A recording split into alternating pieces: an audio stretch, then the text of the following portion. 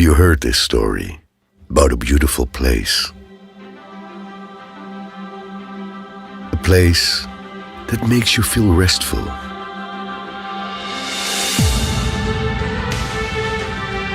In the midst of people who live in religious harmony. A place that makes you feel home, that makes you curious for more adventure.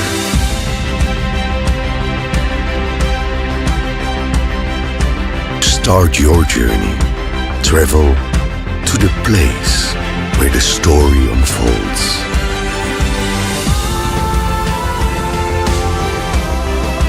Feel the sea breeze caress your face and the sound of the waves breaking your consciousness. That you can see them through the beauty of woven fabrics.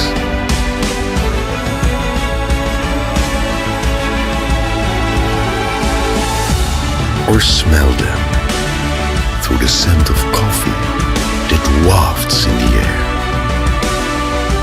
If you have never heard it before, you may now find it intriguing.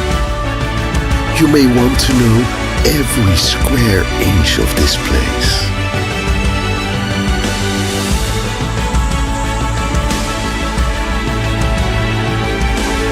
From the beauty of its land to the depths of its seas.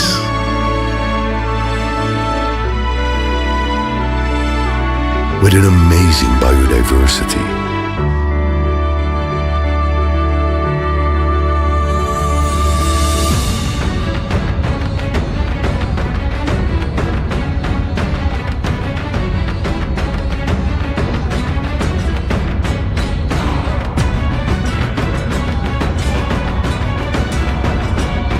Perhaps you've heard this story about a land which has traditions so diverse.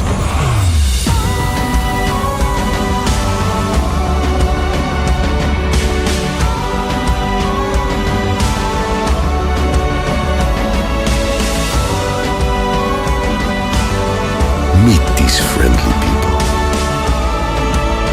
who will welcome you with warmth. After all, welcoming guests is their tradition. The light of Aceh. Wonderful Indonesia.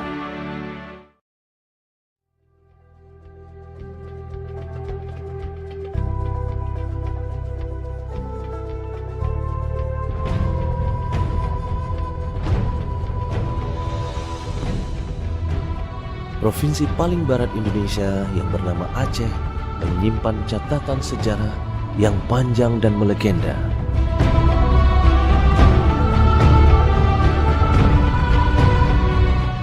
Wilayah yang pada masanya dulu pernah menjadi kesultanan besar yang disegani dunia ini juga tanah yang dikenal dengan kekayaan alamnya.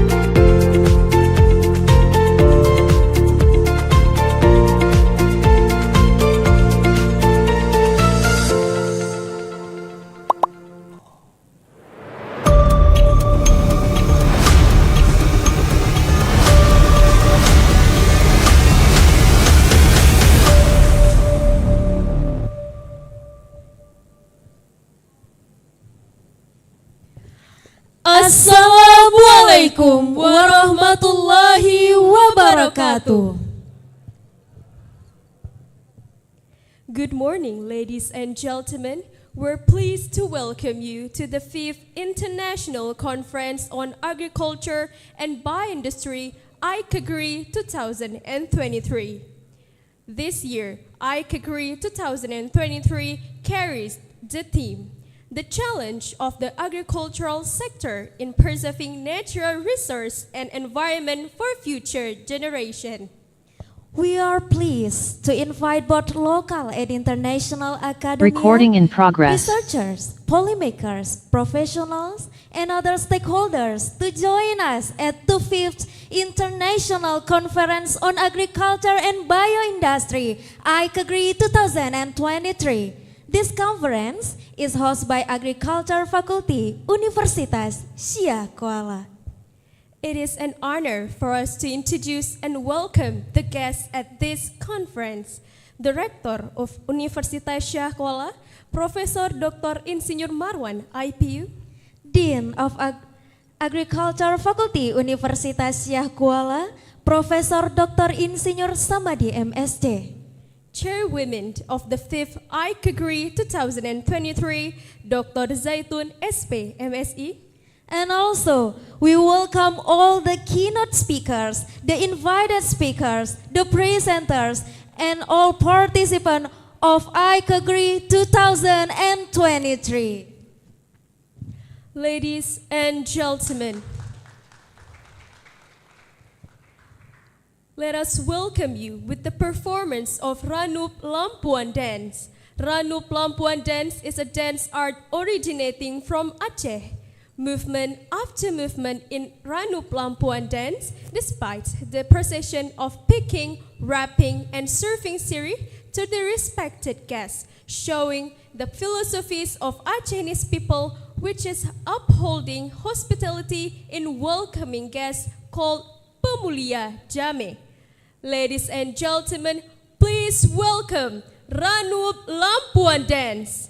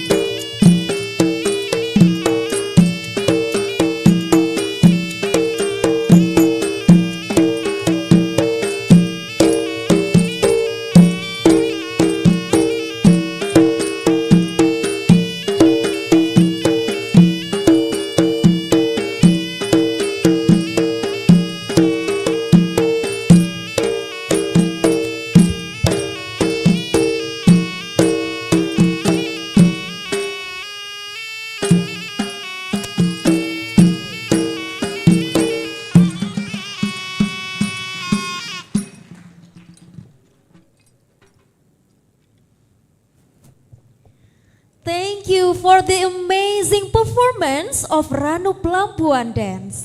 The Ranup Lampuan Dance was performed by students from the Faculty of Agriculture, part of the Art Studio Organization UKM Gudang Seni Pertanian Universitas Syah Kuala. Ladies and gentlemen, before we begin our main agenda today, let us listen to the recitation of Holy Al-Quran and pray together that will be recited by Ustadz Haji Takdir Feriza Hasan, SPDI. Ustadz Haji Takdir Feriza Hasan, SPDI is a winner of International Melayu Musabaqah Tilawatil Quran in Malacca, Malaysia in 2013 and also the winner in Istanbul, Turkey in 2015. Ladies and gentlemen, Ustadz Haji Takdir Feriza Hasan, SPDI, the time is yours.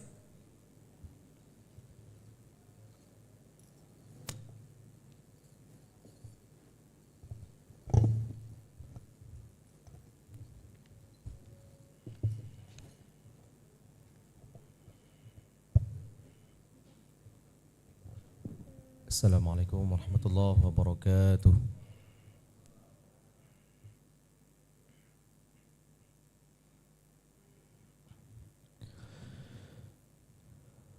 أعوذ بالله من الشيطان الرجيم.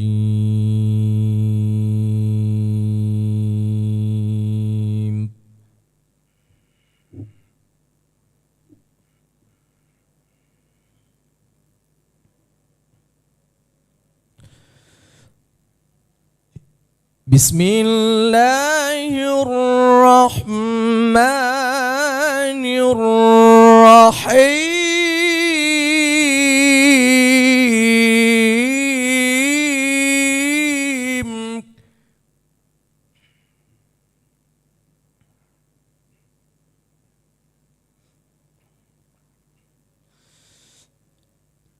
إن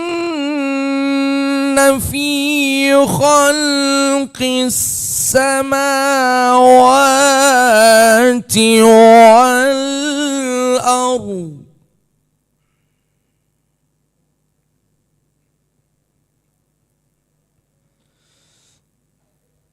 واختلاف الليل والنهار لآيات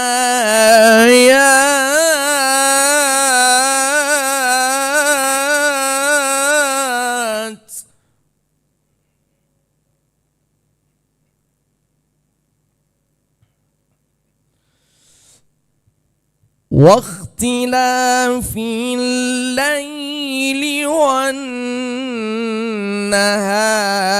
لآيات لأولي الألباب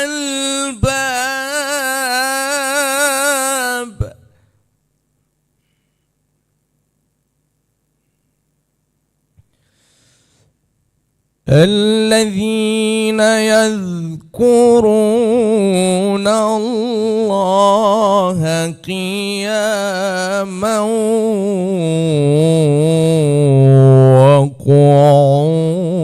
وقعودا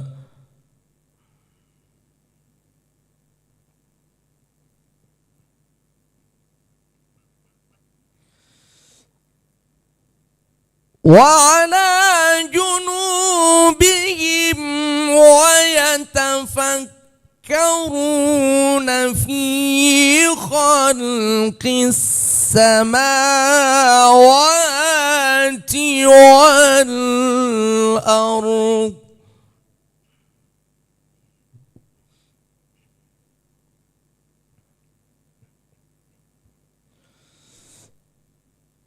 وعلى جنوبهم ويتفكرون في خلق السماوات والأرض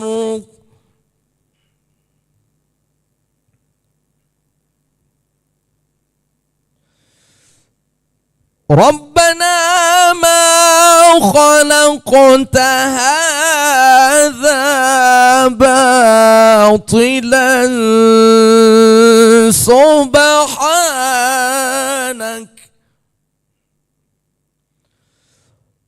سبحانك فقنا عذاب النار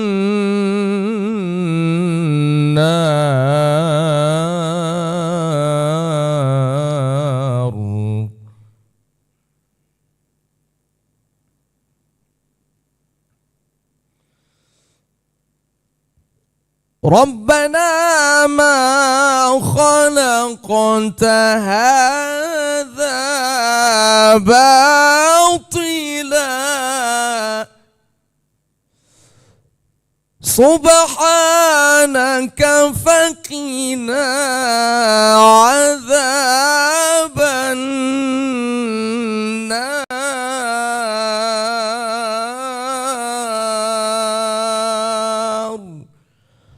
صدق الله العظيم.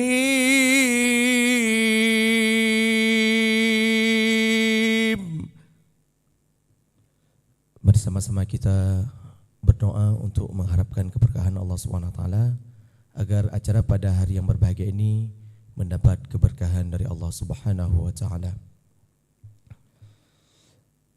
أعوذ بالله من الشيطان الرجيم بسم الله الرحمن الرحيم الحمد لله رب العالمين حمدا يوافي نعمه ويكافئ مزيده يا ربنا لك الحمد كما ينبغي لجلال وجهك الكريم وعظيم سلطانك اللهم صل وسلم على سيدنا محمد وعلى آله وصحبه وسلم اللهم أحسن عاقبتنا في الأمور كلها وأجرنا من خزي الدنيا وعذاب الآخرة اللهم اجعل جمعنا هذا جمعا مرحوما وتفرقنا من بعده تفرقا معصوما ولا تجعل فينا ولا منا شقيا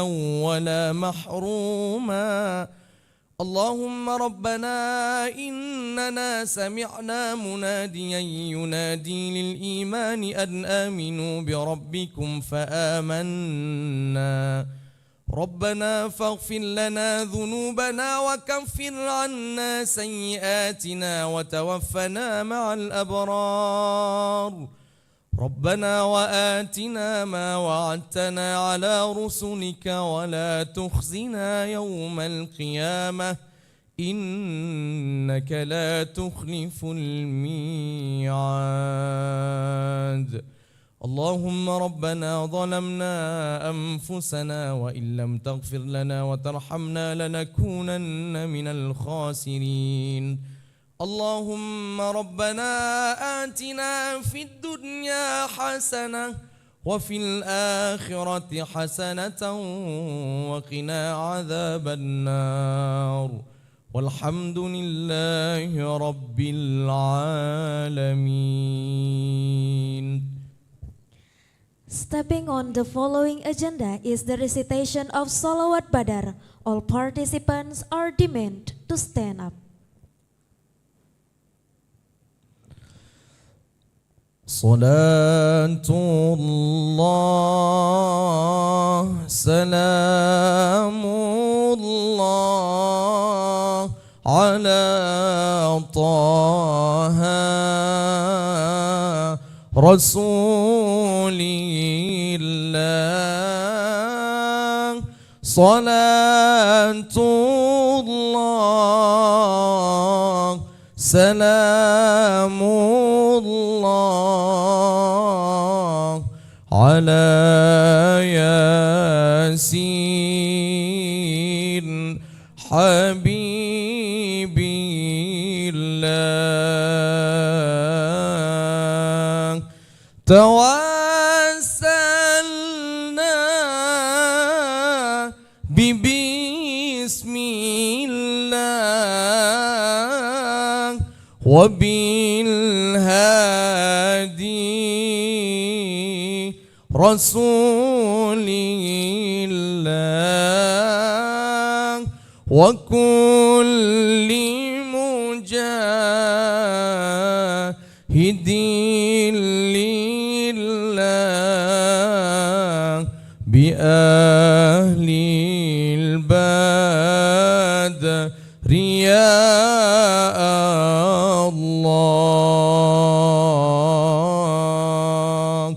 Salatullah salamullah ala taha rasulillah. Salatullah salamullah ala yasin habibillah.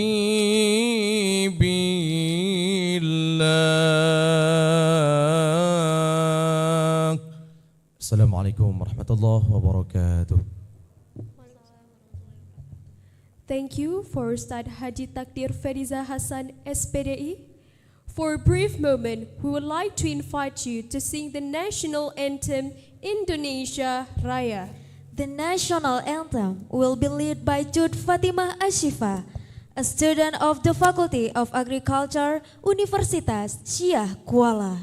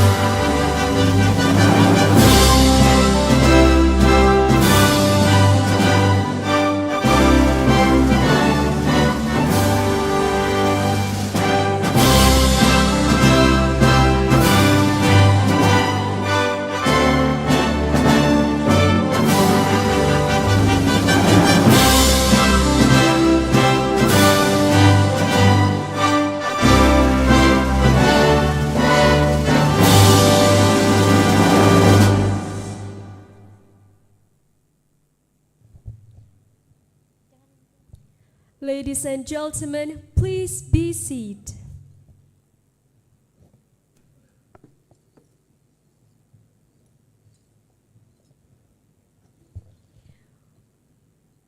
We continue to the welcoming statement delivered by the chairwomen of the 5th Icagri 2023. Ladies and gentlemen, please welcome Dr. Zaitun, SP, M.Sc.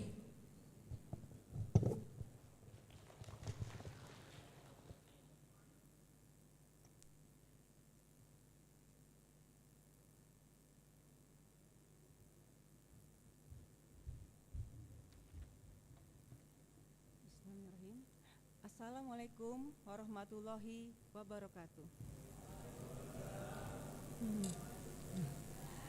In the name of Allah, the most beneficent and the most merciful, many peace, mercy, and blessing from Allah to be upon us all. Dear distinguished guests, colleagues, and participants, on behalf of the organizing committees, I would like to welcome all of you in the 5th International Conference on the Agriculture and Bioindustry with the theme, The Challenges of the Agricultural Sector in Preserving Natural Resources and Environment for the Future Generation. The 5th Annual Conference conducted by the Faculty of Agriculture, Universitas Syah Kuala, and will be held as a hybrid conference and is on the site conference and the virtual participant using Zoom platform. I would like to express my sincere appreciation to the keynote speaker, Prof. Gary Ersan from the University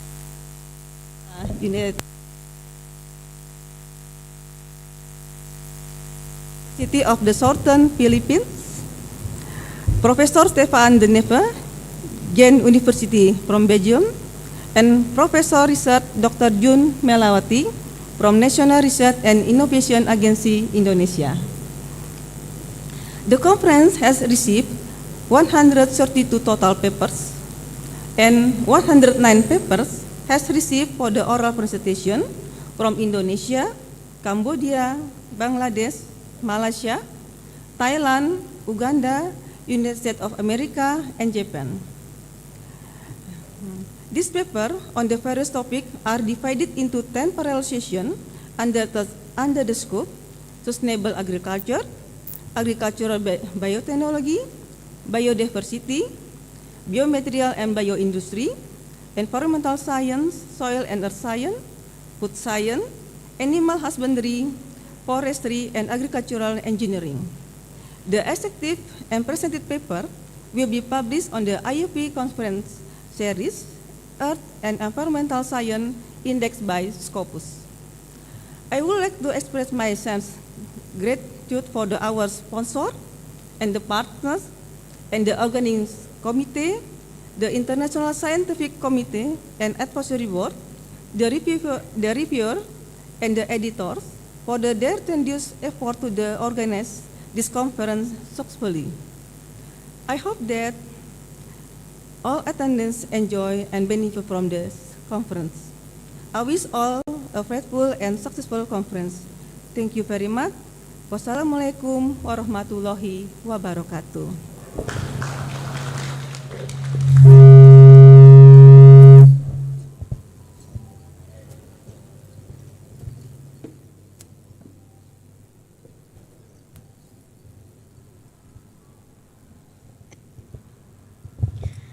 Thank you for Dr. Zaitun S.P.M.S.I. We are now going to listen upon the welcoming speech delivered by the Dean of the Faculty of Agriculture of Universitas Syah Kuala.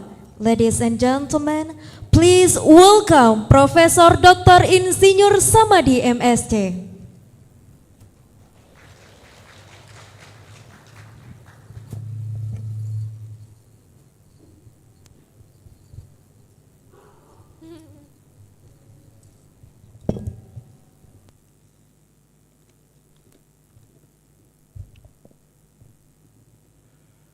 Bismillahirrahmanirrahim.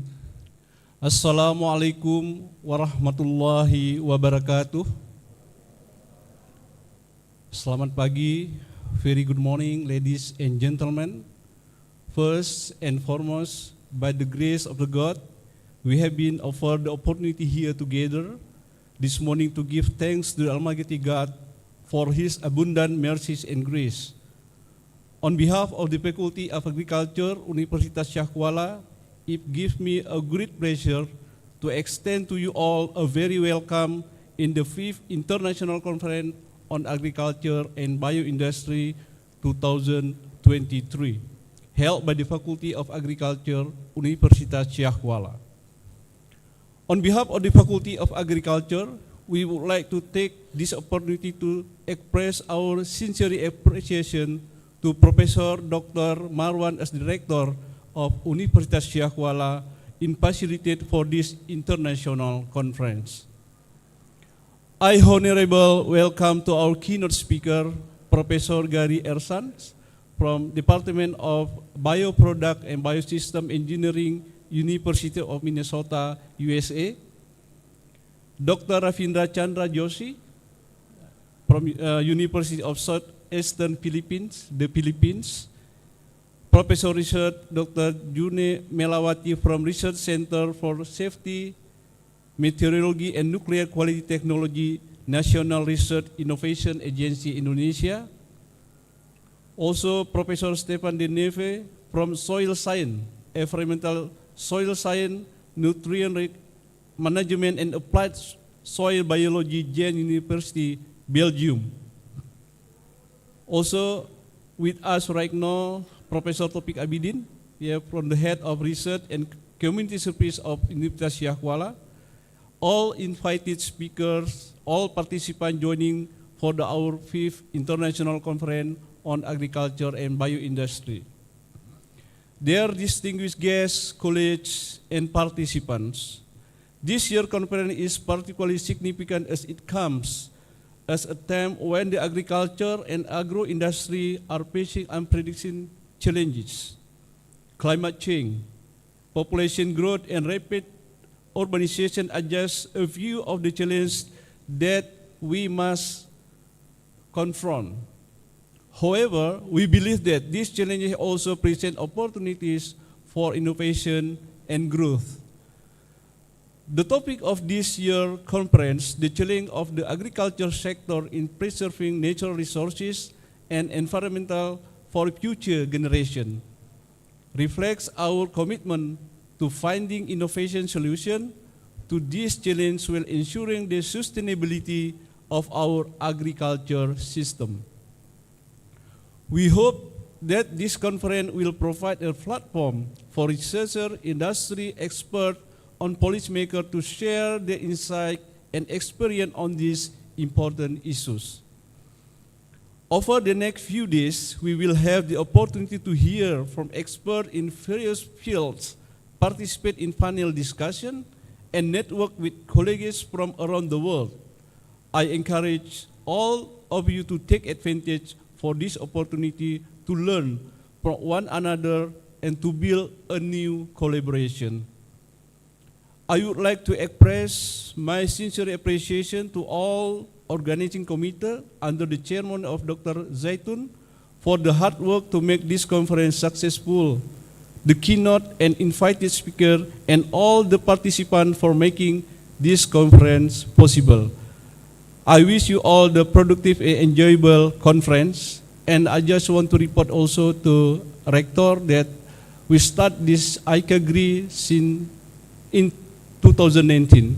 Every year we publish about 100 papers in the Scopus Index. It means that we have already about 400 papers, and this year, as informed by the chairwoman, that this year we have around 114 papers. We hope that all the papers can be published in Scopus Index. It means that this conference can improve the key performance indicator Universitas Syah Kuala and also the Faculty of Agriculture, and we would like also for Rector to support our conference every year. So we hope every year Icagri can be held by the Faculty of Agriculture Universitas Syah Kuala. Thank you very much, and wassalamualaikum warahmatullahi wabarakatuh.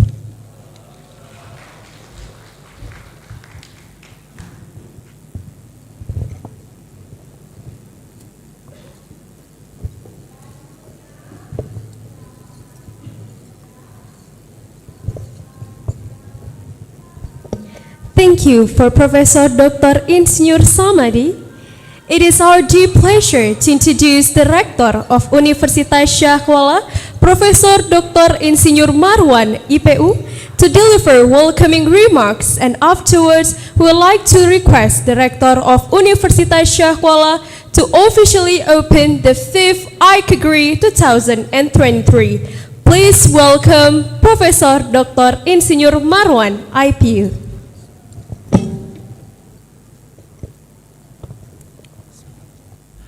Assalamualaikum warahmatullahi wabarakatuh, and very good morning everyone. In the name of Allah, the most beneficent and the most merciful, my peace, mercy, and blessing from Allah be upon us. Excellency, the Dean of Faculty of Agriculture, Mr. Syah Kuala, Excellency, keynote and invited speaker of this conference, honorable guests, distinguished participants, ladies and gentlemen. It is my pleasure to welcome you all to the 5th International Conference on Agriculture and Bioindustry 2023 with the theme, The Challenge and Agriculture Sector in Preserving Natural Resources and Environment for Future Generations. This conference is a testament to our commitment to advancing agricultural research and innovation while addressing the challenges that come with preserving our natural resources and environment. Ladies and gentlemen, agriculture is a critical sector that plays a vital role in sustaining our planet and meeting the needs of our growing population. However, it is also a sector that faces many challenges, including climate change, land degradation, water scarcity, and biodiversity losses. This challenge threatens the sustainability of agriculture and our ability to meet the needs of future generations. Experts, academics, and practitioners from all over the world have gathered with us today with the intention exploring novel solutions and fostering meaningful dialogue in the field of agriculture. The theme of this year's conference reflects our collective commitment to addressing the challenges facing agriculture while preserving our natural resources and environment. Ladies and gentlemen, Universitas Syah Kuala has been at the forefront of agriculture research and education. Our faculty members have made significant contributions to various aspects of agriculture, including crop science, livestock management, agroforestry, and sustainable farming practices. We are proud of our heritage and the impact we have made on the development of agriculture in our region. Ladies and gentlemen, the Icagri serves an opportunity for us to showcase our achievement, exchange knowledge, and forging new collaboration.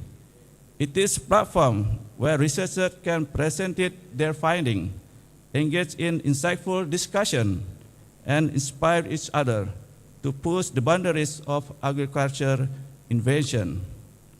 Finally, I would like to express my sincere gratitude to the organizing committee, our esteemed speaker, and participants who have contributed to making this conference a reality. Your dedication and passion for agriculture are commendable, and I'm confident that your contribution will pave the way for a more sustainable future. To the students present here today, I argue to seize this opportunity to learn from the best mind in the future in the field of agriculture. Engage in discussion, ask questions, and absorb as much as knowledge you can. The future of agriculture lies in your hands, and it's through your commitment and innovative thinking that can overcome the challenge that lie ahead. In conclusion, I would like to once again welcome you all to the 5th International Conference on Agriculture and Bioindustry. Let us embrace this opportunity to collaborate, inspire, and innovate as we work toward a sustainable future for agriculture and our planet. I wish you a very fruitful conference. Thank you so much. Assalamualaikum warahmatullahi wabarakatuh. To Professor Marwan, we ask you to stay on the stage. We also invite the Dean of the Faculty of Agriculture, Universitas Syah Kuala, Profesor Dr. Insinyur Samadi M.Sc, Chairwoman of the 5th Icagri 2023, Dr. Zaitun S.P.M.Si, and Chief of LPMM Universitas Syah Kuala, Profesor Dr. Taufik Abidin, to be able to take a place on the stage.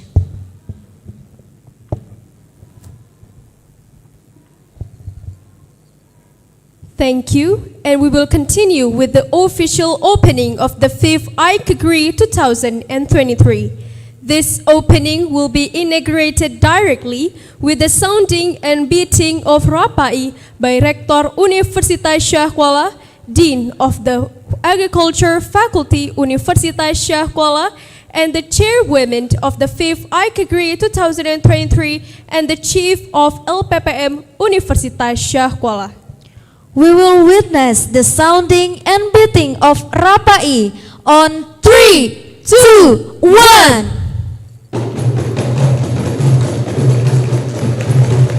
With this, the 5th Icagri 2023 has officially opened.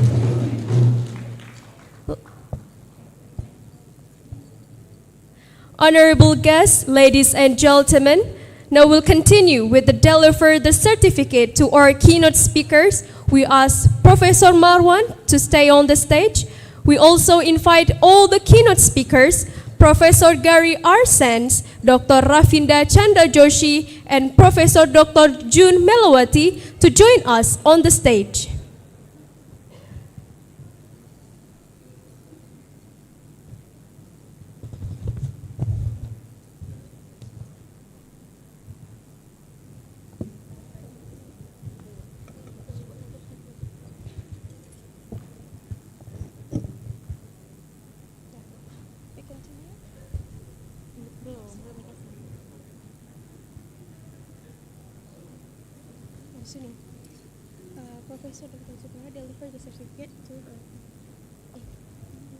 We will witness Professor Dr. Insinyur Marwan IPU deliver the certificate to our keynote speakers.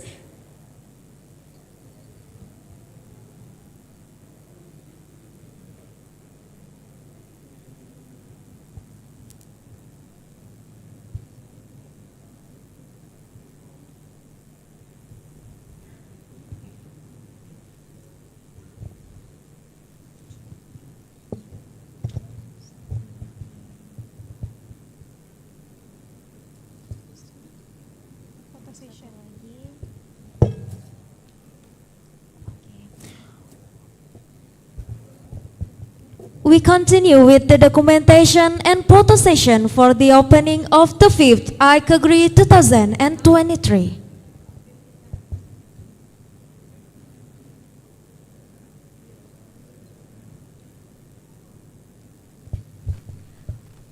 We take first photo, 1, 2, 3. Okay, second photos with unggul symbol, pose.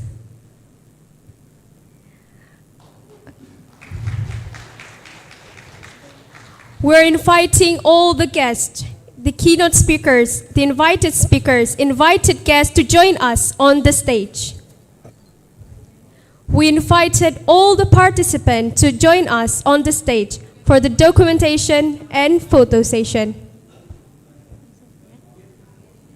We also invite the keynote speakers, the invited speakers, the presenter, and all participants at the Zoom meeting to activate the camera because to join a photo session. We're pleased and honored to have you on the stage for the next agenda, the documentation of the 5th Icagri 2023. We invite all the participants in the room to join us on the stage.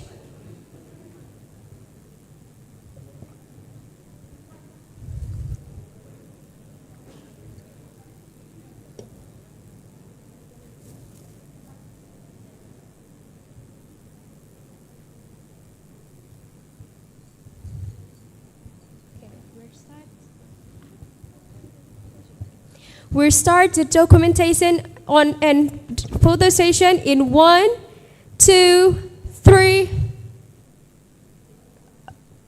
All right, second pose, Weska Unggul pose. 1, 2, 3.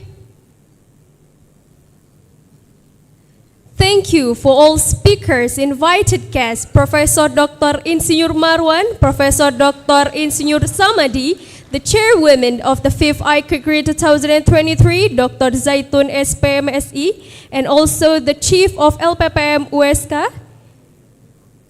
We're honored to invite you to return to your reserved seats. Thank you.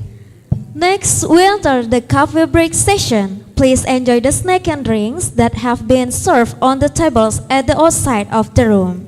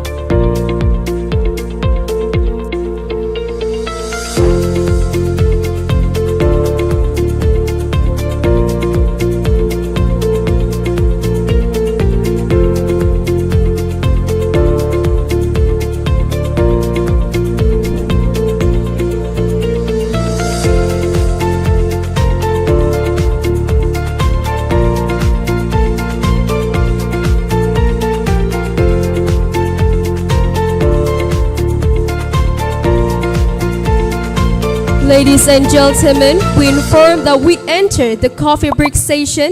Please enjoy the snacks and drinks that we have been served on the tables and the corners outside of the rooms. Please enjoy.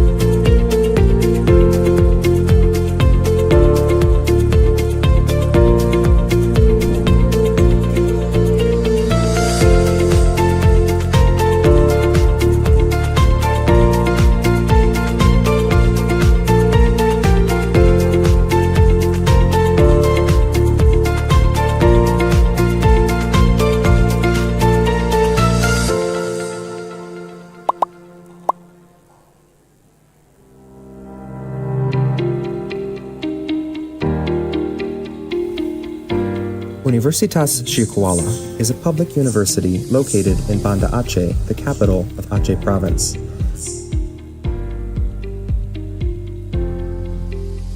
Located at the westernmost point of Sumatra Island, the province is rich with traditions, cultures, languages, and natural resources.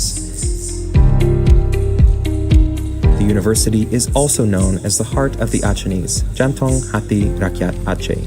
It is the oldest university in Aceh, officially established on September 2nd, 1961. Universitas Syahkuala was named after an Islamic scholar of Aceh, Abdurrauf bin Ali Al-Jawi Asingkali, who is also known as Tunku Syahkuala. He established an Islamic education center at a river mouth in Banda Aceh, which later became an official higher education institution. During this time, he gave great contribution to the education values and Islamic laws and regulations in Aceh.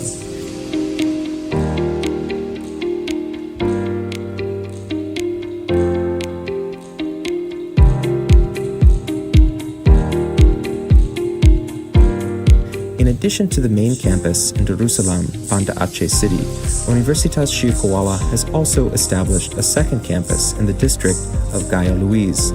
The campus is called Program Studi di Luar Kampus Utama, the study program outside the main campus, which was officially opened on September 2nd, 2014.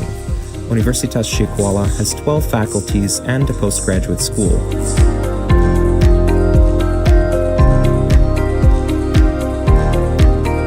The Faculty of Economics and Business, the Faculty of Veterinary Medicine, the Faculty of Law,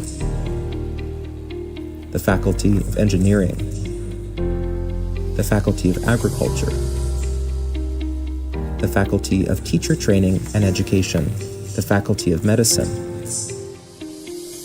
the Faculty of Mathematics and Natural Science, the Faculty of Social and Political Science, the Faculty of Fisheries and Marine Science, the Faculty of Nursing, and the Faculty of Dentistry.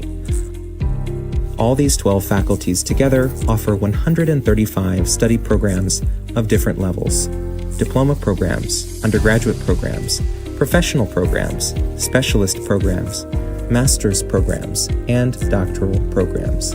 With various faculties and programs being offered, Universitas Syahkuala now hosts more than 32,000 students from various regions in Indonesia and overseas.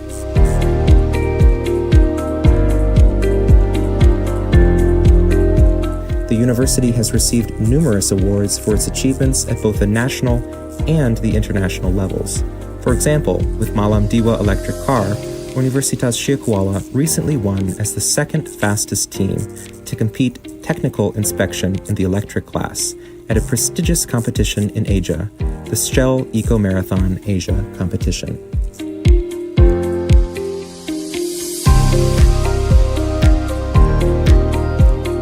In the research area, the university has also developed a good reputation at the national and international levels through its excellent research and research centers, such as the Tsunami and Disaster Mitigation Research Center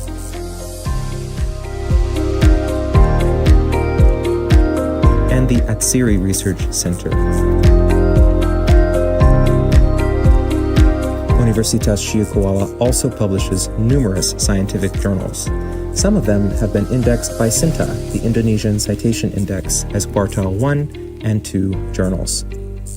One of the university's journals, Studies in English Language and Education Journal, has recently been indexed by Scopus, one of the most reputable journal indexing and citation databases in the scientific world. Universitas Syahkuala has actively participated in several collaborative programs with several countries in Asia and Europe. These include Erasmus Mobility and Capacity Building Program, IMT-GT University Network Program, and the Erasmus Plus Program.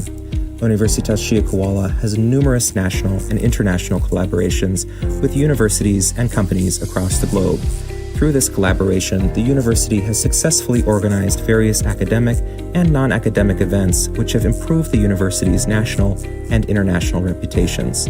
The Joint Research and Publication Program, the Exchange Program, the Internship Program, the Disaster and Cultural Summer Camp, and the humanitarian program are among many others.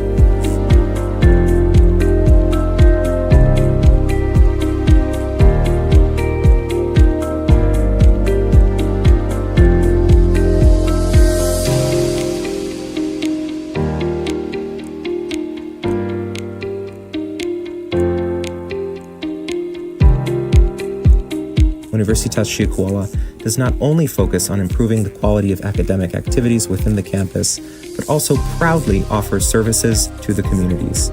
These tasks are assigned to 3 units at the university: the Office of International Affairs, Career Development Center, and Entrepreneurship Center. These units help students, staff, and alumni expand their experiences in academics, business, and beyond.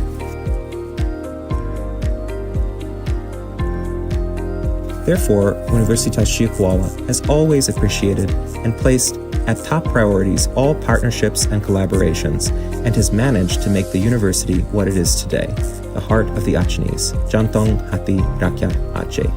The university continuously strives to improve the quality of its academic activities, research development, humanitarian works, and the quality and quantity of scientific publications to achieve its vision to become the leading university in Asia and to become the world-class institution.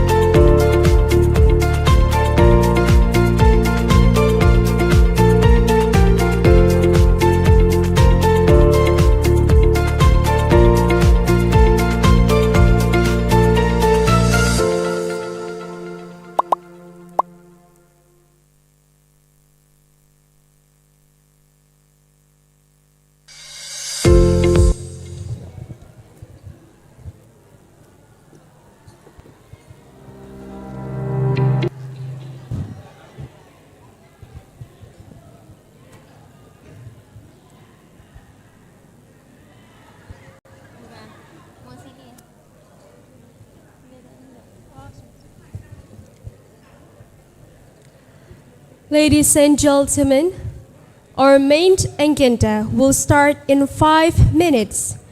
Please to enter the room immediately in 5 minutes.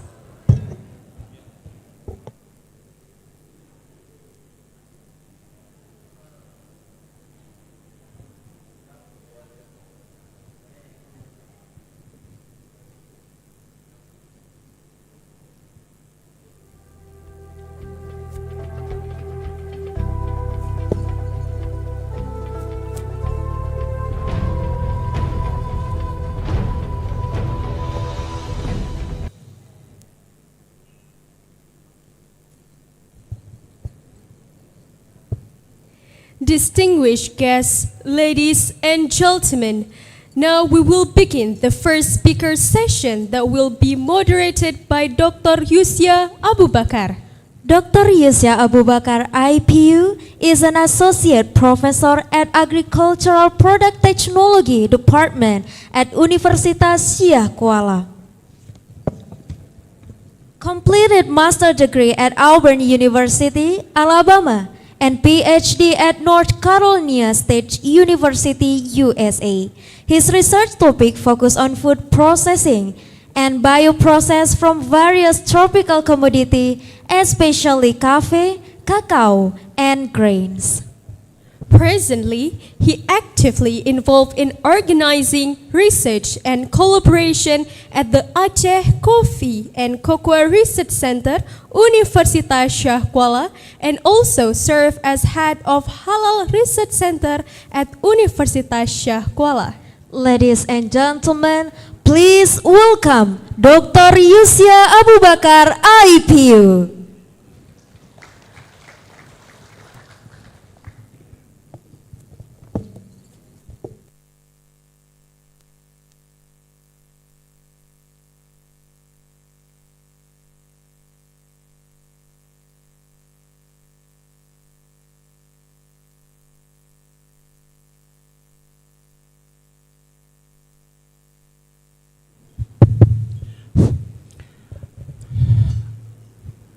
Assalamualaikum warahmatullahi wabarakatuh.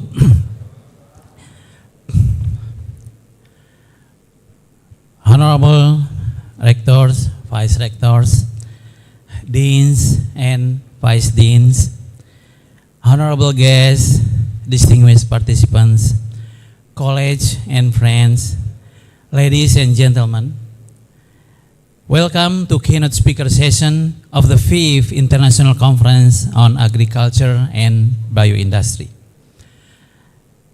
I'm thrilled to see all of you here ready to engage in crucial issues on the challenge faced by agricultural sector and in preserving natural resources and environment for future generation. Ladies and gentlemen, natural resources are such an integral part of our daily life, so it is hard to think that they could possibly exhaust and vanish. As a human being, our life depends largely on the earth's environment and resources, especially on water, trees, crops, and so on. All of us may be aware that agriculture is the main provider for our food.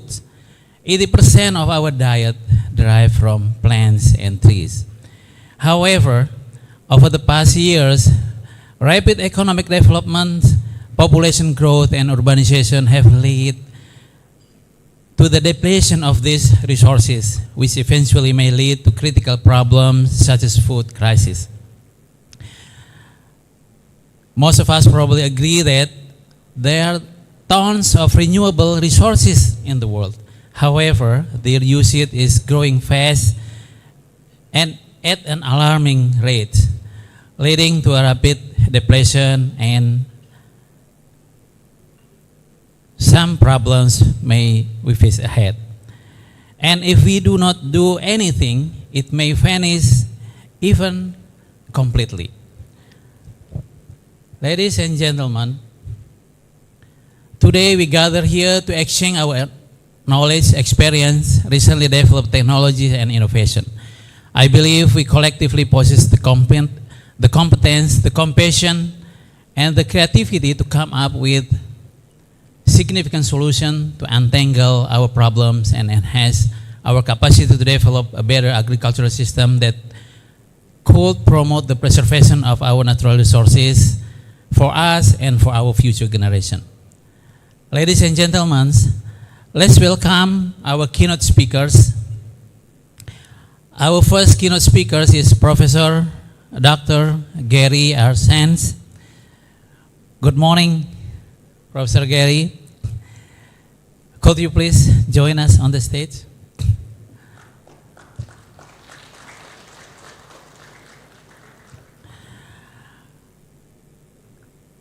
Our second keynote speaker is Professor Dr. Ravindra Chandra Joshi. Good morning, Professor Chandra.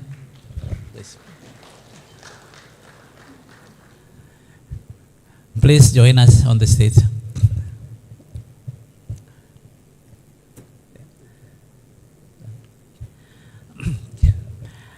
And our third keynote speaker is Professor Dr. Jun Mellawati. Good morning, Professor Mellawati. Could you please join us also in the stage?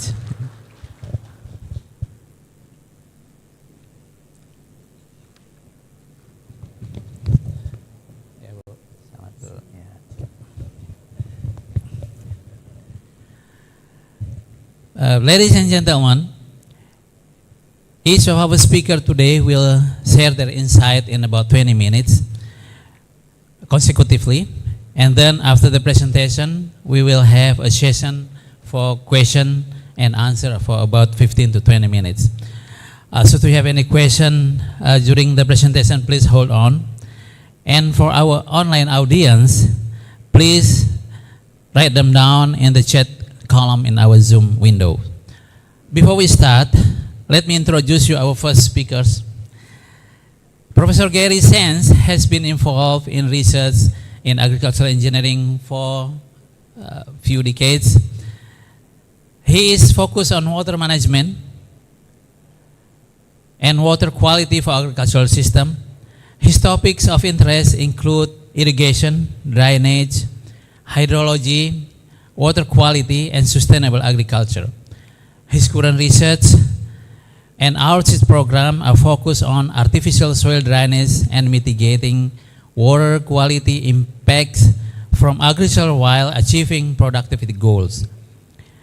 He has written several book chapters related to drainage design and management, and also has written an extensive number of research papers.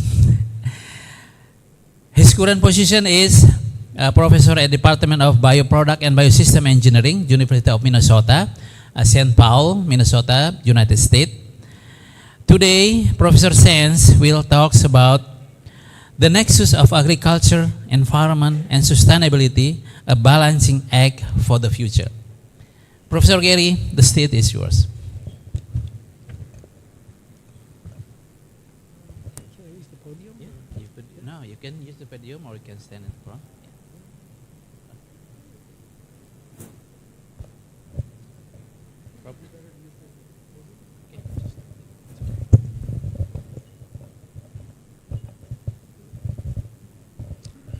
Assalamualaikum warahmatullahi wabarakatuh. Good morning, everyone. Distinguished guests, students, staff, Bapak Dekan, Professor Samadi, university leaders, invited speakers. It is such an honor to be asked to participate in this year's conference. And so my heartfelt thanks go out to the planning committee, the distinguished chair, Dr. Zaitun, and others. And I want to compliment you on the choice of theme for this year. It is so appropriate for the challenges that we face. Is it okay? Yeah. My presentation this morning is, I did not bring a research presentation with data and statistics and technical methodology details. My presentation this morning is speaking to the theme of the conference. And really, it's a bit of motivation and a reminder for myself and for all of us about some of the very difficult challenges that we face as we think about feeding the world in the future. And so without further ado, I'll move into my slides. There's a saying that if you want to do something new, sometimes it's good to look at an old book. And see if I can get the, you've heard the saying, I'm sure, when in Rome, do as the Romans do. However, Roman civilization was, trying to get my slide advanced to work.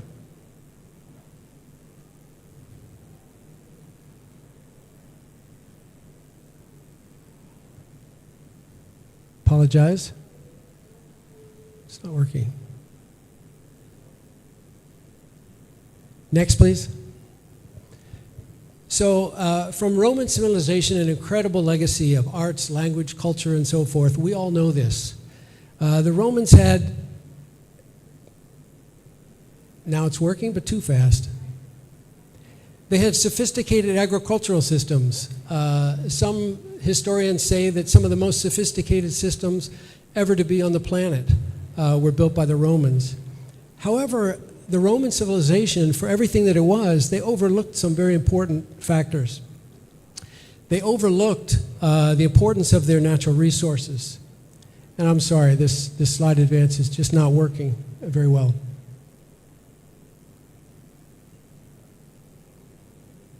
Can we do it maybe manually?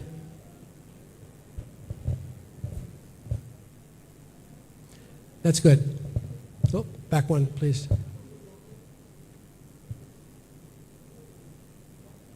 So they overlooked management of their resources in a very big way. As their empire expanded and they brought new lands into production, old lands were laid to waste and were unproductive.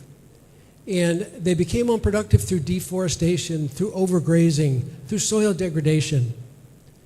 And this degradation of natural resources was in part responsible for the fall of their empire. But the Romans weren't the only one to make this mistake. Next slide, please.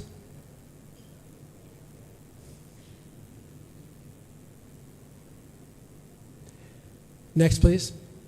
There were many notable civilizations throughout history that suffered this same fate, as we see here.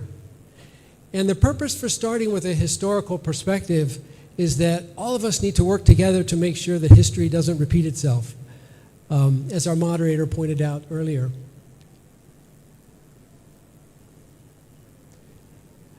I want to start with 3 facts that I think are very crystal clear and will help us focus here. And the first being that too many people in the world are hungry or experiencing food insecurity. And you see the United Nations statistics here. Over a quarter of the global population faces food insecurity on a daily basis. 1 out of 10 people experience hunger.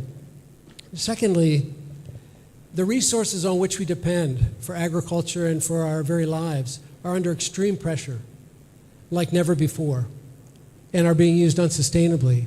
And third, climate change is making everything more difficult, and it's exacerbating all of these problems. So as was pointed out by Professor Yusya and others, our very health depends on the health of the environment. Without a healthy environment, we don't have a healthy population. And so as land and water resources begin to be degraded, we see a decline in agricultural productivity. That leads to increased food insecurity. That further leads to a decline in the quantity and quality of food consumed by people. That leads to negative consequences for human health. That puts more pressure on the environment, and it's a downward spiral that brings human health and environmental health lower and lower as it goes. And so we need to stop this cycle because half of the Earth's biocapacity is used to feed us. And if we don't sustain it, we're going to be in trouble. One way of thinking about the Earth's biocapacity is this concept of Earth Overshoot Day. It was developed about 20 years ago, and it's an attempt to identify what day of the year are we living beyond the Earth's capacity to regenerate the resources that we use. And right now, this year, last year, the last couple of years, that day has fallen on about August 1st. And so after August 1st, we're living on borrowed resources. This suggests that right now we're living on about 1.7 Earth's worth of resources. So we're borrowing the resources, leveraging the resources of the future to live now. And clearly this is unsustainable.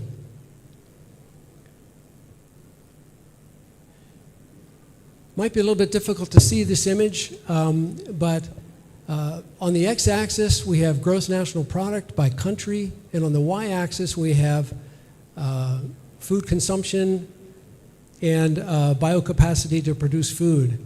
Those countries that fall below the horizontal line here have a consumption that exceeds their ability to produce food. Okay? And these countries over here in this portion of the graph, these are the more well-to-do countries, and they can afford to buy their way out of that predicament.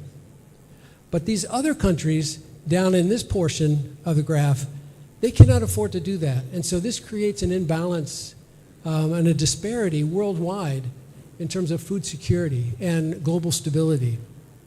So this is very important to realize.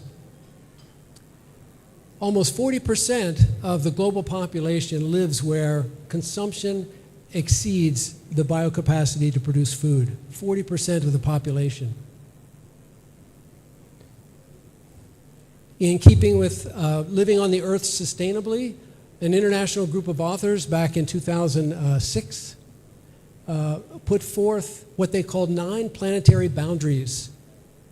Boundaries which, if exceeded, we're going to be living unsustainably on the planet. And back at that time, they suggested that 3 of these planetary boundaries had already been exceeded. Already been exceeded.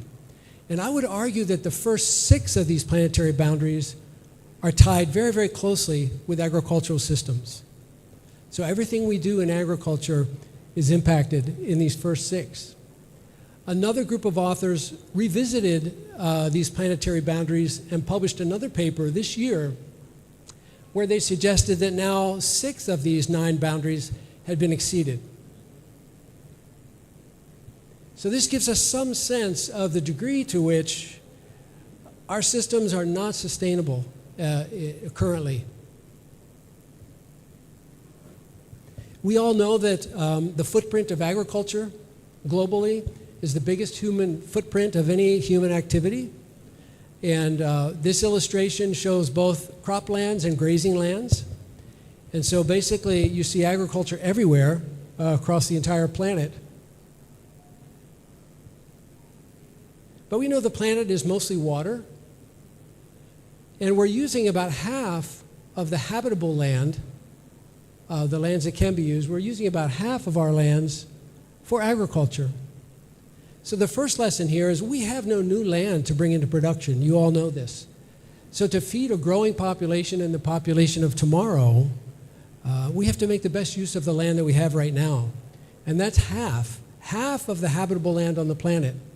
To get more agricultural land, we can't destroy forests, so we have to use what we have now. The other thing to realize and to notice on this illustration is the red and the green area. The red represents that portion of land that's used to produce meat and dairy and livestock. Very, very resource intensive. Very resource intensive. The green slice to the right represents that land that's used for plant-based agriculture. Look at the amount of global calories that come from plants and global calories that come from meat and protein. And so we need to shift that line back toward plant-based resources, again, if we're going to use the land that we have sustainably in the future.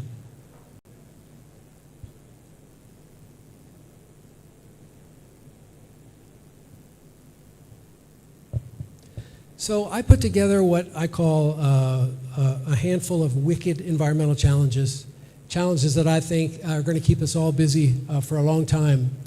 And all of these environmental challenges affect human health. Loss of biodiversity, water scarcity, greenhouse gas emission, food waste, soil degradation, deforestation, and chemical pollution. They all affect human health, they all affect environmental health. They're also all interconnected in many complicated ways. And agricultural systems play an important part of each one of these challenges.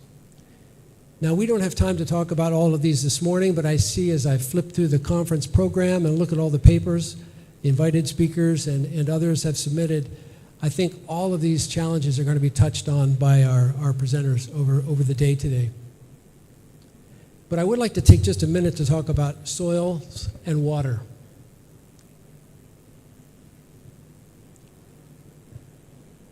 As I said before, healthy humans need a healthy environment, and we need to keep our soils healthy. Soils are under attack, physically, chemically, biologically, by fire, overgrazing, invasive species, loss of soil by water and wind erosion, structural loss of soils by chemical properties. Soils become unproductive, leading to desertification or the non-productivity of those soils. And this puts pressure on other lands that we can't sustain. This is a global footprint of soil and land degradation. And if you remember the image of agriculture footprint, this basically looks like a colorized image of the same illustration.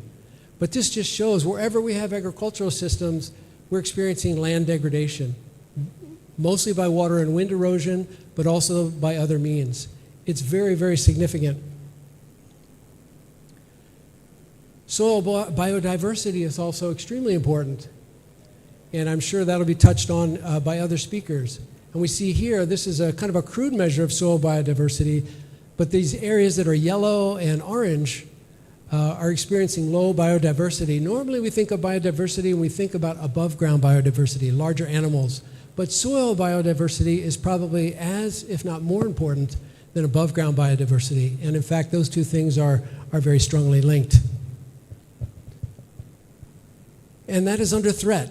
This is a very alarming image of the threats to soil biodiversity, and you probably can't read them there. Loss of above ground biodiversity, the threats to soil biodiversity, pollution, nutrient overloading, agricultural use, overgrazing, fire, etc. And so, again, this is something we have to wrestle with in our fields. So the first lesson here is, don't do like the Romans do. We need our soil to survive. We need our soils to thrive. 95% of our food comes from our soils. A third of our soils are degraded globally. Agricultural production will need to increase by 60%, some estimate, by the year 2050. And coincidentally, this increased production can be met by good soil management. Soil nutrient loss is a big factor in human nutrient degradation as well. The soils provide ecosystem services that are unparalleled by other physical phenomena. And the soils will lose their capacity to give us these ecological services if they continue to be degraded. Gandhi said it very well, that the wealth of a nation lies in its soil and water, not in its gold and silver. But switching over to water for a minute, water is life, water is food. There is no food without water. There is no life without water. Agriculture is responsible for 70% of the water withdrawals, freshwater withdrawals in the world. 40% of that is for rice. So agriculture is a very water-intensive enterprise. Rain-fed agriculture is experiencing more precipitation uncertainty than ever before with climate change. Water is under threat from nutrient pollution, nitrogen, phosphorus, by all sectors, not just agriculture, by all sectors, resulting in eutrophication, hypoxia. I'll talk a little bit more about that in a moment. Wetlands are the kidneys of the planet. Just like our kidneys keep our systems clean, wetlands keep the environment clean. We've lost 85% of our global wetlands. It kind of mirrors the state that I'm from, Minnesota. Very rich state in terms of water and wetlands, but we've lost about 85% of our wetlands as well. There's an increased competition for water, urban sector versus agricultural sector. In my country alone, in the United States, out west where water is more scarce, when a drop of water moves from agriculture to the city, it never goes back. And so it's wringing agricultural dry. That's a very big problem. Mismanagement of water resources, both underground resources and freshwater resources, is causing more water scarcity globally. And the global water demand, of course, is only going to increase significantly, and climate change is making it much, much more difficult. We need to work together to reduce agricultural's water footprint. Agricultural's water footprint. That needs to be one of our top priorities. Water scarcity is one of the biggest challenges for us as a population, and water insecurity is one of the biggest threats to agriculture. We've all heard the term, probably, climate-smart agriculture. Many of you are working in this area. It really means just growing more with every drop of water. And we need to be on that very significantly. We need to work toward a more plant-based diet. And most of my comments here I'm talking about from a global perspective, and I know this is more important in some parts of the world than others, especially the US, where a meat-based diet is very significant. We need to work more toward a plant-based diet to ease the pressure on resources. And finally, food waste, crop loss.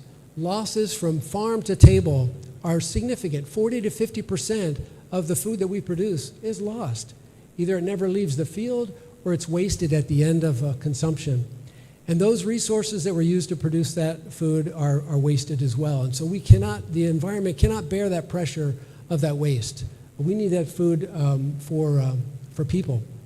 Half of all greenhouse gas emissions from global food systems are attributed to food waste. It's a big, big problem. Here's a snapshot of water stress. We can see it's very significant across the entire planet. If we show that same image by country, again, it's a very alarming image. A lot of water stress, and so it's estimated, 40%? Half of the global population will live in water-stressed regions by the year 2050. Poor management of water plus climate change means more risk of drought. The United States, we've experienced 2 or 3 years of extreme drought in these last few years, crop failures. I was talking with Dr. Erika yesterday about a failure of a rice crop this year in PD, Aceh PD, because of lack of precipitation. So drought is a real thing, and it's getting worse, also throughout Europe as well. I mentioned hypoxia. The proliferation of hypoxic zones, these are coastal hypoxic zones, has just gone off the charts in the last 20 years or so. So over 700 regions now globally that are experiencing hypoxia. Hypoxia is low oxygen, loading of nutrients into that water, algae grows, bacteria, the algae dies, it's eaten by bacteria, the bacteria take oxygen out of the water, and that leads to low oxygen, and the fish and other animals can't survive. We have our own work cut out for us in the United States. This is the Mississippi River Basin. It drains about 3/4 of the United States. It's a largely corn and soybean production there that you're seeing. And agricultural lands in this region rely pretty heavily on agricultural drainage, as illustrated here. Drainage is a very important practice, along with irrigation, in global food production. We need these systems, but they are leaky systems. And we leak nitrate nitrogen from these artificially drained fields. And that nitrate nitrogen, as shown here, is going to go all the way to the Gulf of Mexico from a farm field in Minnesota and contribute to the hypoxic zone. The size of that zone varies quite a bit every year, depending on annual hydrology, but it is much, much greater than the goal set by the Hypoxia Task Force of 5,000 square kilometers many years ago. So we have our work cut out for us in the U.S. as well, but nutrient pollution is happening everywhere. Many of the states in the Midwest have set targets for reduction of nutrient loss, and we are nowhere close to meeting those targets. Nowhere close. Agricultural policy is partly to blame. Conservation is voluntary in our agricultural system, so we don't have regulations to require farmers to use conservation practices, so we're always looking for more incentives. We have a lot of practices to choose from, but we need more adoption of those. So a path to sustainable future that we all need to work on is everything we do, we must increase sustainability. Everything we do. We have to also look at removing the drivers to unsustainability.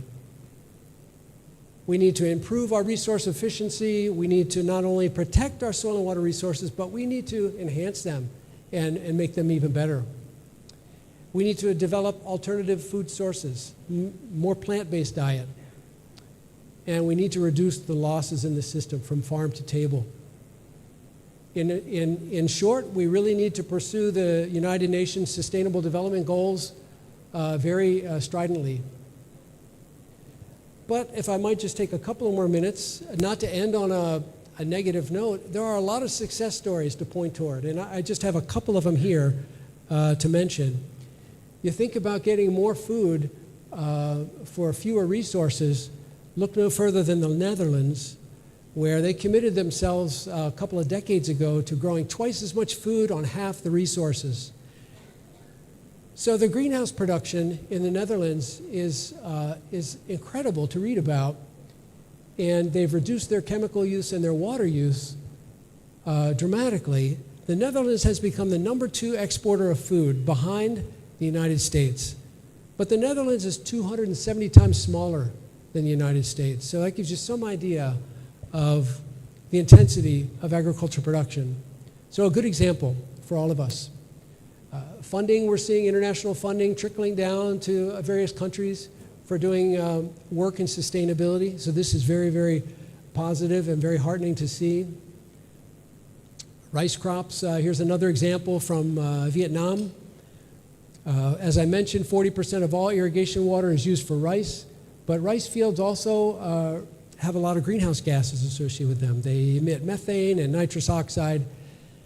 But just by managing the water in rice differently in this particular program and nutrients differently, they were able to reduce their water requirements.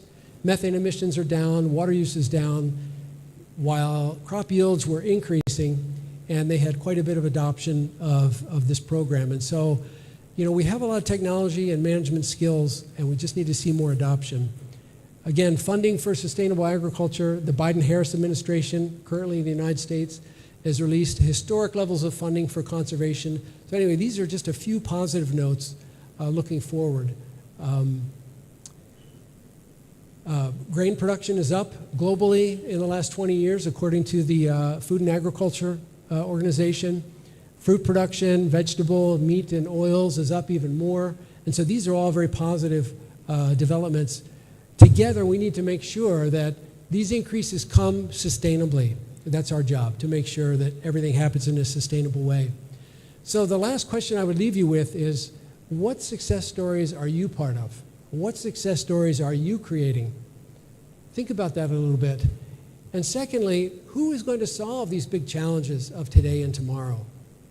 It's not going to be people like me. I have way too much gray hair, and I'm not going to be able to solve these problems. But I would argue that our students, how many of you are students out here? Students? Raise your hands. Any students with us today? I see a few hands. Great. Students are our biggest hope, and I think our biggest promise to solving these problems. And so I want to really speak to our academic leaders here about our students. We need to prepare our students with the best of our abilities. I know we're very focused on research and scientific work and papers and so forth, and that's extremely important. But we also need to focus very, very strongly on our students as much as possible. We need to continually evaluate our courses and our curricula. And I know this is really tedious work because I've done it. It's hard to do. You have a course in place, you have a curriculum in place. It's hard to change. But we need to continually change those and make sure they evolve so that they are as relevant and effective as possible.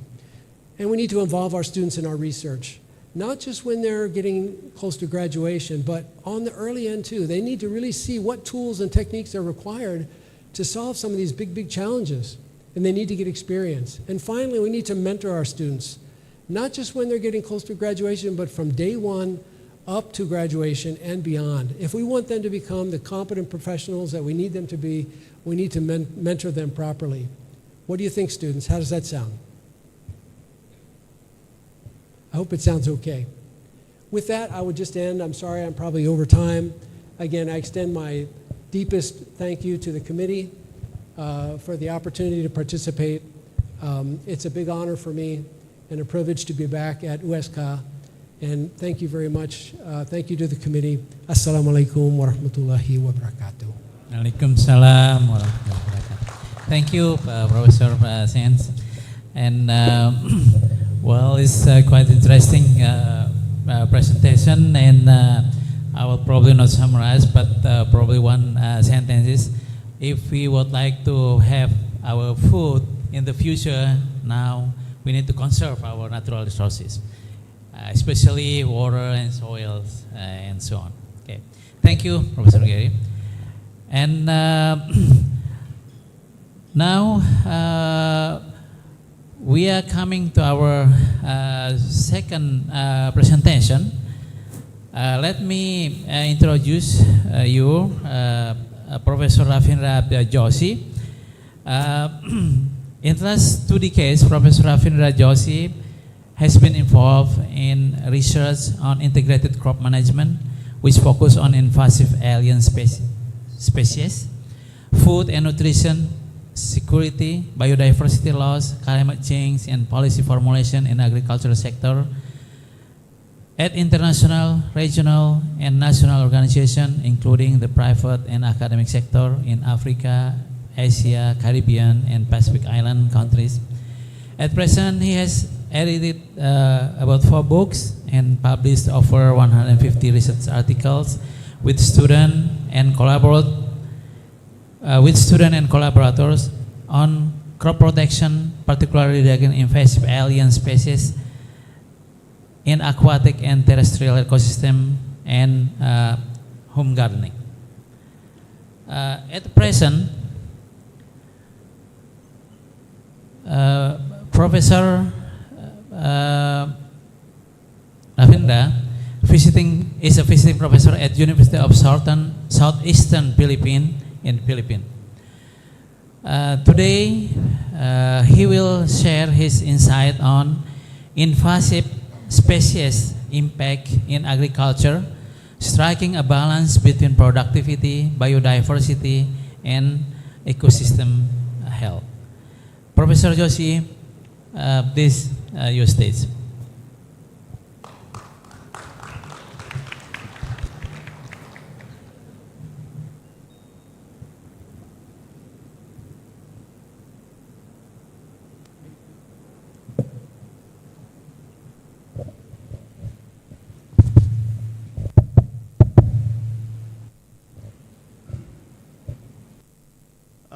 Good morning, everyone. And I would like to thank the organizers, and including Safe Network and the university, for giving me an opportunity to share some of the work that has been done for the last 45 years in continuing research on invasive species. I'm very privileged. This is my first time to be in Banda Aceh, and this is a memorable visit. And I really thank the organizer for this great opportunity. Professor Gary Sands has very well set this stage today. He has discussed a lot of areas on sustainability, and I'll be focusing more on the invasive alien species, which are the second biggest threat to biodiversity, aside from soil degradation. Can you put it on the presentation mode? It's already there. Okay, thank you.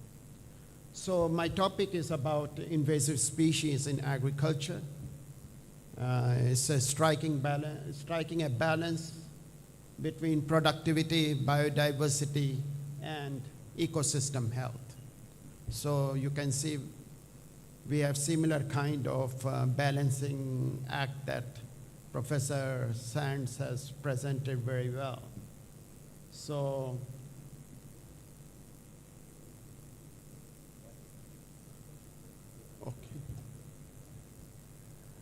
currently I'm working with the University of Southeastern Philippines, which is a regional university in the Philippines, in Mindanao, in southern part of the Philippines.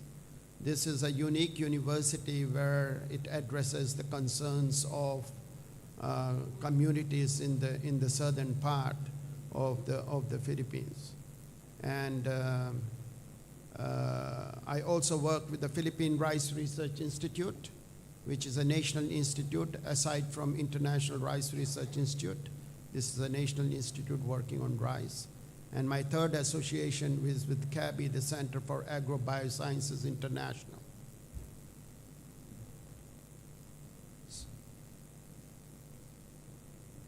So my structure of the talk today is going to be, I will try to make it as much as non-technical.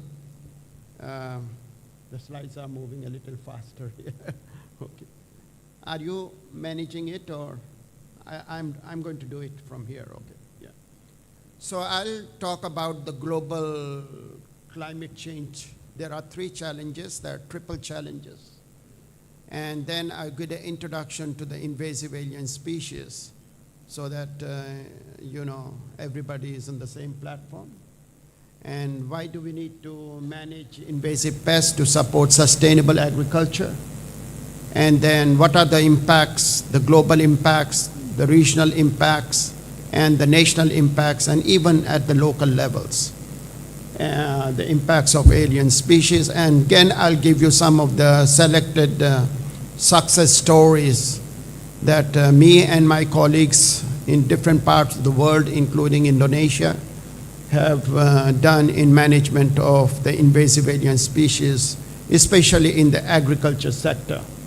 And finally, how do we disseminate this kind of information globally so that more efforts in terms of sustainable agriculture can be addressed. And finally, a little about partnership and future collaboration, not only with the participants here, but as well as with the university. And that would be the main topic why I'm here. I'm looking for more partnership and collaboration.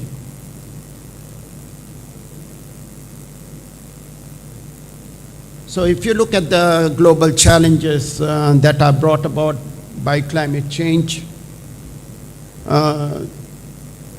there are one of the biggest challenges, how do we feed the growing population with safe and nutritious food? So if you look at our global population is growing very rapidly. Is from 7.6 million people in 2017. We have around 9.8 billion by 2050. And we expect the population to grow from 112 billion by the 21st century. So this is one of the biggest challenges. So most of the population growth is from the sub-Saharan Africa. And in this region, in the sub-Saharan Africa, the biggest problem is nutritional security. In the region, around 1/4 of the population is nutritionally deficient.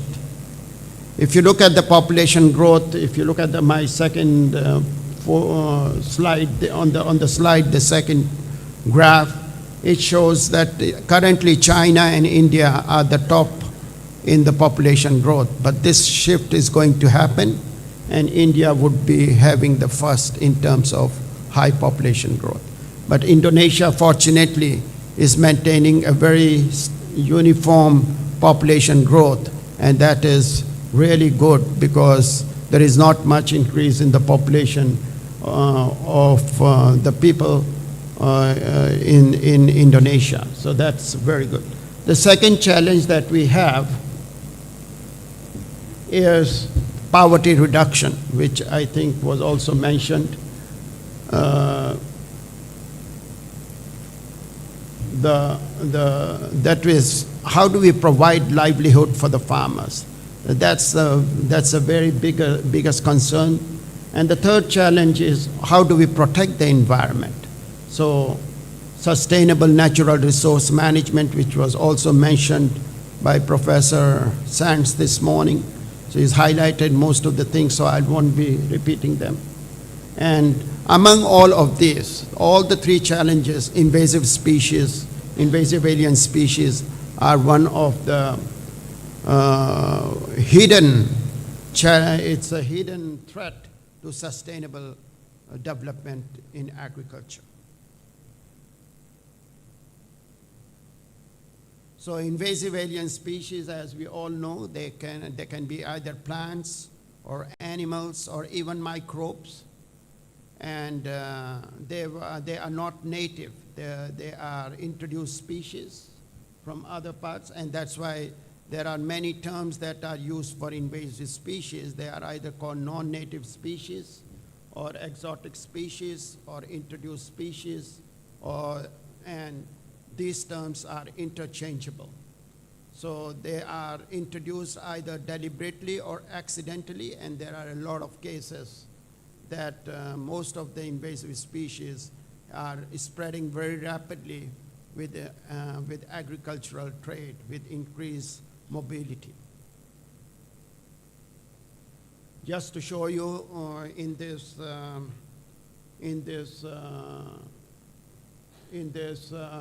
there are different categories of invasive species, as I was telling you. They can either be plants or animals and other organisms.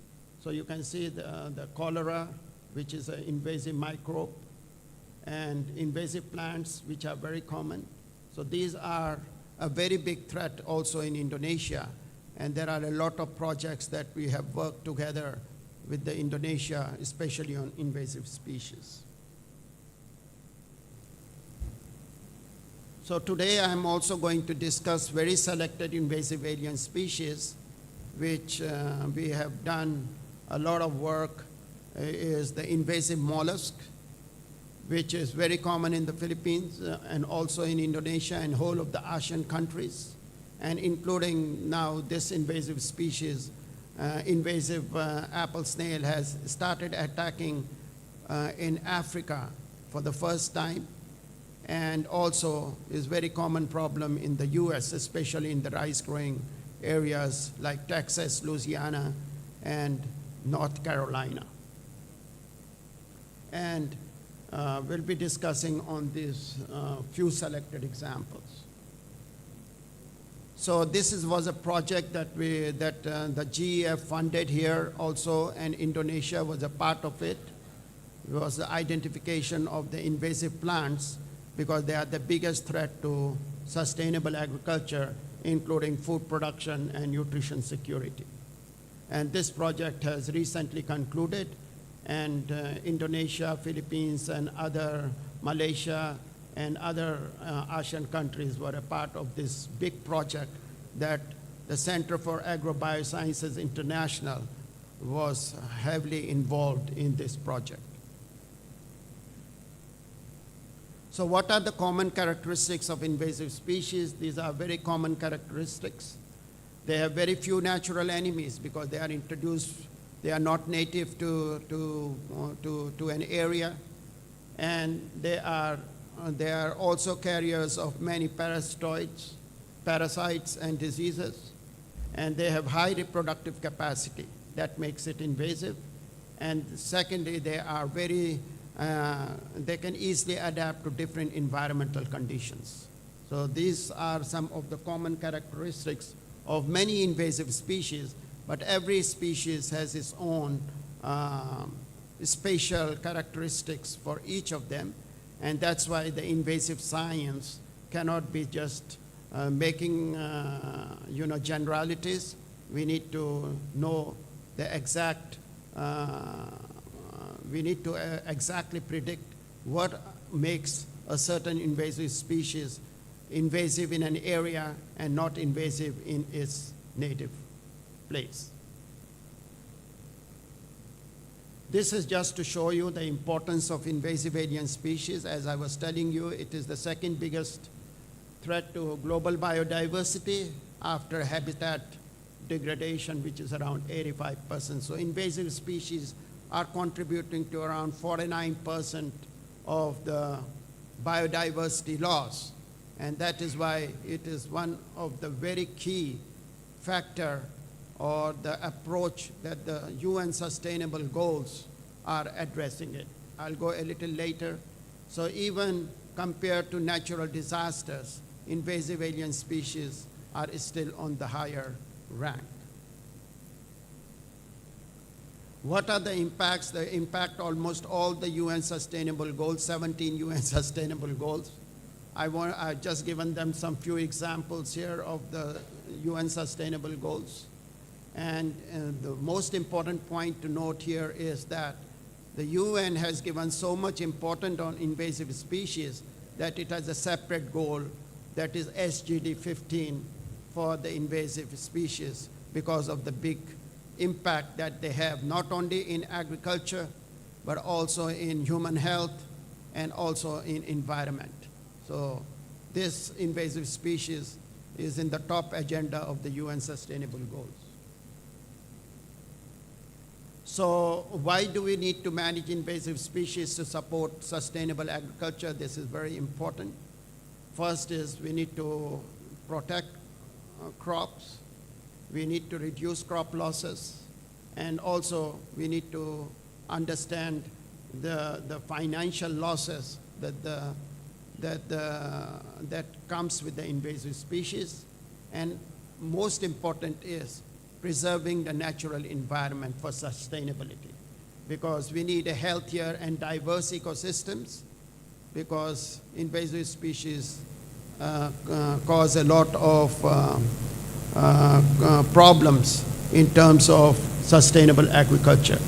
And of course, we need to promote long-term sustainability by managing invasive species is therefore very essential. Now, if you look at the global impacts of invasive alien species, there are around 1.2 million invasive species in the world. And in the US itself, where the estimates of the invasive species have been very well documented, is around 1.4 trillion US dollars annually, which actually correspond to 5% annual global GDP. So you can imagine the impacts of alien species. In the US, they have estimated 136 billion US dollar a year from invasive species. So the US and many advanced countries have really quantified the impacts of invasive alien species in terms of dollars. So I think this is very important. When you're working on invasive alien species and you ask funding agencies to support your work, they'll ask you, how much does it cost? What are your estimates? So they're looking for data. So in terms of policymakers, it's very important for policymakers to see the amount of losses in terms of money in monitoring is very crucial. So most of our work on invasive alien species, we convince using models as well as existing data to show how this invasive species, if not managed, will contribute to the loss of biodiversity as well as in terms of affecting agriculture sustainability.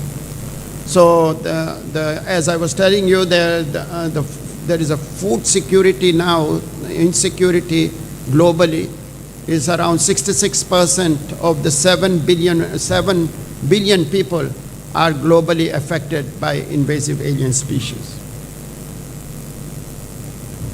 So this is, there is under the IUC and the International Union for Conservation of Nature and the Global Invasive Species Database, they come out with a list of 100 worst invasive alien species. And I work on those species because they are globally important. They are important for Indonesia, they're important for Philippines, they're important in other parts of the world. So we need to work because they contribute to the biggest biodiversity loss.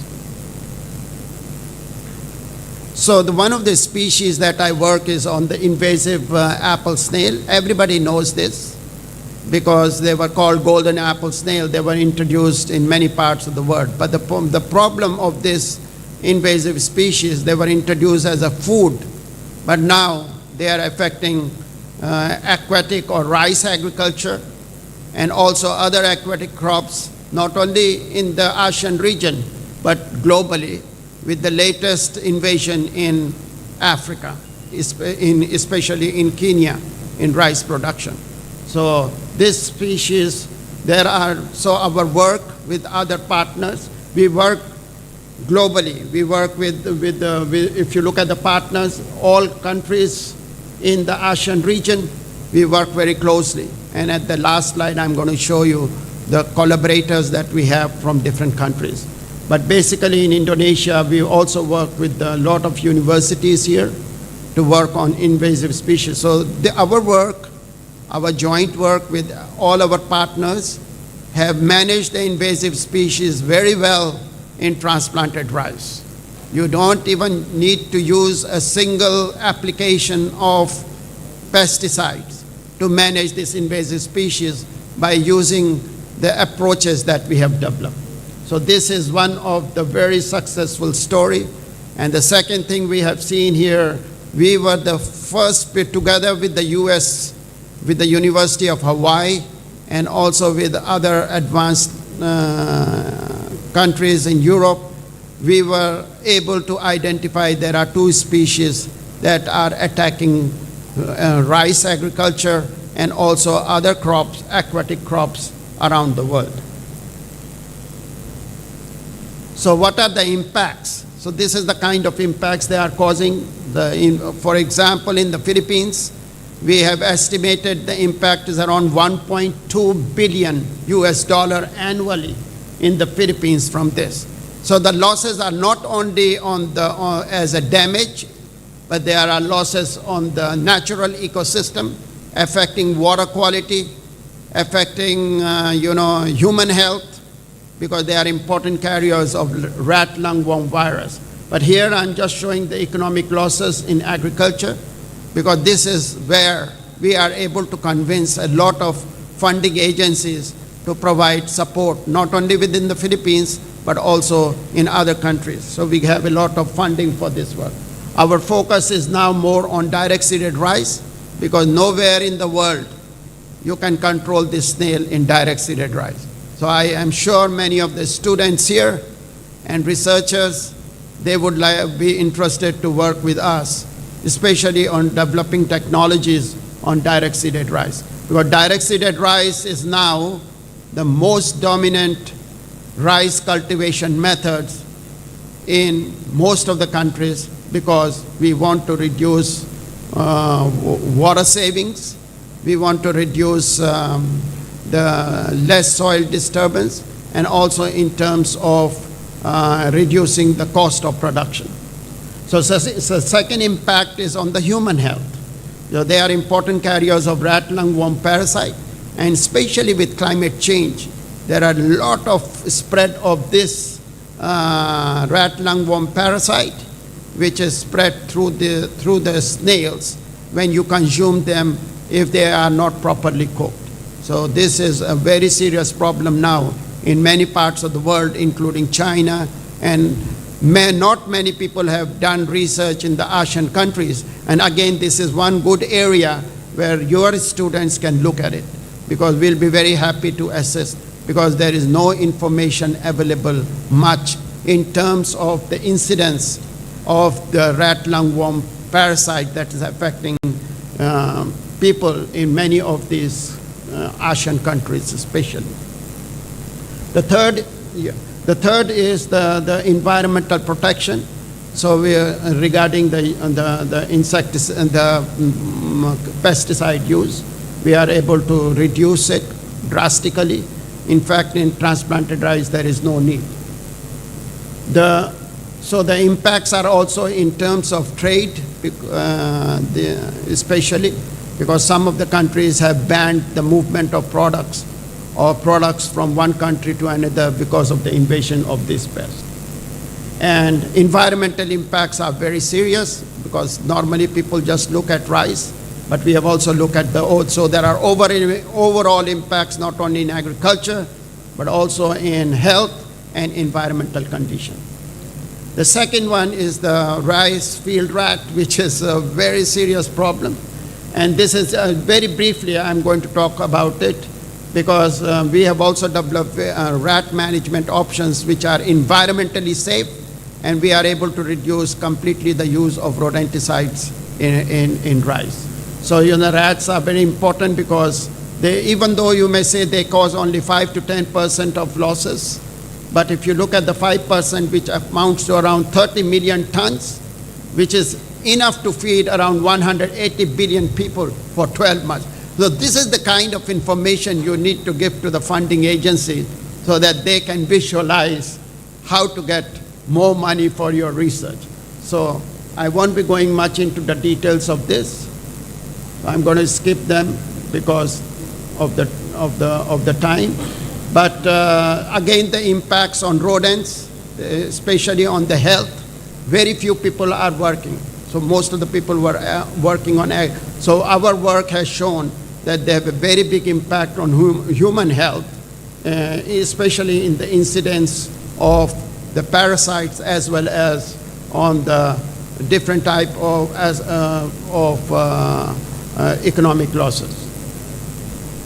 So we have developed an ecological technique here, rat ecological technique, and this is, Indonesia has done a lot of work also together with my colleague, Dr. Grant Singleton from Australia, and this has been well already implemented also in Indonesia now. One of the serious problems that are affecting the invasive species, not the fall armyworm, which is global invasive pest now.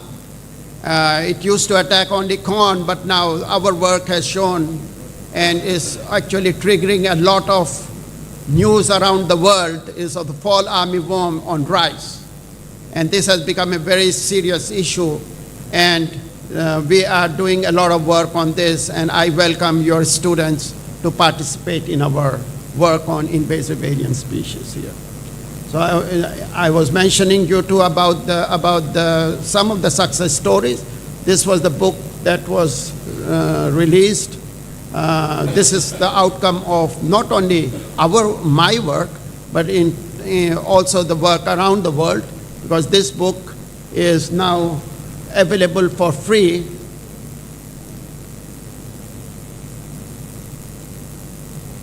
Not moving. Okay, I think you can move it forward quick because we don't have much time. I just want to show you the coverage of this book is very huge.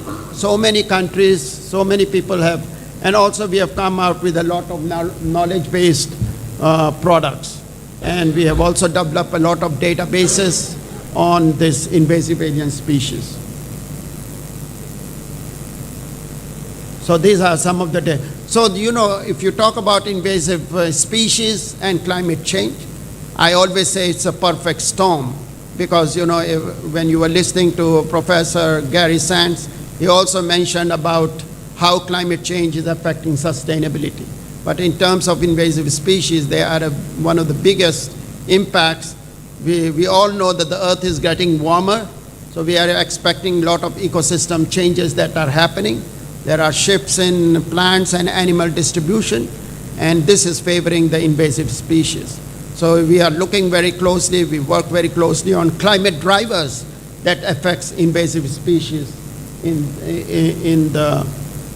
and this is about partnership and global collaboration. So we are open for collaboration with anybody, and we look forward to also working with you and your students here on this. And my last slide is just to show you that so many collaborators around the world that work on invasive alien species. This is just one example. And so we are open for collaboration. And thank you so much for this opportunity. I'm sorry because I have not stick to the time, but I hope we can, anybody who's interested more to know about this collaboration or how we can work together, I'll be most happy to hear from all of you. Thank you so much. Thank you, Professor Joshi. I think it's one of interesting part of our presentation today, and also good news for students that your book is free. They can check. Okay, so this student in this field is good news for them. And surely we need to control this invasive alien species for sustainability of our crops and also the natural resources. Thank you, Professor Joshi. And now we enter our third presentation from Professor Jun Mellawati. Before we start, let me introduce you briefly. Professor Mellawati has been involved in research in environmental chemistry, radiation safety, environment. She is also expert in environmental chemistry, especially on soil analysis, water analysis, and also some biological samples, and utilize nuclear instruments such as gamma spectrometry, alpha beta spectrometry. So there's a lot of radiation equipment, and also non-nuclear instrument like UVVs and AAS. At present, she has written a vast number of research papers related to radiation safety and environment and environmental chemistry.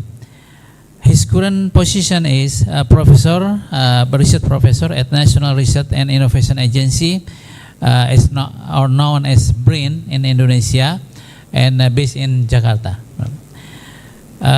Professor Mellawati, the stage is yours.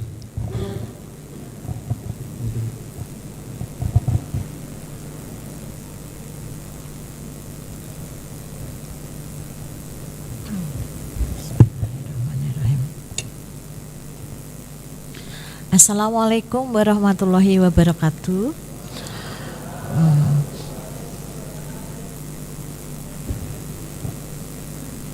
Thank you very much. I would like to say thank you very much to the committee, all committee here, to the participants, including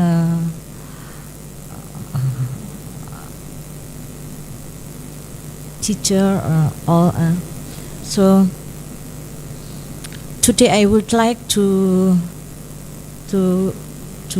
present our research report here, because I work at the nuclear division. So we interested in natural. One of the nuclear is a natural radionuclide, because this is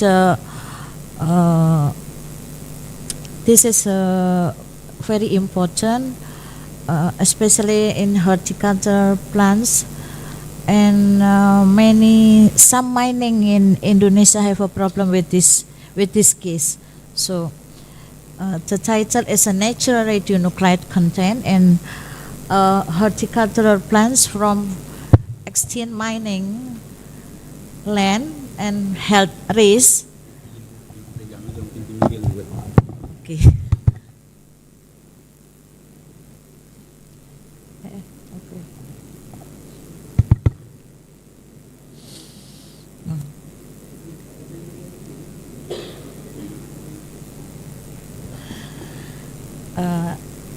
The aim of our research here is we want to know there is a contribution of a former or extinct mining land to contamination of radionuclide.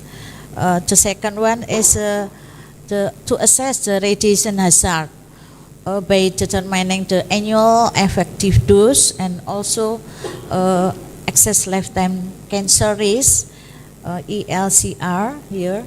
So I think the benefit here is to take the data can be used for the basis for the policy of utilizing former extinct mining land for agriculture activity that produce horticultural products that are safe for consumption.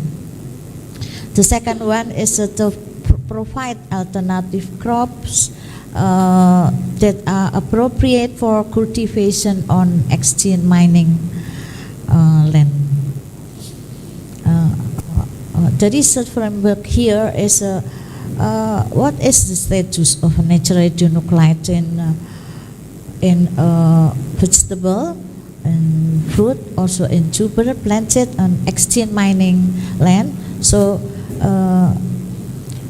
does the natural radionuclide here contained in those plants already exceed unskilled recommendation. So will the consumer receive the effective annual dose to internal radiation exposure via ingestion that exceed unskilled recommendation also. The last one is what is the probability consumer getting cancer from internal radiation exposure here. So here we have a state of the art. Some researchers from around the cement industry, they find some norm here in vegetables, and this is the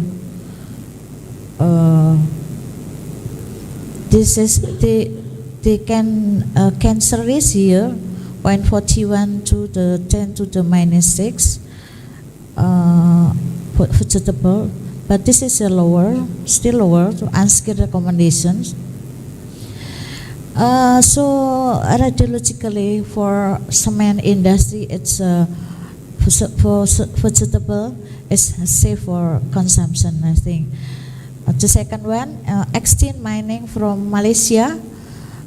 They also there is a critical area in there, so they get a high surface dose here, and the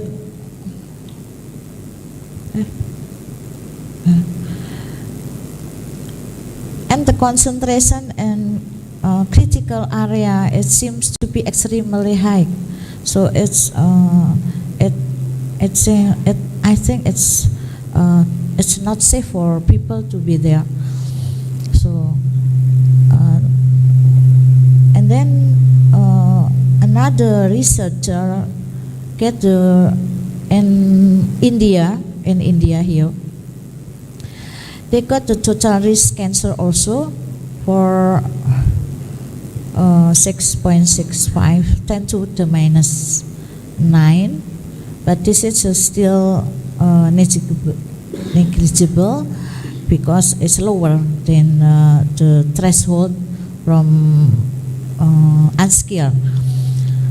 Another researcher, this is in extinct mining area also, they got some doses here, and the concentration is in cereal is more lower than another like tuber and also in vegetable. Here in tin I think tin mining, rice samples from it's still safe for consumption. But this is in Bangka. Worker in tin mining area are and higher, they got a higher risk developing cancer compared to the residents in other location. So another mining, the dose rate that they got higher in mine in processing area and also in mine pit is higher than in mine administrative area, because the annual effective dose is lower. Then also the ELCR for tin mining here is 0.005. So this is potential for heart. So also the mine is very possible. The last one is uranium mining area in Tanzania. They got a higher in the world average. Also the annual effective dose intake by the vegetables are very high here, almost 10 times the threshold. So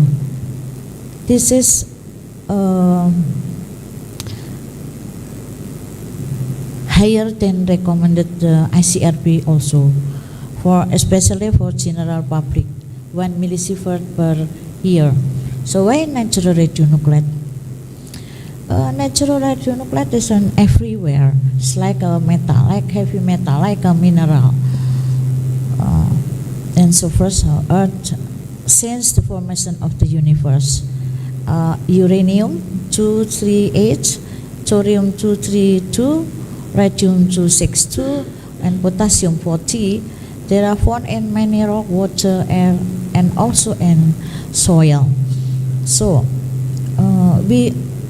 environmental radiation mapping data, especially for natural radionuclide in Indonesia, by brain researcher, our team here, we have a 3 category: low dose rate, less than 150 nanosievert per hour, and the second one is a medium dose rate, 150 to 300 nanosievert per hour. This is found in Bangka and also in South Sulawesi. High dose rates, more than 300 nanosievert per hour, found in Mamuju, also in Tual Island, and also in Biak Island. So the effect of acute exposure radiations by radioactive substances, here natural radionuclide, there are nausea, vomiting, etc. And especially for chronic long-term effect, genetic mutation such as emergence of cancer cell. So according to nuclear medicine, doctor nuclear medicine here, the long-term effect is more dangerous. Is more dangerous than acute effects, because cancer it cannot be seen, felt, or suddenly it's stage 4, something like that. This is radium 226. This is similar to the chemical properties. This is similar to the calcium. Thorium-232 and also uranium here. It knows that thorium and decay product, thorium-232, it become the decay product is lead, PP is stable. Also uranium-238 decay product is PP also stable here. So when we find this radionuclide, we find also lead in the soil, also in the some plants that grew in there. So this is the study area. We have 18 sample vegetable, fruits, tuber. We take from Gunung Pelawan village, Jelitik, Balun Ijuk, Matras, Kepuh, Wijing Panjang, Lake, and Lenggang here in Bangka. So first we harvest our collected direct from extinct mining, old enough sample of course, and then put into plastic, and then plastic bag, and sent to the lab. And lab sample clean, wash, and also dried. The last is dried in oven until constant weight, and then put into the Marinelli beaker. This is a special for radiation measurement here. So sample first is left for 1 month before we measure the radionuclide. This is how we do in the lab in Bangka. We have a gamma spectrometer here. So this is some sample, and there are also rice, vegetable here. how we measure the radioactive. We measure radioactive here. We measure for uranium 238, measure as a thorium 234, and this energy to energy. Radium 226 as a bismuth and lead, and this energy too. For thorium also we analyze as a actinium and also into energy, and the last is potassium 40 we measure directly in 1460 kilo electron volt. This is the spectrum what we have here. We got when we measure by gamma spectrometry, and then we calculate the concentration activity with this using this equation here. This is a radiological health risk assessment. So first we calculate the annual effective dose. This is some sample here, vegetable, also fruit, and also tuber here. So after we calculate annual effective dose, this is we need the consume rate every place here in Indonesia. We have a data here from PPS. I think it's not so difficult. So we also calculate the weight ratio between dry and fresh, and then we can get the annual effective dose here. This is the second one for radiological health risk assessment. We calculate estimation of cancer risk. So we know we can get the probability how much people can get cancer risk for 1 million population in the place, in the area. So we calculate using this equation. We have an annual effective dose before, and then the duration of life. This is age. Here is for Bangka Belitung is average age. The maximum life expectancy is 71.14 years, and this is RF is a factor. This is factor fatal cancer risk for public, and public exposure is 0.05. Approximately for occupational and environmental or about 9%. This is the result here. All samples that we analyze contain the radium 228, thorium 232, and also potassium 40. Radium 228 higher in bitter melon, and also followed by the leafy vegetable like spinach, mustard green spinach, cassava leaf, and papaya leaf. For fruits, the higher is a key lime. Key lime is more people in Bangka use key lime here. So for radium, for tuber, cassava and galanga have a high of radium. For thorium, still a lively vegetable like a cassava leaf and spinach have a high of thorium. For fruit, key lime, still key lime is a high. So also tuber there are high. Cassava higher than galanga.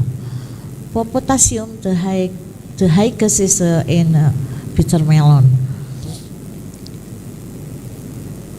So cassava and galanga, cassava is higher for potassium than galanga.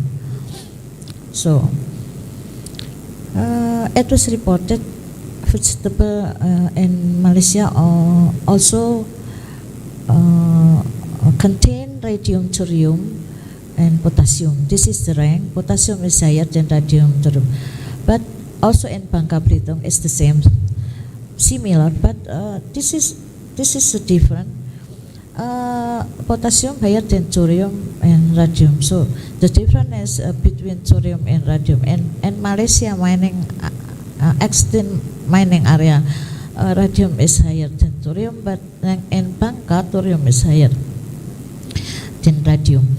So the radioactivity in fruit also potassium higher, because in the soil also thorium is higher than radium. So of course in the plant like fruit and also tuber is potassium higher than thorium and radium. So these two research is reported higher value than the present study, except for potassium here.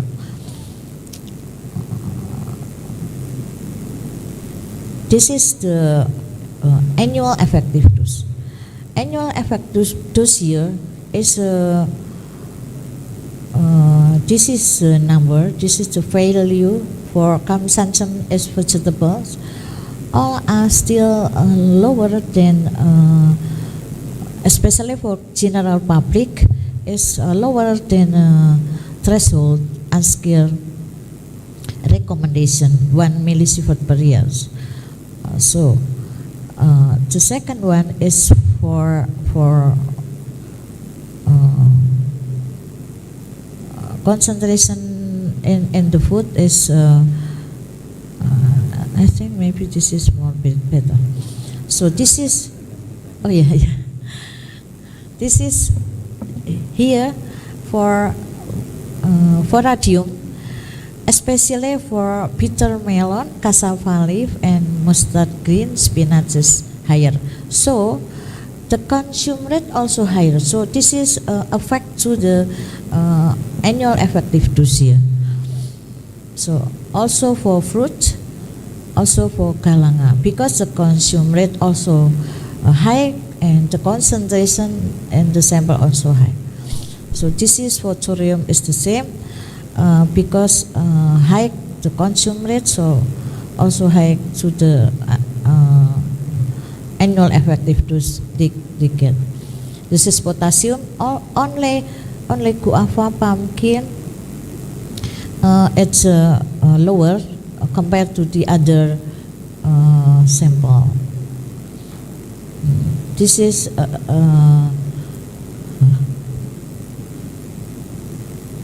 this is the correlation between the annual effective dose and excess lifetime cancer risk. So the higher of annual effective dose, the higher also the probability to cancer, to get the cancer here. This is the conclusion. All are sample in extinct mining contain the radionuclide. So there is a tendency leafy vegetable high of radionuclide compared to the other vegetable. Also the annual effective doses depend on the concentration and also the consumption rate here.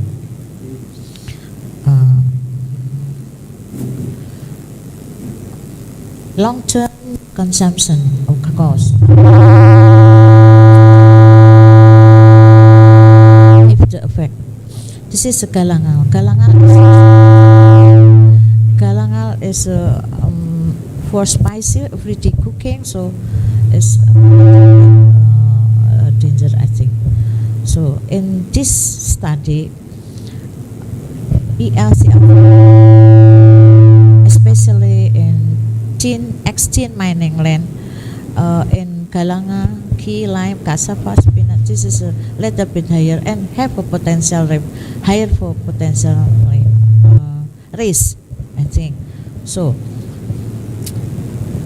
and knows that in the word cancer is the main cause, that throughout the word so cause sometimes so not very clear, so research continue to be carried out to the protect society from this incident, I think. Thank you very much Assalamualaikum warahmatullahi wabarakatuh.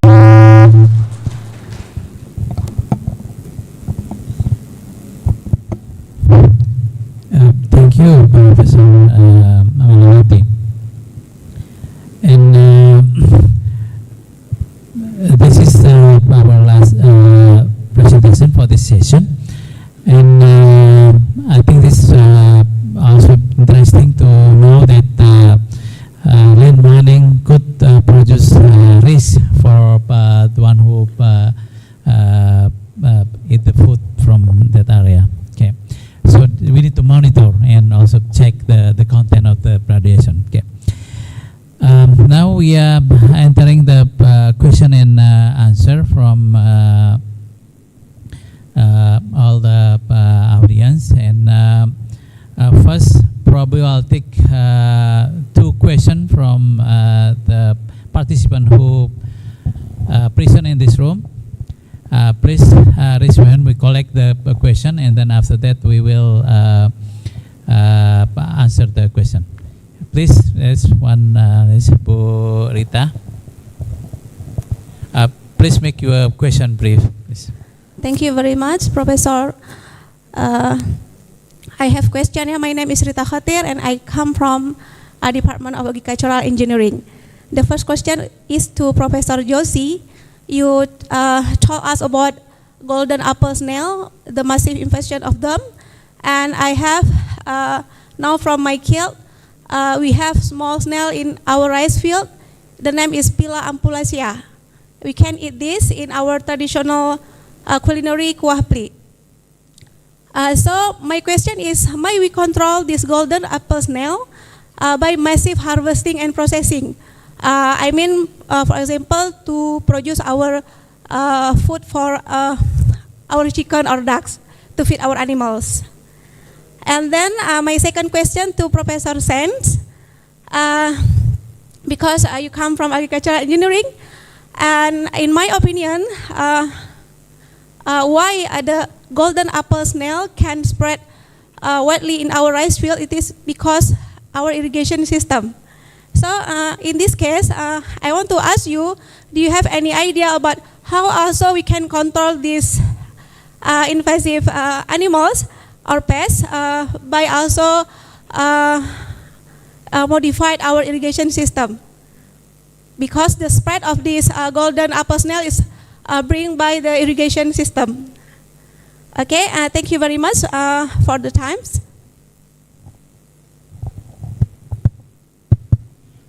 Thank you, Bu Rita. And one more question from the participant. Yes, please. Here in the front.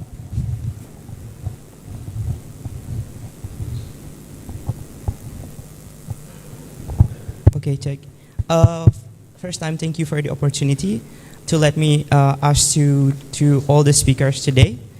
I have, by the way, I have two questions to the first speaker and to the second speaker. The first question is exactly, as you mentioned before, this is the question for the first speaker. As you mentioned in the presentation before, that the agriculture production need to increase 60% to feed the world by 2050. But our main challenge today is exactly regarding the environmental issue, which is 30% of the soil degradation. As we know together, that soil plays an important role in maintaining the agriculture sustainability. Therefore, my question is exactly how to maintain the soil degradation from now to the future. But if we cannot maintain what is the appropriate solution to fulfill our need of food by 2050. Thank you. For the second speaker is actually, as you mentioned it before in the previous presentation, invasive alien species, the biggest threat of the global biodiversity that can affect the significant to the sustainability of agriculture. And as you mentioned it before also in your slide, that we need to avoid or we need to reduce reliance of chemical or pesticide because it will cause the negative impact to our environment. And my question is how to deal with the invasive alien species problem to increase the agriculture sustainability without chemical use? Thank you very much. Could you please mention your name? Okay.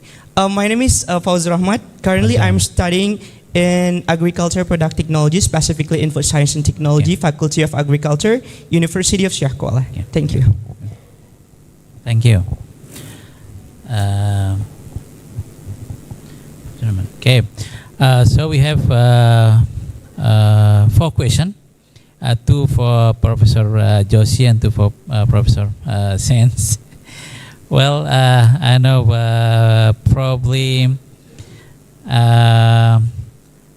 I'll go to Professor Joshi first because it's the first question about the golden apple snails and also about how to control the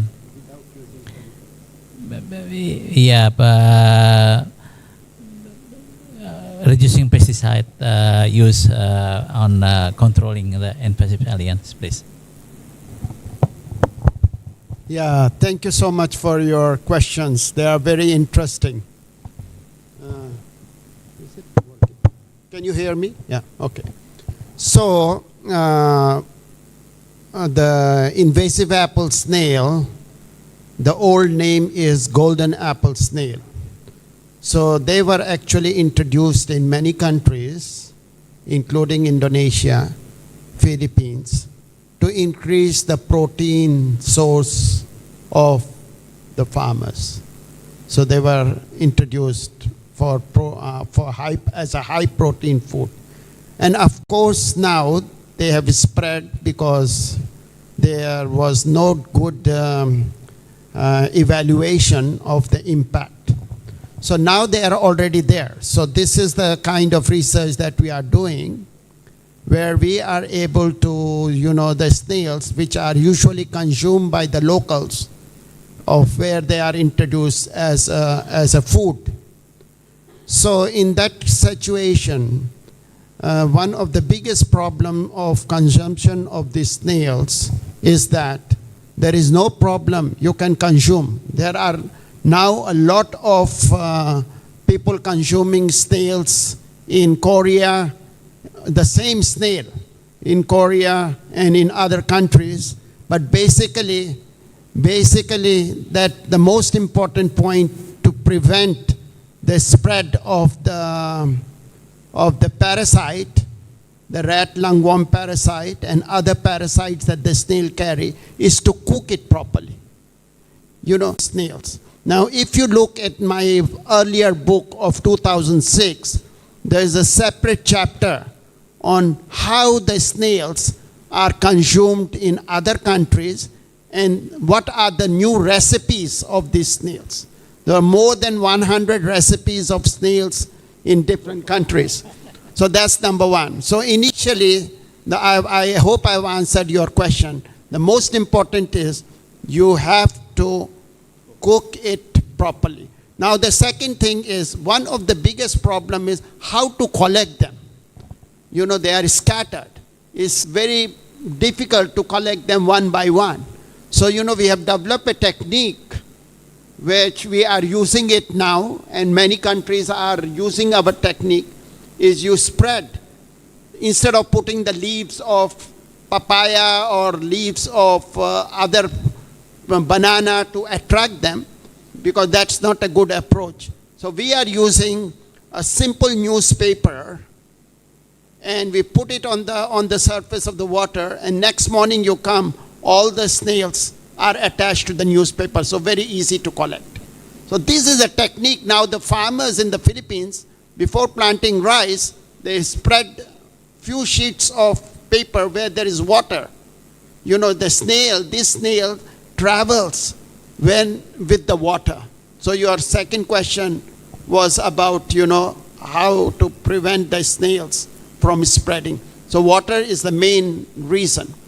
Now coming to the question of how to reduce the use of pesticide, this is the research that we have been doing for many years. And based on our research, maybe after the conference, I can talk to you separately. This is a very important, managing invasive species, one of the biggest thing that you have to do is to reduce the use of pesticides. So in case of transplanted rice, now the farmers can grow transplanted rice without using any chemical, using simple techniques. So we have our research that before you, when you transplant rice, you maintain a very shallow depth of water. Once you have a very shallow depth of water, the snail cannot move. It will bury inside the soil. So now we know when to make the snail sleep and when to make the snail awake. So now the rice is growing because we have reduced water, but the weeds are also growing. The weeds starts coming out. So in case of transplanted rice, we have been able to control the snails. And now what happens, when the weeds are this big and the rice is already this big, you release the water. The snail is going to eat all the weeds and cannot eat rice because the rice is very hard. So this is one technique we have shown that you can reduce the use of insecticide, and many farmers are very happy because they don't have to spend anything. And also you protect other non-native snails which are actually consumed by people. So this is one of the techniques. There are several approaches we have developed on how to manage the snails in transplanted rice without using chemical. And including now our technique, International Rice Research Institute and other countries around the world are adopting our idea. So it is very easy to practice. The farmer doesn't spend any money. You save water, you save, and you also protect the plant. And you know, you don't have any effect on other microorganisms as well. So this is, and you know, the biggest challenge, as I said in the talk today, is if anybody in the world can control the invasive apple snail in direct seeded rice, that is the biggest challenge. So this is what we are now working on. We have some small success, but we are still not up to there to show farmers on how you can completely, just like transplanted rice, in direct seeded rice, you can also control snails without using any chemicals. Thank you so much. I hope I've answered your question, but I'll be happy to talk to both of you after the session. Thank you. Okay, thank you, Professor Joshi. I think the question has been answered. And now I'll turn to Professor Sands. Please, there's two questions for you. One is how to prevent the spread using irrigation system, and the other one is how to prevent soil degradation. Please. Thank you. Thank you for those great questions. I think Dr. Joshi probably addressed your second question, but I would add that because you mentioned agricultural engineering, and so I'll take the opportunity to say that traditionally engineers have not paid attention to the biological parts of the system that are so important to making these systems work effectively and in managing ecosystems. You know, agriculture is essentially a managed ecosystem, and so even in our engineering designs, we need to be we need to understand what's happening with the biology, whether they be invasive species, native species, or whatever. But I think Dr. Joshi addressed the issue of irrigation and how to control the snails. The question about soil degradation is a good one. My presentation was kind of at a global level. When it comes to asking what do we do here, right here, to prevent soil degradation, we need to then go local and go specific. And sometimes it's farm specific, sometimes it's field specific, that we need to look at what are the factors that are leading to degradation of our soil here. And so what practice do we need to do? Are we losing topsoil by wind or by water? Are we losing soil structure because the irrigation water contains elements that are impacting the soil structure? Do we have the right crop selection? Are we managing groundwater? Are we controlling salts? There's so many local issues that arise when we look at soil degradation. And so it's really important to pay attention to what's happening right here at the site that we're interested in on our farm, on our field, to prevent soil degradation. It's good to stay abreast of what is the quality of our soil and look at the parameters, organic carbon and water holding capacity and so forth, to understand how these are changing over time. Controlling water is a big part of protecting our soil, whether it be rainwater and surface flow that's moving across our farm or irrigation water. So controlling wind and water is extremely important. But the main focus is we need to really pay attention to what's happening in this specific field at this specific site to know how, what to do, how to prevent soil degradation. Thank you for that important question. Thank you, Professor Sands. I hope this answered that question. Now we are going to see some question from our audience online. I got one question for Professor Sands. I've just read the question. The government of Indonesia has built many dams that retain much water to use for irrigation during dry season. However, climate change seems to give much more severe effect on soil destruction due to lack of water. Number of uncultivated soils getting higher and higher. I just want to hear your suggestion how to cope with these problems. Thank you. This Professor Sands. Thank you to our online participant. Such a very good question, and I guess your question makes me have many more questions to understand the situation. So water is stored to use in the dry season. Climate change is making things wetter in some places, drier in some places. I'm not sure if what's happening in this situation is that there's not enough water to irrigate to all of the areas during the dry season. But the question stated that the number of uncultivated, unused areas is growing over time. And we've seen this in other places, in other parts of the world. And it's a very challenging situation. Again, we have to think locally and look at, as we mentioned earlier, without water, there's no food. We need water to grow our crops. So, what is the annual cycle of water look like, and what are we trying to grow in these particular areas? And do we have enough water to do that, to establish crops? Do we need to start considering alternative crops in these areas, in these fields that are becoming uncultivated? And so as things are changing with climate change, it's important that we reevaluate our agricultural systems, considering the soil management techniques, the crop selection, and everything to make sure that we're not just abandoning fields, that we keep our productive soils in, with a good production. But again, I have many questions about this particular question to know what's going on specifically here. But I think it sounds like there's a need for a reevaluation of how much water is available on an annual basis, on a seasonal basis. What are those crop needs? Should those be reevaluated?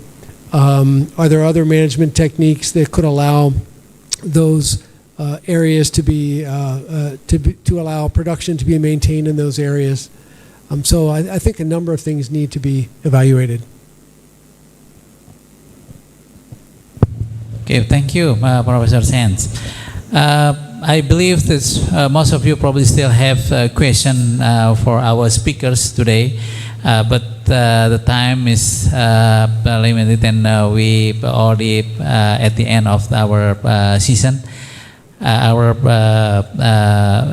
session today. So by this, I will close this session. Before we close, once more, thank you, Professor Sands, Professor Joshi, and Professor Mellawati for the great contribution in this session. We give a warm applause for all our speakers. Thank you.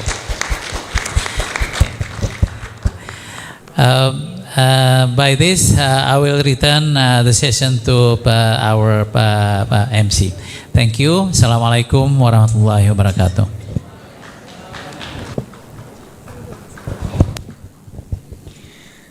Thank you for Dr. Yusya Abubakar IPU as our moderator for today.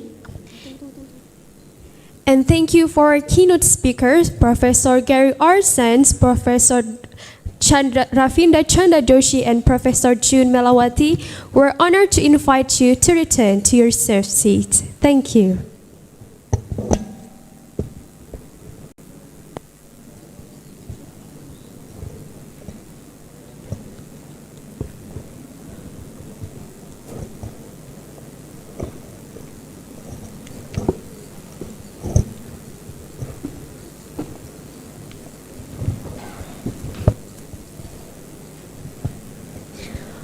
All right, ladies and gentlemen, I hope you're all having a fantastic time this afternoon. And now we're about making someone's days even more better by providing special Doorprize for lucky participant this afternoon.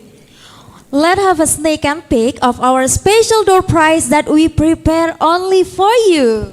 First of all, we have special gift from Biochar and Forest Conservation Center, Aceh and Cocoa Research Center, Center for Sustainable Agriculture and Rural Development, and last but not least, Aceh Cattle and Local Animal Research Center. Wow, we have a lot of prize for today. Now let's get the moment you all been waiting for. I will select 5 lucky participants that the name appears on the spinning wheels beside us, and will appears 5 lucky participants that winning the special gift from Biochar and Forest Conservation Research Center. So the operator, please play the spinning wheels.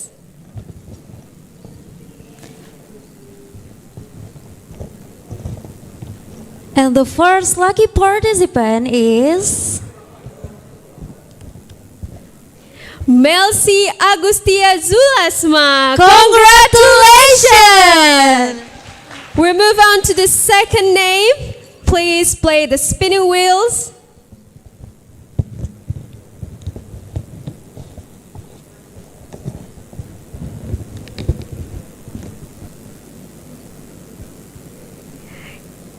Congratulations to Kaulan Shadida. Okay, we'll going on to the third name, winning a gift package from Biochar Research Center.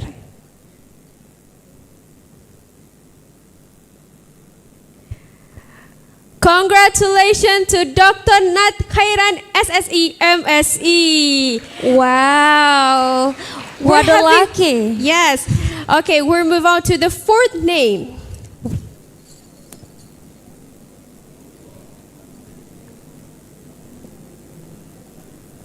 Nurul Fajriani, congratulations for you. Okay, this is the last name. We're winning the gift package from Biochar Research Center.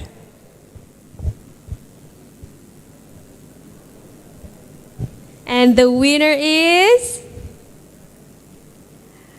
Eli Kesumawati. Congratulations! Okay, we move on. We will select 2 lucky participants who receive gift from Aceh Coffee and Cocoa Research Center. And now we will move to the Doorprize. Operator, please spin the wheel.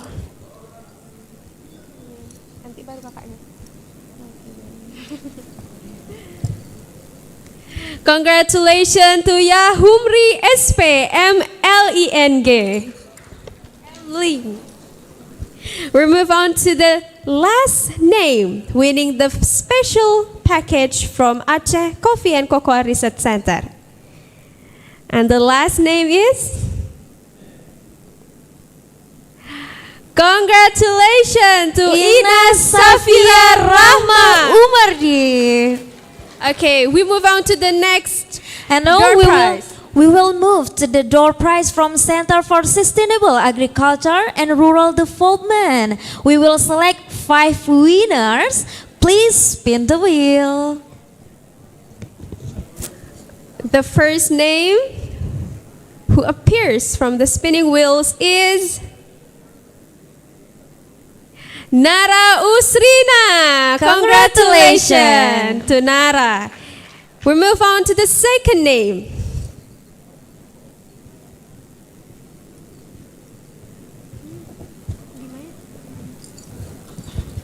Congratulations to Wanda Alivia Rizky.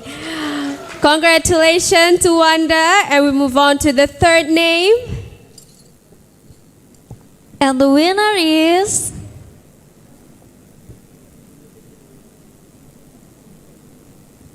and the third name is Safrizal. Congratulations to Safrizal. And the third name.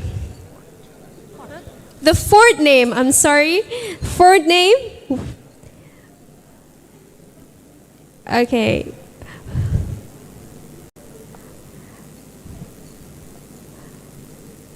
The fourth name is Nadia Isnaini. Congratulations to Nadia. And the last name, winning the special gift from Center for Sustainable Agriculture and Rural Development is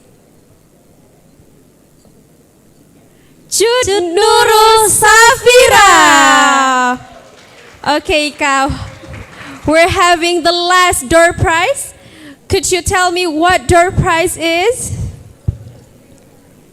The last one will get a very beautiful gift from Aceh Cattle and Local Animal Research.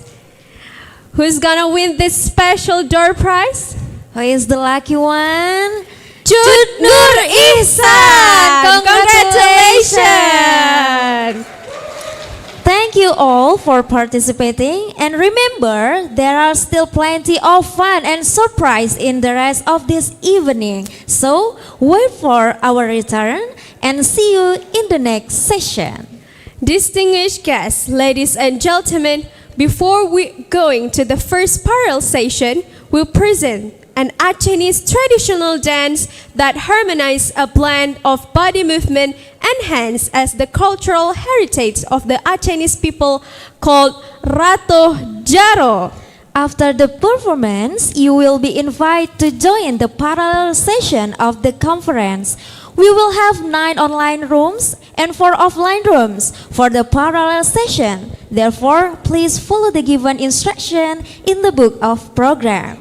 And now, without any further ado, please welcome Ratoh Jaroe Dance. Hope you enjoy the time and see you back in the afternoon. Check.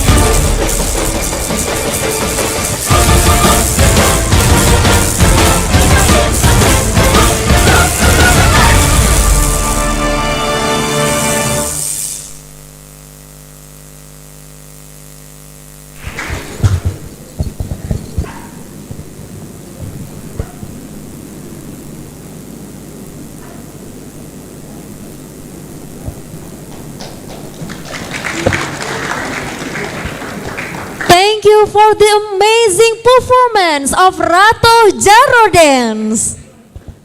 Ladies and gentlemen, we're reminded after this performance, you'll directly be invited into the parallel session of this conference. We'll have 6 online rooms and 4 online rooms for the parallel session. After we enter the lunch break session, you can directly enter the parallel session after the lunch break session. Thank you.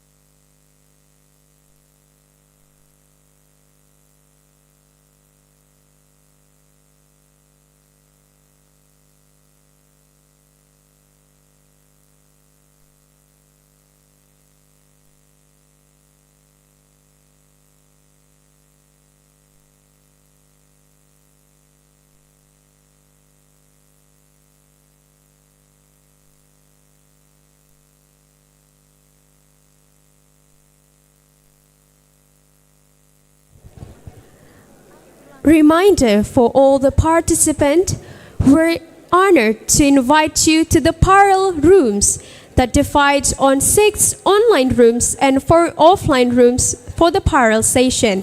For the offline rooms, we invite you to enter the rooms that already be given instruction in the book of the program. Please enter the parallel rooms immediately.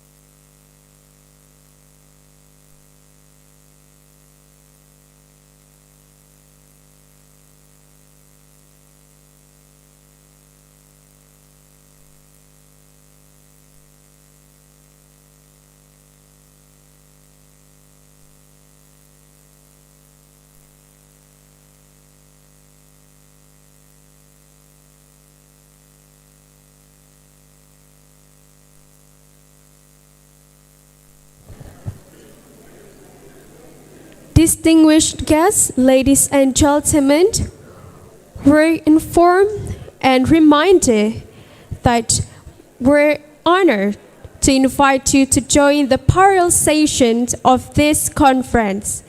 We have 6 online rooms and 4 offline rooms for the parallel session. Therefore, please enter the online rooms for the online participants and speakers, and please enter the offline rooms for the offline presenters, speakers, and participants.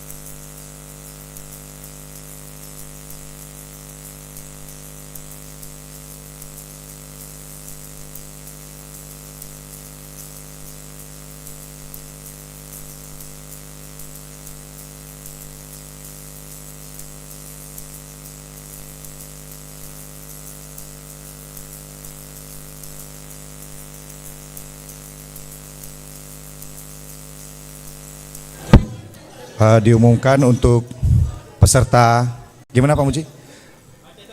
Peserta Aceh 1 pindah ke ruangan loka lantai dasar. Yang peserta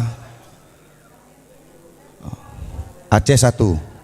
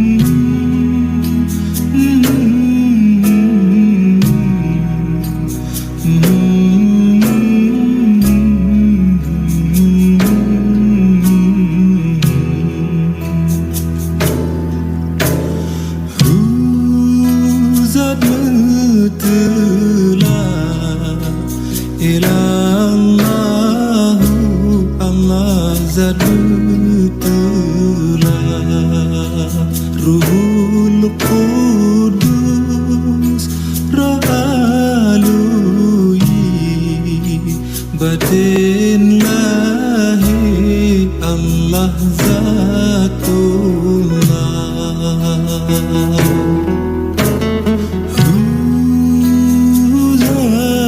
Zatullah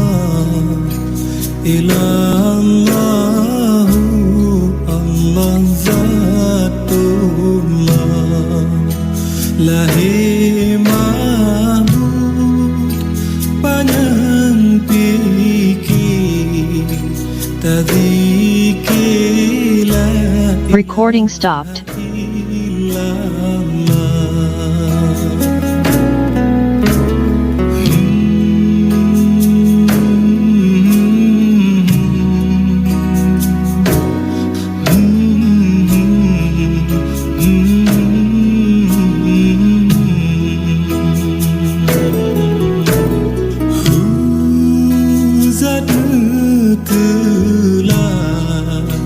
Nyawang badan bakzat mutela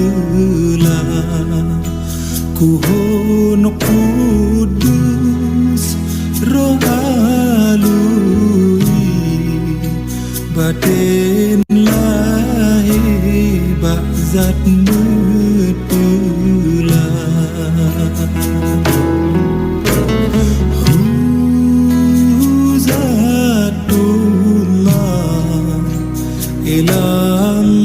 Ilallahu Allah Zatullah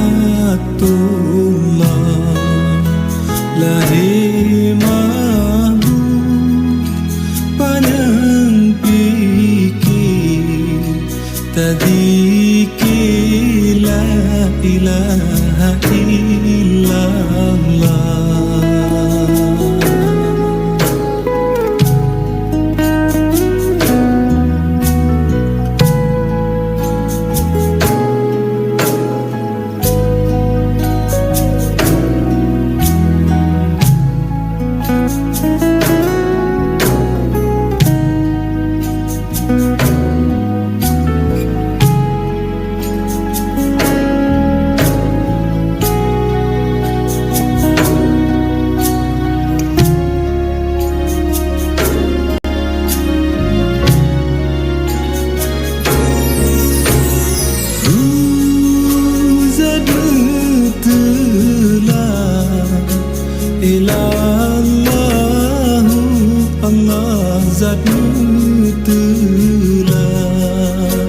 Ruhul Qudus Roh alui Batin lahi Allah Zatullah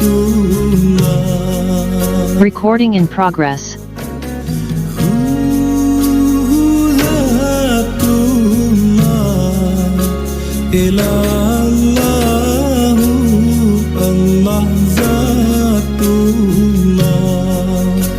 Lahi mabud Panjang pikir Tadiki la ilaha illallah Recording stopped.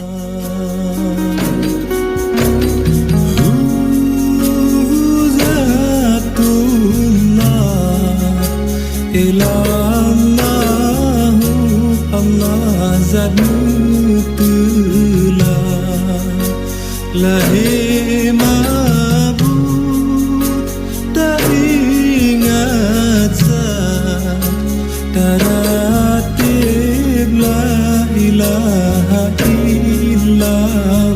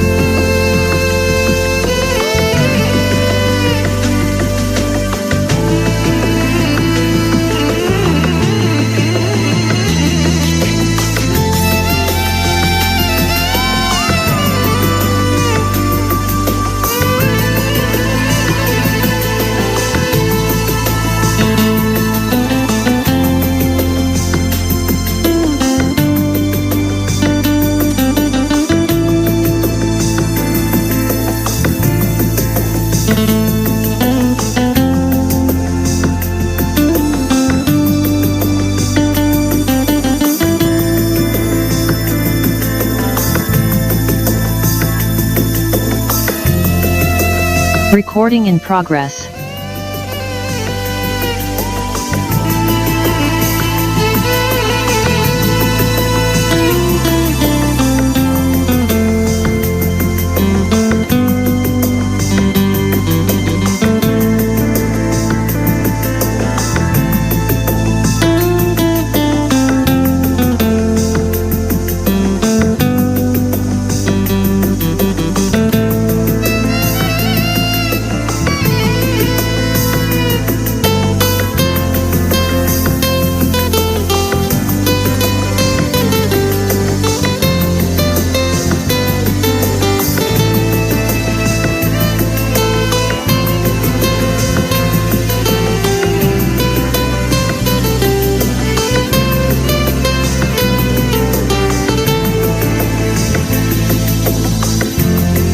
Recording stopped.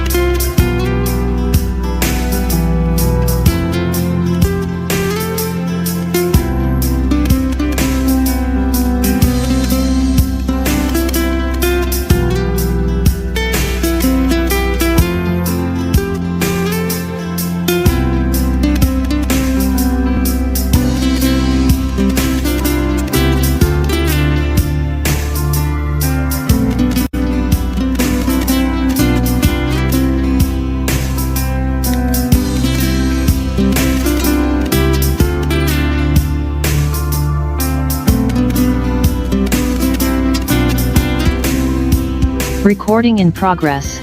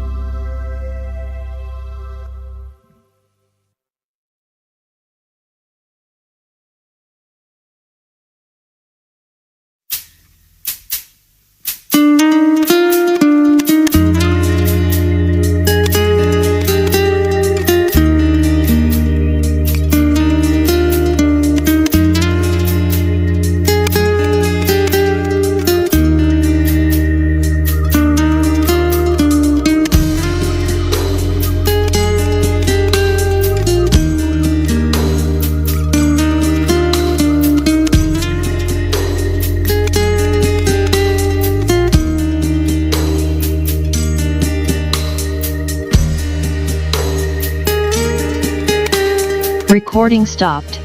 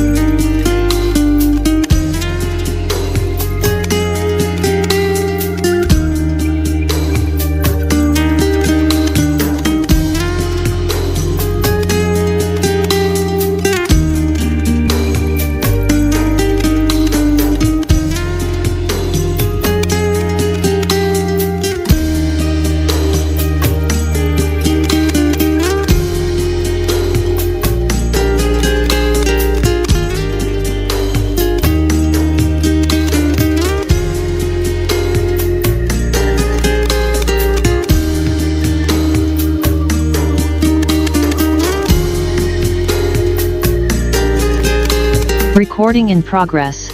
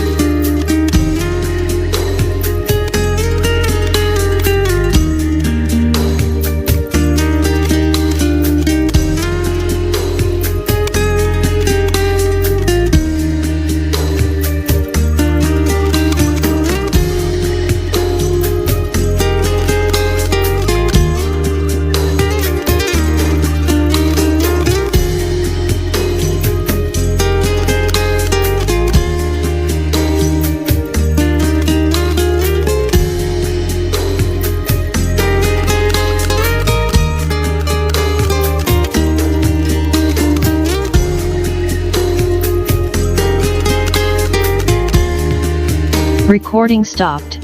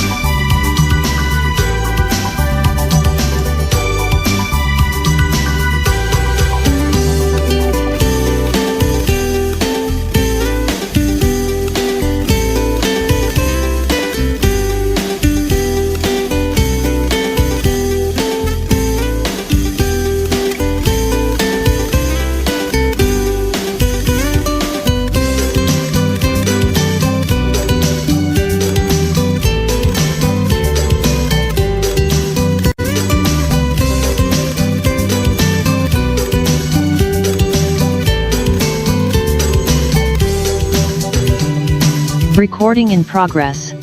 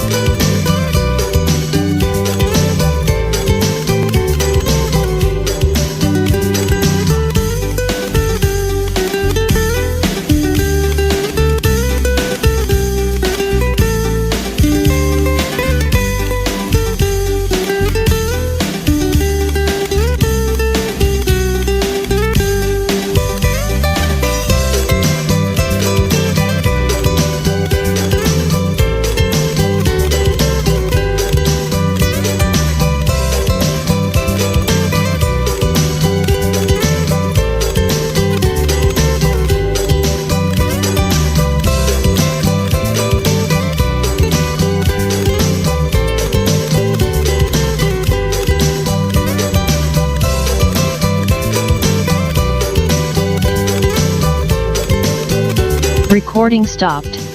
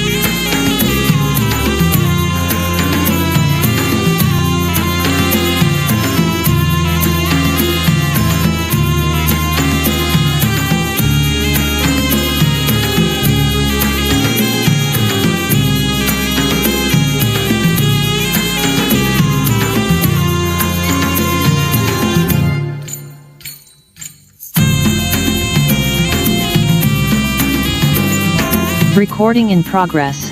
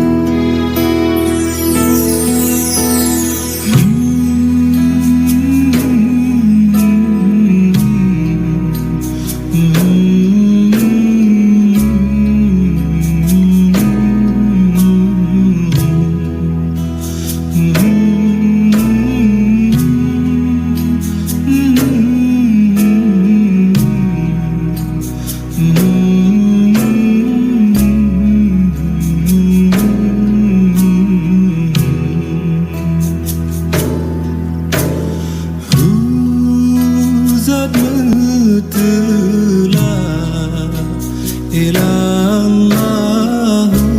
Allah zat telah Ruhul Qudus Roh alui batin lahi Allah zatullah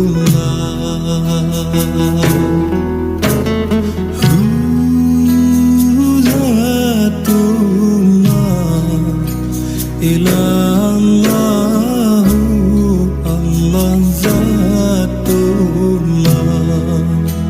lahi ma'bud panjang fikir tadzikir la ilaha illallah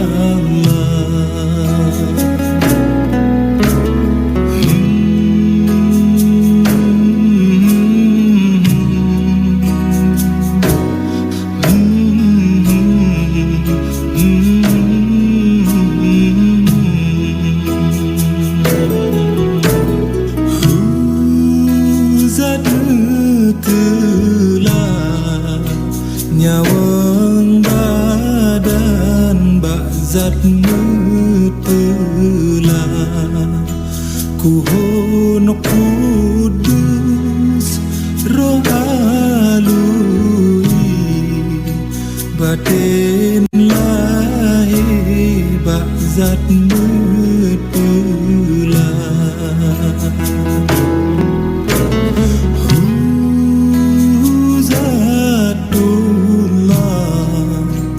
ilallahu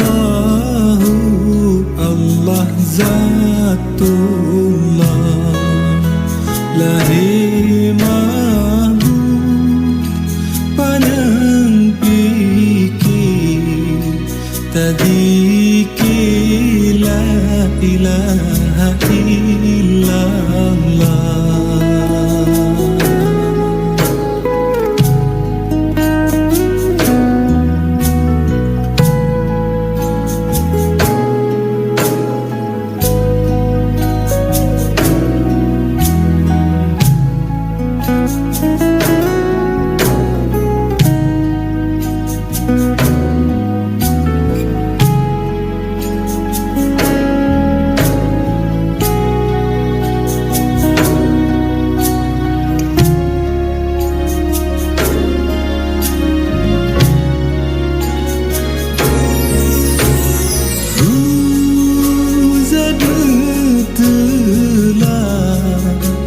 ilallahu Allah zat telah Ruhul Qudus roh alui batin lahi Allah zatullah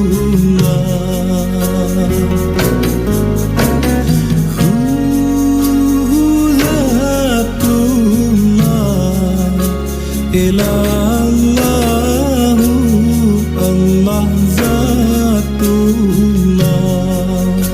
lahi ma'bud panjang fikir tadzikir la ilaha illallah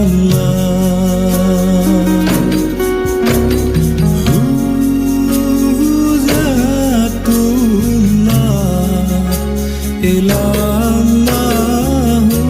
Allah zat telah lahi ma'bud tak ingat zat taratib la ilaha illallah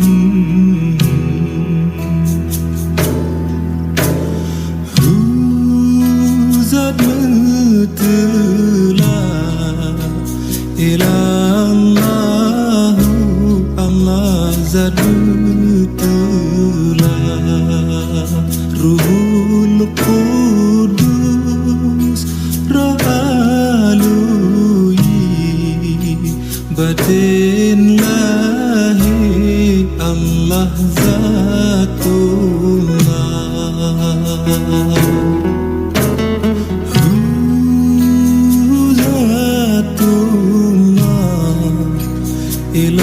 Ilallahu Allah Zatullah Lahi mahmud Panjang fikir Tadhiki la ilaha illallah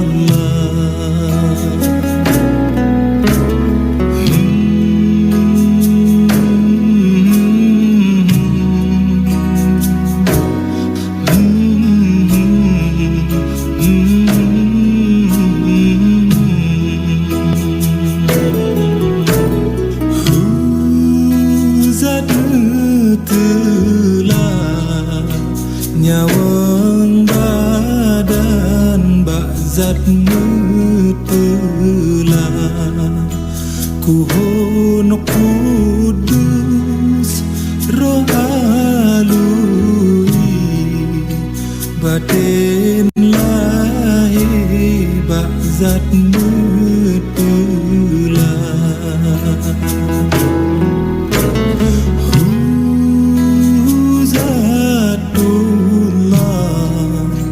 Ilallahu Allah Zatullah Lahi mahmud Panjang fikir Tadhiki la ilaha illallah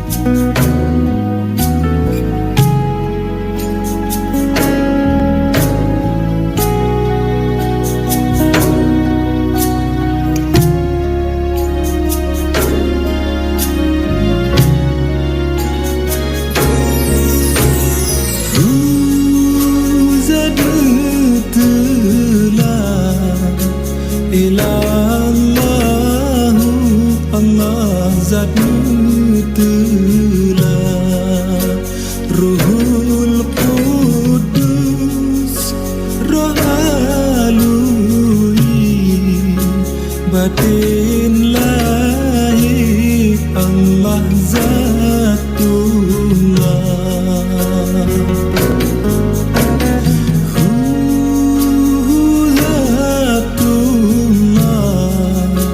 Ilallahu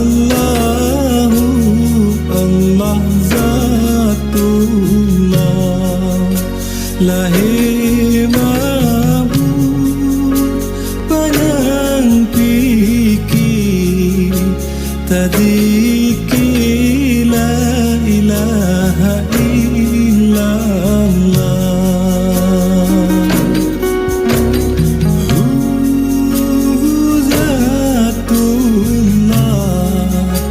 Ilallahu Allah Zatmu telah Lahi mabud tak ingat zat Taratib la ilaha illallah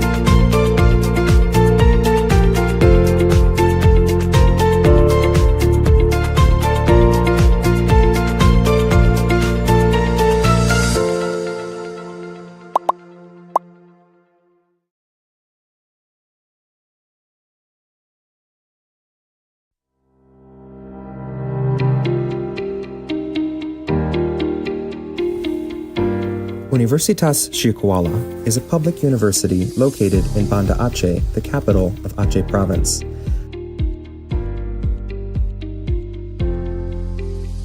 Located at the westernmost point of Sumatra Island, the province is rich with traditions, cultures, languages, and natural resources. The university is also known as the heart of the Acehnese, Jantung Hati Rakyat Aceh. It is the oldest university in Aceh, officially established on September 2nd, 1961. Universitas Syahkuala was named after an Islamic scholar of Aceh, Abdurrauf bin Ali Al-Jawi Asingkali, who is also known as Tunku Syahkuala. He established an Islamic education center at a river mouth in Banda Aceh, which later became an official higher education institution. During this time, he gave great contribution to the education values and Islamic laws and regulations in Aceh.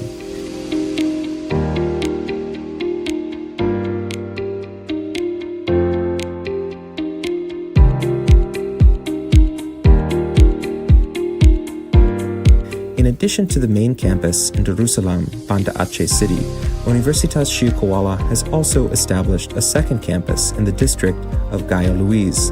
The campus is called Program Studi di Luar Kampus Utama, the study program outside the main campus, which was officially opened on September 2nd, 2014. Universitas Syahkuala has 12 faculties and a postgraduate school.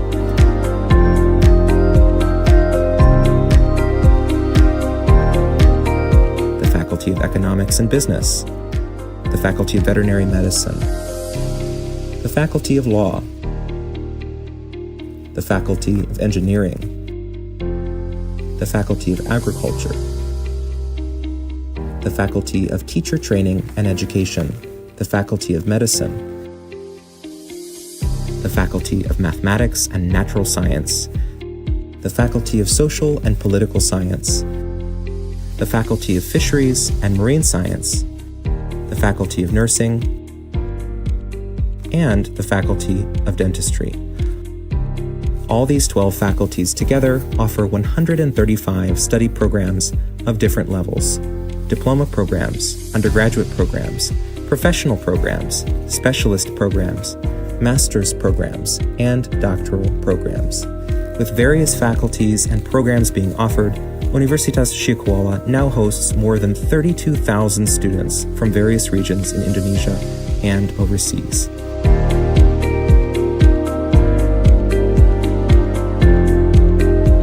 The university has received numerous awards for its achievements at both the national and the international levels. For example, with Malam Diwa electric car, Universitas Syahkuala recently won as the second fastest team to compete technical inspection in the electric class at a prestigious competition in Asia, the Shell Eco Marathon Asia competition.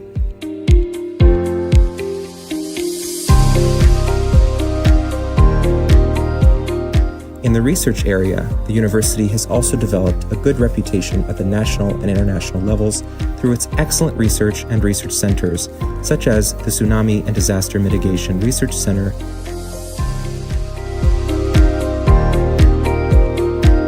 and the Atsiri Research Center. Universitas Syahkuala also publishes numerous scientific journals.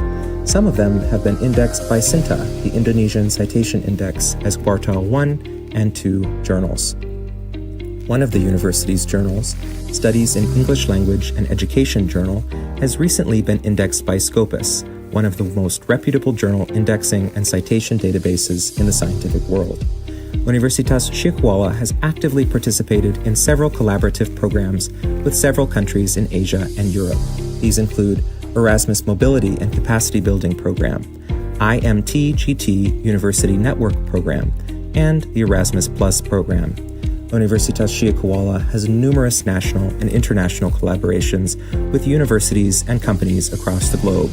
Through this collaboration, the university has successfully organized various academic and non-academic events which have improved the university's national and international reputations. The Joint Research and Publication Program, the Exchange Program, the Internship Program, the Disaster and Cultural Summer Camp, and the humanitarian program are among many others.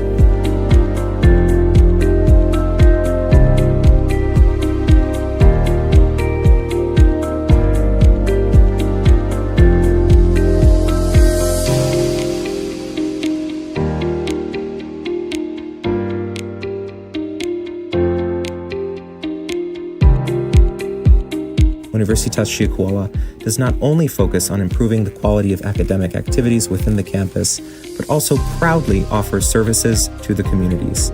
These tasks are assigned to 3 units at the university: the Office of International Affairs, Career Development Center, and Entrepreneurship Center.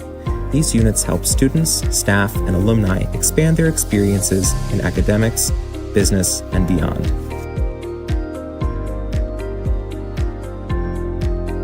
Therefore, Universitas Syiah has always appreciated and placed at top priorities all partnerships and collaborations, and has managed to make the university what it is today, the heart of the Acehnese, Jantong Hati Rakyat Aceh.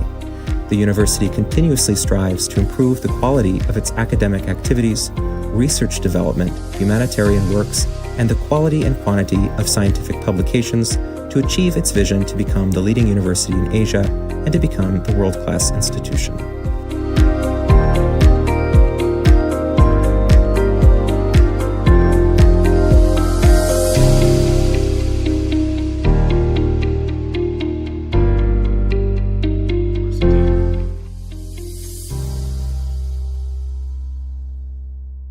Have you heard this story about a beautiful place?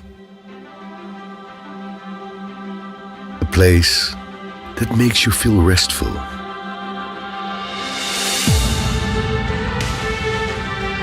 In the midst of people who live in religious harmony. A place that makes you feel home, that makes you curious for more adventure.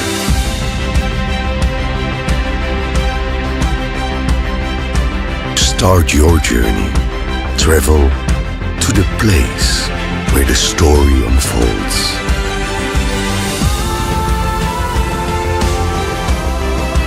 Feel the sea breeze caress your face and the sound of the waves breaking your consciousness. That you can see them through the beauty of woven fabrics.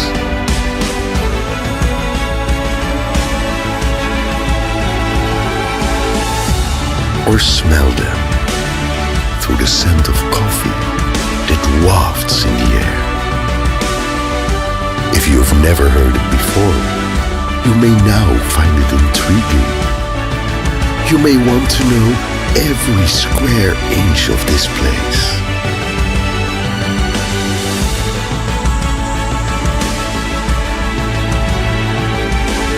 From the beauty of its land to the depths of its seas.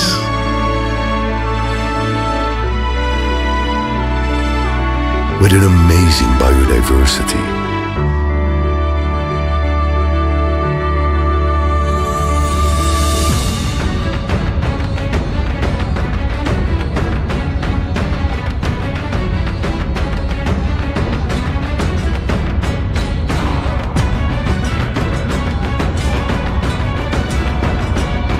Perhaps you've heard this story about a land which has traditions so diverse.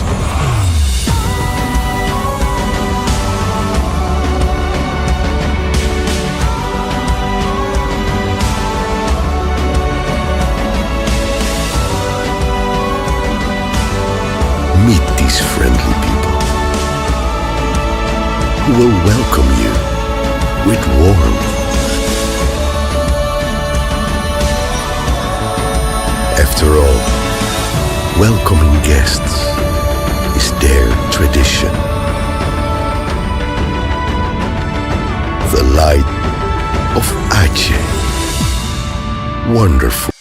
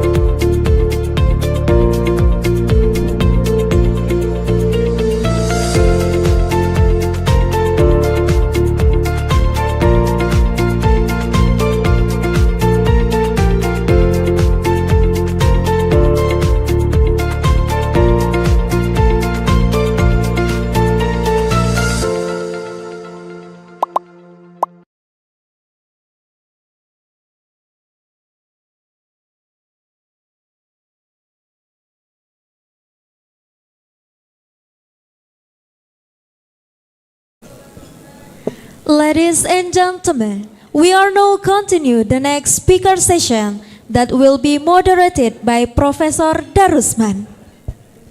Professor Darusman is a lecturer at Department of Soil Science, Universitas Syah Kuala. He was born in Sigli 9 October 1962 and finished his bachelor degree at Universitas Syah Kuala. He pursued both master degree in 1990 and PhD in 1994 at Kansas State University, United States of America.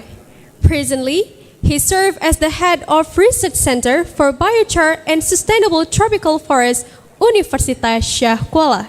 Ladies and gentlemen, please welcome Professor Darusman.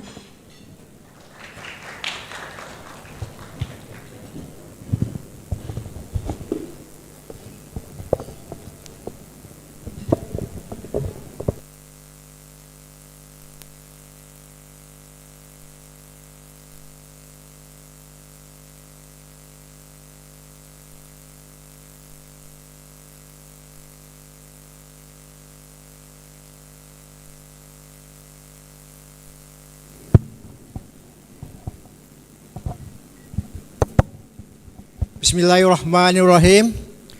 Good afternoon, everyone. How's lunch today? Okay, thanks for coming and joining the seminar that held by Faculty of Agriculture. I'm honored to be your moderator today for the second sessions that will be given by our colleagues, Professor Stefaan Neve from Ghent University. Let me read his short curriculum vitae. Names: Neve Stefaan, or I used to call him Stefaan, Pak Stefaan. He was born in Belgium, 2nd January 1966, and nationality is Belgium. He got his PhD degree titled Modeling and Non-Destructive Real-Time Monitoring of Nitrogen Mineralization from Vegetable Crops Residues and from Soil Organic Matter in 2000s. And then his master degree at the same university, I guess, at Faculty of Agriculture. The title of his master thesis, cannot read, it is in Belgium. Bedraad tot door studied van de erosie Gavlegel van Ekel Gordon Unit Cameroon. So now his current positions, 2003 until now, he's a full professor since 2017, Department of Soil Management, Department of Environment, University of Ghent, Belgium. 1995 until 2003, his position is teaching assistant at doctorate assistant, Department of Soil Management at UGent, Belgium. In 1992, he was held up as a position as NGO Junior Expert, Integrated Horticulture Project in Takengon, Aceh, Indonesia. So he has been in Indonesia, in Aceh, for 2 years, during 1990 until 1992. For sure that he can speak Bahasa a little. So don't worry to ask question in Bahasa, and but slowly. And then there are a bunch of teaching activities during 2002 until 2022. I guess I did not read it. And also his commission of trust and membership of scientific societies, and also the major collaborations. For you all, Mr. Stefaan is my colleague, my partner in doing biochart research for the last 5 years. Until now, we are collaborating the research of microplastic. Ladies and gentlemen, Pak Stefaan. Hi, Pak Stefaan. Halo, selamat pagi, selamat siang. Okay, welcome, Pak Stefaan. So, thank you for being a speaker for today's seminar, and hope we will have fruitful productions, and we will have potential collaborations in the future. We have 45 minutes total, so 25 minutes for presentations and 20 minutes for discussions. For the sake of time, so I'm inviting you to give a short talk to all of us, and hope not more than 25 minutes. Time is yours. Oke, terima kasih banyak Pak Darusman. Sekarang semua peserta juga sudah tahu umur saya. Pertama-tama saya ingin mengucapkan terima kasih kepada penyelenggara konferensi ini karena telah mengundang saya untuk memberikan presentasi ini. Saya sangat menghargai undangan ini dan senang bisa berpartisipasi dalam konferensi Icagri di Banda Aceh, walaupun secara virtual. But my talk will be in English, if you don't mind. So I will be talking about agricultural sustainability, local questions, global answers. Can I have the next slide? So, I will first talk about the current challenges of agriculture. What is agriculture expected to do? Say something about land as a non-elastic commodity, about changing consumption patterns, and then I would like to focus on the local situation, as I call it, namely in the EU, agricultural sustainability measures that are being taken there, so legislative framework, and then some examples of measures to be implemented, all with the aim to improve, to restore nature, to improve the quality of the environment. However, there will be environmental fallout of these measures beyond the borders of the EU, and then I would like to show how I see this, and finally we'll take the global view, local questions, global answers. Yeah, next slide. So, I know talking about detailed, very high quality scientific research is very nice and very exciting, but I have reached a stage in my career that I think, okay, I see many things happening, and I think that talking about, the real problems in society and the real problems that agriculture is facing can have more impact than talking about detailed experimental scientific research. So I will give you some food for thought on fundamental aspects of agriculture and its challenges, and then hopefully take a global view. Yes? So what is agriculture actually expected to do? Well, it is expected to produce. Next one. Produce what? Well, it has to produce food, of course, in the first place. And we all know that most of our food, be it plant-based or animal-based, is using land. 95% or more, at least, of our food is produced on land, so it's high in demand of land. That's one thing. Food is, of course, the first thing to think about. Next. But agriculture has to do this for an ever-increasing population, meaning that this production that we expect from agriculture is ever increasing. And can you please give the next?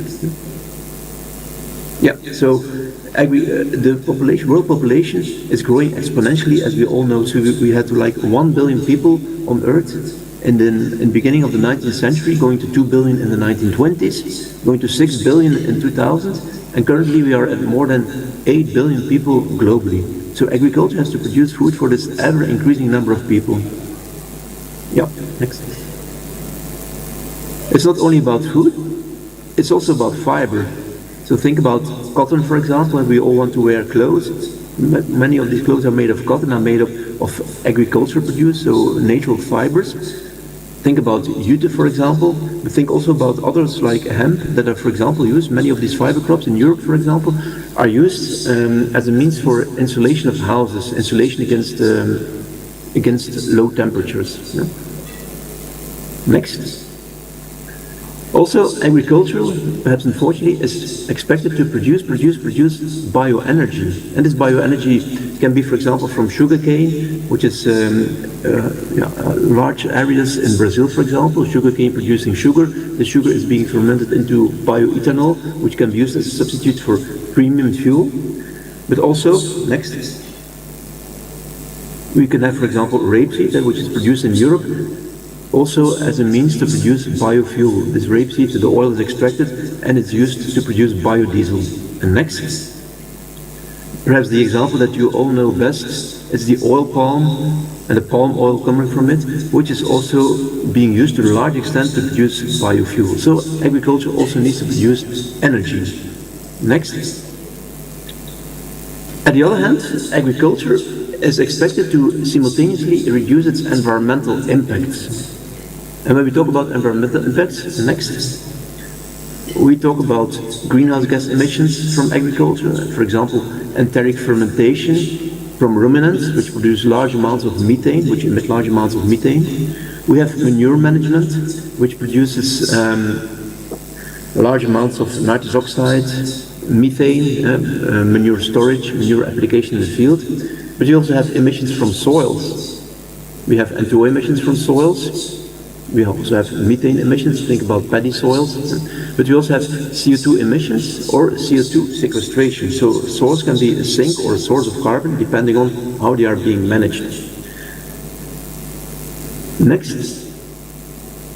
Agriculture is expected to reduce its nutrient losses of mainly nitrogen and phosphorus, because nitrogen and phosphorus eventually excesses will end up in the water and will eventually lead to eutrophication of surface waters. Next.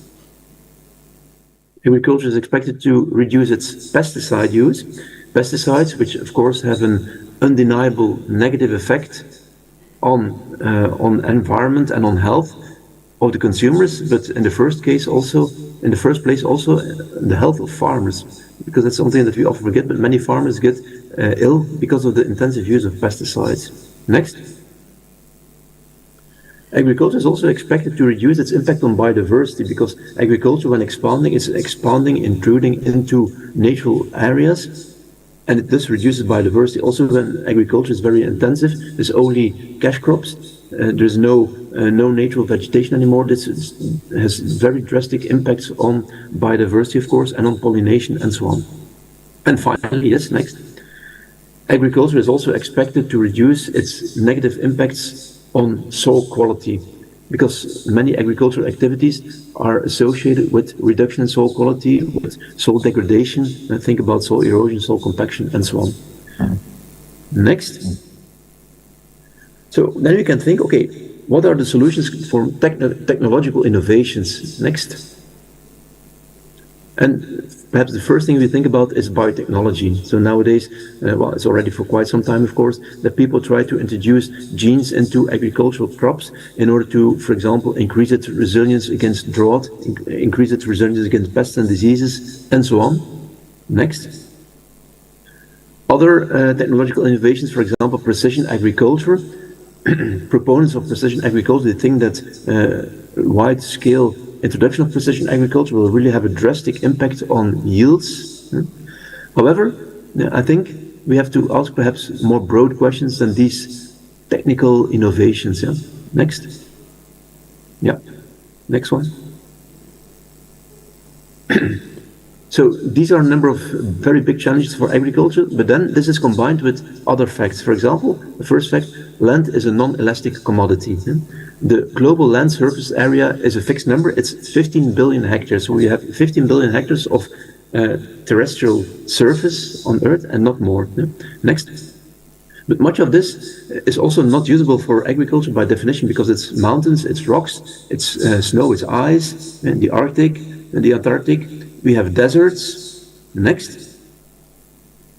But agricultural land extension has also reached its boundaries, because now when agriculture is extended, very often it is intruding in marginal areas with very low production potential because of the steep slopes and because of the very low fertility of the soil and so on. So when agriculture is still expanding, it is not expanding into fertile areas. Next. So land surface is a fixed number, but rather than expanding agricultural land, fertile land is decreasing. So we know about the problems of soil degradation. Think about soil compaction, soil erosion, salinization, and so on.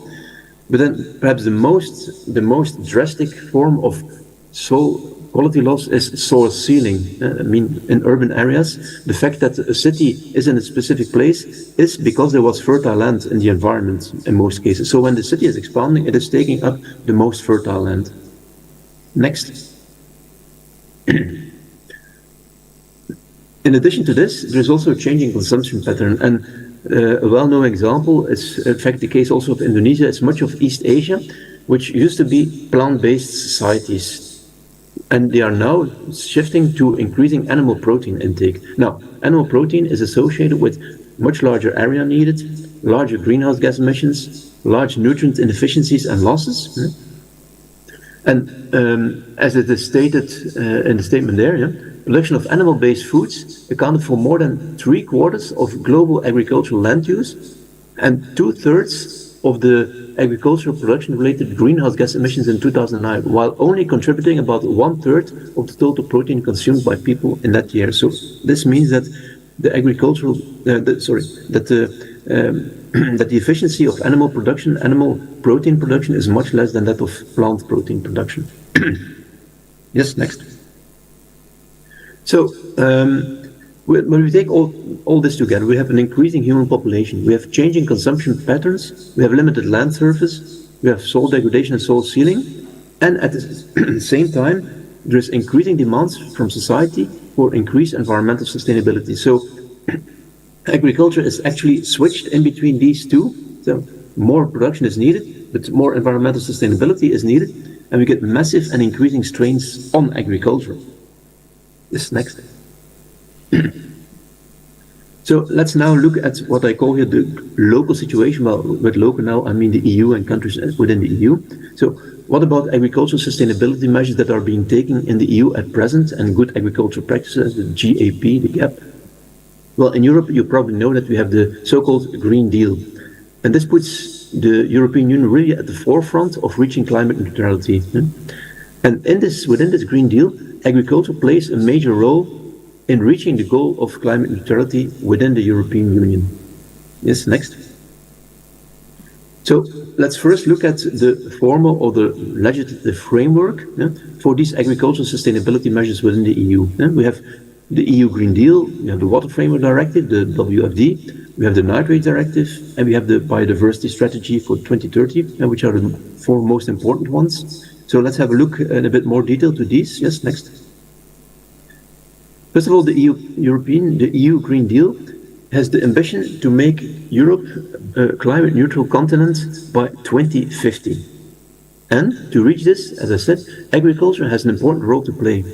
It has to reduce agricultural greenhouse gas emissions, so from the methane emissions from ruminants, methane and N2 emissions from the soils, N2 emissions from manure storage and applications, CO2 emissions from soil organic carbon loss, and so on. So it reduces emissions, and this has to be combined with increases in carbon storage in the soil, so increases in carbon sequestration, because this will reduce atmospheric CO2 concentrations. Yes, next.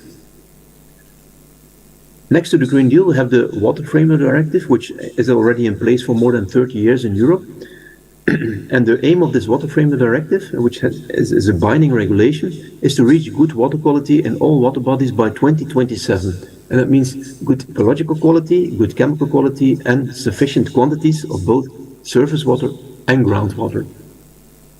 Yes, next. Then we have the Nitrates Directive. And the Nitrates Directive is aimed at reducing agricultural nitrogen losses, mainly nitrate losses.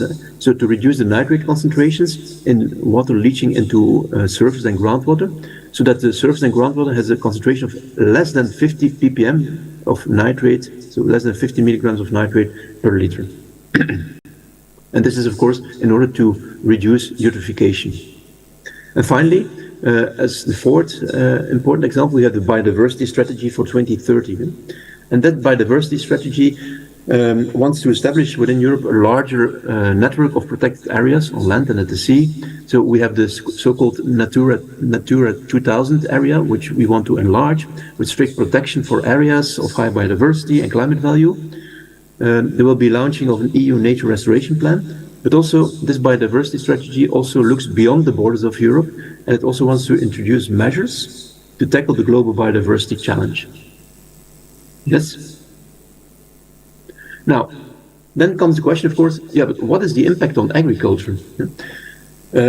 As I said, agriculture has a very important role to play, and minimum targets need to be reached by agriculture. So the aim is, for example, to legally protect a minimum of 30% of the EU's land area and 30% of the EU's sea area as part of a trans-European nature network, and integrate ecological corridors. This means that agricultural land needs to be converted to nature. Yes, next. Also, Europe aims to reduce the risk and use of chemical pesticides, and the use of the most hazardous pesticides has to be reduced by 50%, and it's really a very large number. Next. The losses of nutrients from fertilizers have to be reduced by 50%, resulting in the reduction of the use of fertilizers by at least 20%. So we are aiming for a reduction of fertilizers by at least 20%. Next. At least 10% of the agricultural area is under high diversity landscape features, meaning that there have to be edges with highly diverse plants, with herbs, with trees and so on. But this also takes land out of agricultural production, of course. Next. And at least 25% of the EU's agricultural land has to be under organic farming management, and also they want to increase the uptake of agroforestry. So 1/4 of EU's agricultural land needs to be under organic agriculture. Next. Now, all these measures together, of course, in principle, should be applauded, because, logically, they will result inevitably into an improvement in the environmental quality. They will result in the increase in water quality, air quality, soil quality. So in principle, we cannot be against all these measures, of course. I'm also very much in favor of such measures. But there is a very big but. And now we come to the next. Well, the thing is, these are local answers to local problems. And with local, I mean EU. So it's not so local, but I mean local EU, not global. For example, in Belgium, we want to convert agricultural land to nature forest. We want to drastically reduce livestock numbers, because these are associated with ammonia volatilization and nitrogen deposition, biodiversity loss. We want to set restrictions on crop rotations, because there's a risk of nitrate leaching in many of these crop rotations. And we also want to reduce fertilizer application rates to below the economic optimum in some cases. Now, all this will have a beneficial impact on the soil, on the water and the air quality, and on biodiversity locally. And with locally, I mean Belgium, EU, so the European Union. But then the question is, what about the overall effects? In the most intensive agricultural areas in the EU, so let's say then the Netherlands, Belgium, Denmark, Germany, France, this will lead to reduction in agricultural outputs. So this is, as it were, this is a political choice. And that's fine with me as a political decision. But then, of course, we have to look at the consequences. So what are the consequences? It's a reduction in agricultural outputs. What are the consequences? Yes, next one. Next slide. Yep. So what are the consequences? At present, the EU is exporting significant agricultural produce outside of its borders. So it's producing, in many cases, more than it consumes. So drastically reducing agricultural production in the EU may cut these exports and even lead to more imports into the EU. Now, this food, of course, is not thrown away. But even when it's exported, it's consumed in other places in the world. And when there's more import into the EU, other countries will have to produce more. So where and how are these agricultural commodities going to be produced when the production in Europe is going to decline? Next. We know that land is non-elastic, so we only have this fixed number of hectares of land, and it cannot be increased. So, meaning that when land is taken out of production in the EU, new land will have to be taken in production outside the EU when all the rest remains the same. It will mean that more intensive agriculture will be needed outside the EU, so reducing the intensity of agriculture in the EU, but intensifying agriculture outside of the EU. Next. Now, intensive agriculture in the EU, if we think about Belgium, the Netherlands, Denmark, France, and so on, again, it's very efficient actually in terms of resource use per kilogram of food produced, because we have fertile land, we have very well-informed farmers, we have good extension services, and we have a very strict environmental legislation. So actually, the food produced, or the agricultural products produced in the EU, are produced very efficiently, environmentally speaking. This means that if we reduce our production in other regions has to be increased, but in these other regions, the production may be less environmentally friendly. So if we outsource our production to other countries, we will very well multiply the pollution effect of the agricultural production, which of course is problematic. Next slide. So, local questions, local answers, and again with local I mean the EU, European Union. So local questions, meaning protect water and soil, restore nature, reduce greenhouse gas emissions, all very good things. In the EU, in the European Union, answering these local questions with local answers, so reduce agricultural land, reduce the production per hectare, reduce the livestock in the EU, will be inevitably overcompensated by soil degradation, water pollution, increased greenhouse gas emissions outside the EU, if we do not take other measures. So if we leave everything the same, then reducing the agricultural intensity in Europe will result in soil degradation, water pollution, greenhouse gas emissions outside the EU. Next. This is something that we have heard before, and I'm very much concerned actually about bioenergy, and the EU also has played a very sad role in there, because the European Union also wanted to reduce its fossil fuel use, and one of the means to do this was to introduce green fuels, so biofuels, into the EU with heavy subsidies. Now, these biofuels could not be grown in the EU, so the result was that many countries started to intensify their bioenergy production from sugarcane, from palm oil, and they got heavy subsidies to import these products into the EU as green fuels. Next. Well, the problem is that it has been proven that the greenhouse gas emissions from these green fuels, from these biofuels, are actually much higher than the greenhouse gas emissions from these fossil fuels. So this is actually a similar example where the EU tries to take measures within the EU, so more biofuel use, but that the problem is actually outsourced to outside of the EU, because we are outsourcing our greenhouse gas emissions to other countries in the world. For example, palm oil production is associated with huge greenhouse gas emissions. So, and with this reduction in agricultural intensity in the EU, we are a bit in the same story. Next. So, next please. What is the solution to all this? Well, it is local questions, not local answers, but global answers. So we have to take the global view. Current day problems of agricultural systems are global problems, and they can only be tackled efficiently if they are recognized as global problems. So we should ask the right questions before any decisions on agriculture can be taken. And I think at present in the EU, not the right questions are being asked. Yes, next. So again, local questions, global answers. So I think we have to start the analysis the other way around. Namely, what is the number of people on our planet? What is their need in calories and in proteins, plant proteins, animal proteins? What is their need in fiber crops? And then, how much land is needed to produce this? And because we know how much we have to produce, so we also can calculate how much land do we need to produce this. And this, of course, will depend on the distribution of agricultural land use over different regions, because different regions have different production levels, different levels of soil fertility, and so on. And I think this is the only sensible starting point for scenario analysis and for agricultural policy decisions. Next.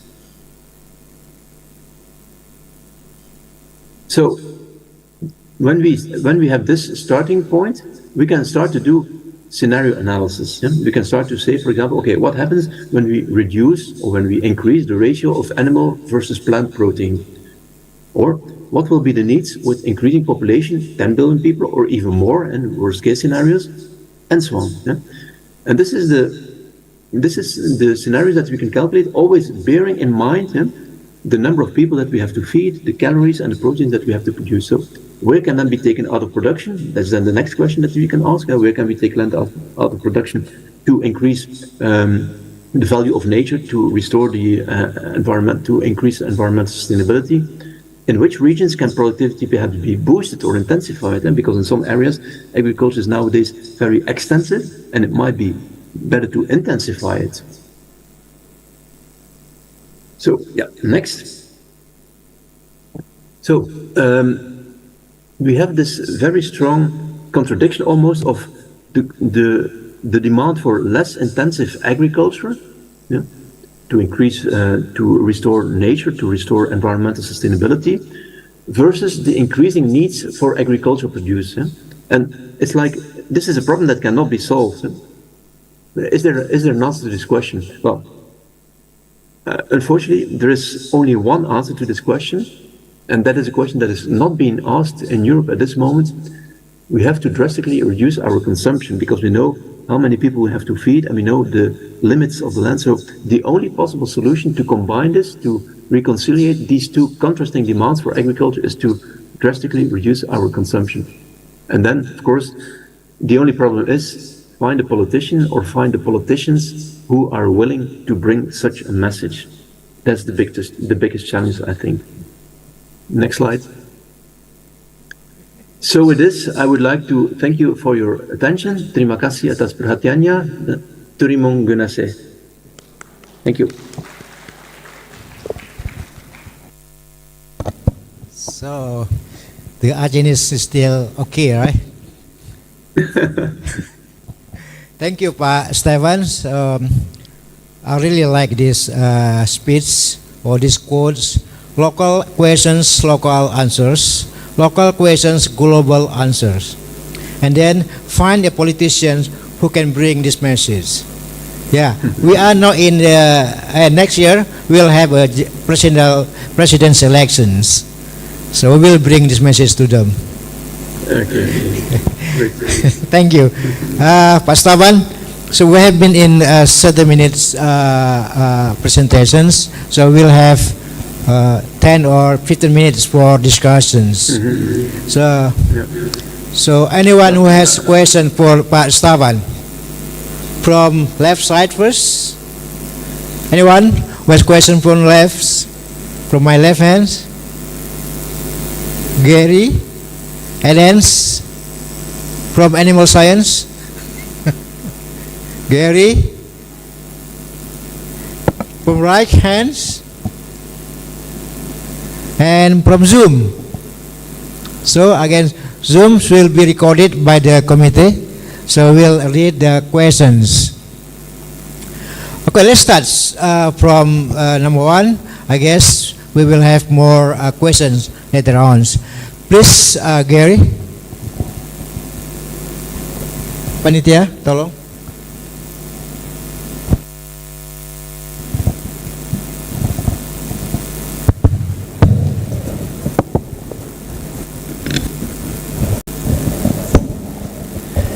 Thank you. Terima kasih. I see question in the chat. I see question in the chat.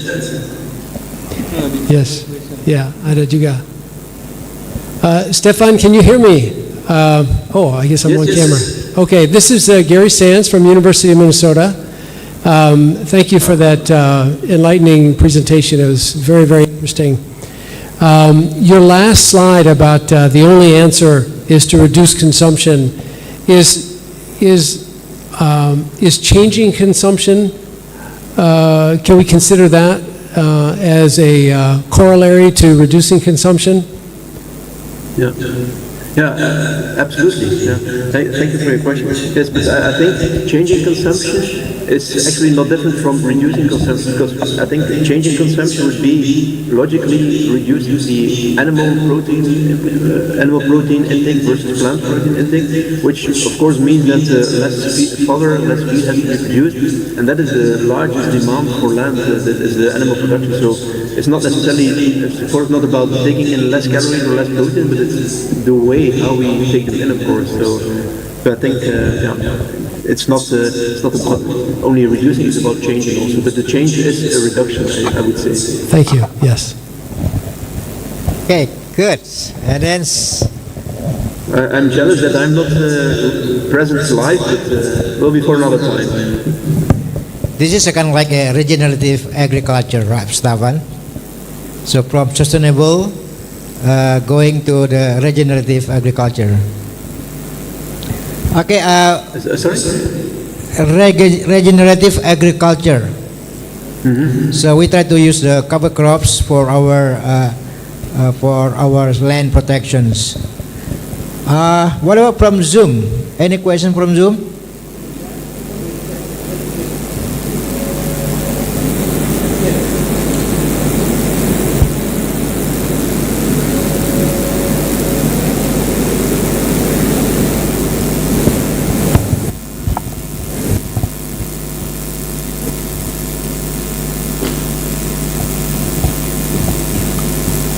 Well, I see questions. I'm not sure if I can read it and answer it. Okay, I can read it for you. One, I don't know who asked the questions, but if you really, okay, number one, if you really the politician, what you do? If you are the politicians, what you're gonna do? Thank you. And then the second question, Prof, how to educate our illiterate farmers? From your opinion, probably we can do something. Thank you. Yeah. Is that clear? Well, yes, if I only were the politician, that would be very nice. I would probably not be re-elected, but I would bring the message that I would start from saying that, okay, I'm an engineer, so I would start making calculations and not just some empty sentences. I would start making the calculations, as I just said. I would say, we have so many people on Earth, they need so many calories, they need so many proteins. This is the amount of land that we have. So this is what we can produce maximum in an environmentally sustainable way. And then we have to calculate back, okay, how much, for example, how much animal protein can we afford to eat? How much fibers can we afford to produce, and so on. And and inevitably it would come down to the message, okay, we have to reduce our consumption, as I already explained. So we have to reduce food wastage, and certainly we have to reduce our intake of animal protein. But I know this is a very unpopular message. Also the politicians in Belgium are not much willing to bring such a message, but it's the only message you can bring. Yeah. And then the question about how to educate our illiterate farmers.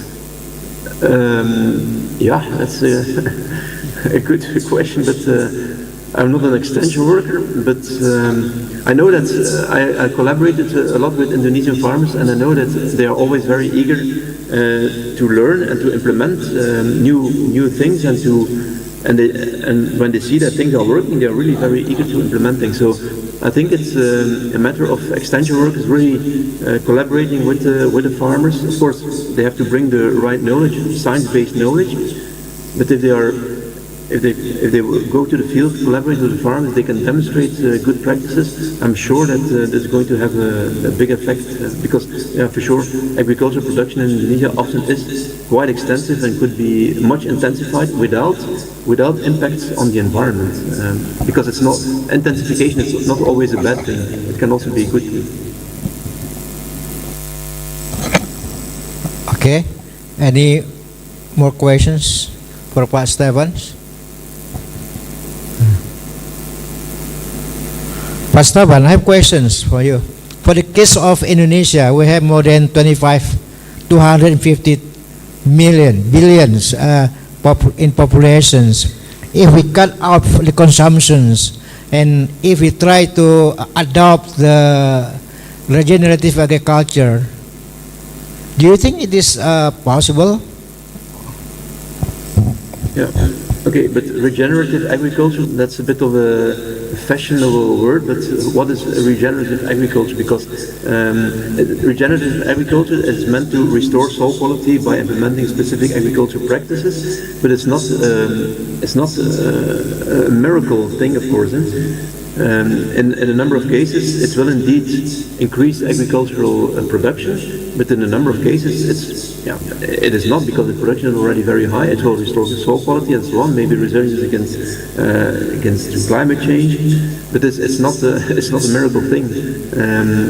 I'm also working a bit, well, not really on regenerative agriculture, but regenerative agriculture is really an umbrella word that encompasses many different techniques, many different practices, agricultural practices. So, yeah, for example, many practices in regenerative agriculture are being implemented in organic farming, in the agroecology movement. They also have regenerative practices. So it's a nice word to mention, regenerative agriculture, but what is in this, of course? I think the biggest problem is, of course, that we are at present 8.1 billion people on Earth. We will be 10 billion maybe in 2050.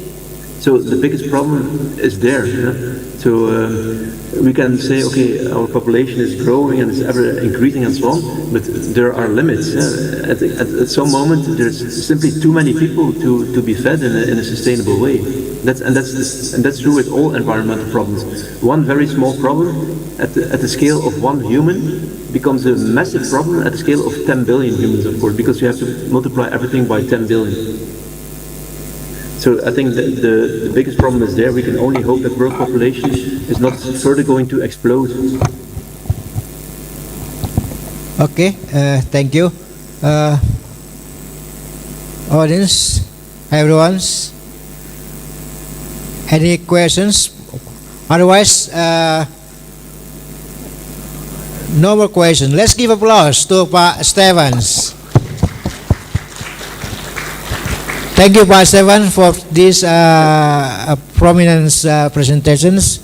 So we hope that we could establish more collaborations and talking about climate change and talking about cutting our consumptions.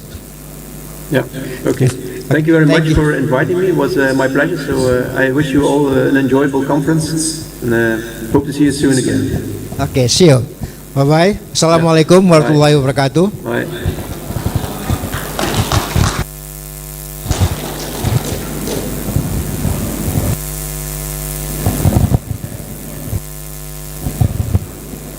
Bapak sekalian, for the next sessions, then I'm transferring this mic.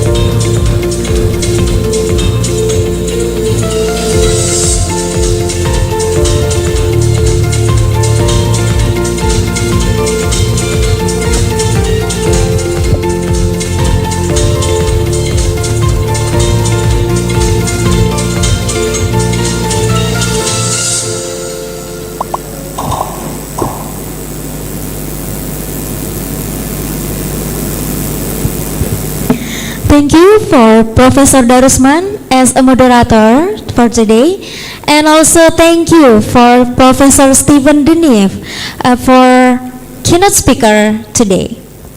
Honorable guests, we will now witness the symbolic delivery of certificates by the Dean of Agriculture, Faculty of Universitas Syah Kuala, Professor Dr. Insinyur Samadi M.Sc, to our keynote speakers, Professor Stefaan and Neve. We invite the chairwoman, Dr. Zaitun, to join on the stage.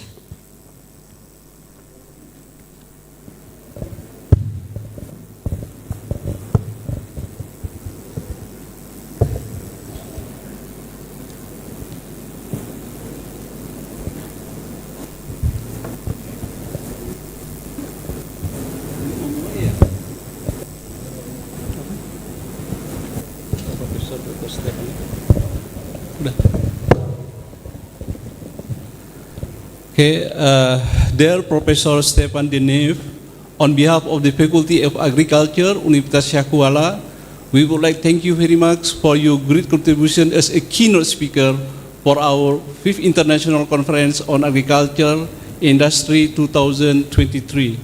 Please accept these certificates as your very great contribution. Thank you very much. Thank you.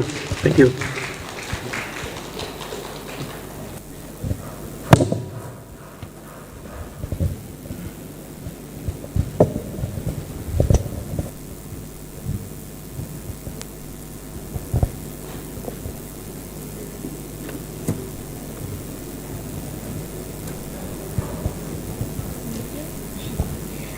Thank you for Professor Dr. Insinyur Samadi and Dr. Zaitun, SP, M.Sc. Ladies and gentlemen, now we're coming back to give you a very special gift from our sponsors. This session will give you a package from Icagri Research Center for Sustainable Agriculture and Rural Development and BKKBN Aceh. Let's get to the moment you've all been waiting for. We will select 6 lucky participants that will receive a package from Icagri Research Center. As beforehand, we will select the name that appears on the spinning wheels. So, the operator, please play the wheels.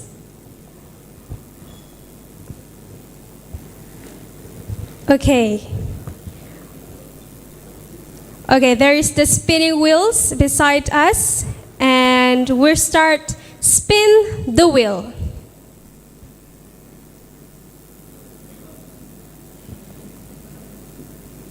And our first lucky participant today is congratulations to Aryanis Mutia Zahra. Congratulations to Aryanis. Our first lucky participant get a gift package from Icagri Research Center. And now we'll continue with the second name, winning the package from Icagri Research Center. And the winner is... Congratulations to Nur Ihsan. Are there Nur Ihsan here? Oh, congratulations, Ibu. Okay, we'll move on to the third name, winning the package from Icagri Research Center. The third name appears on spinning wheel is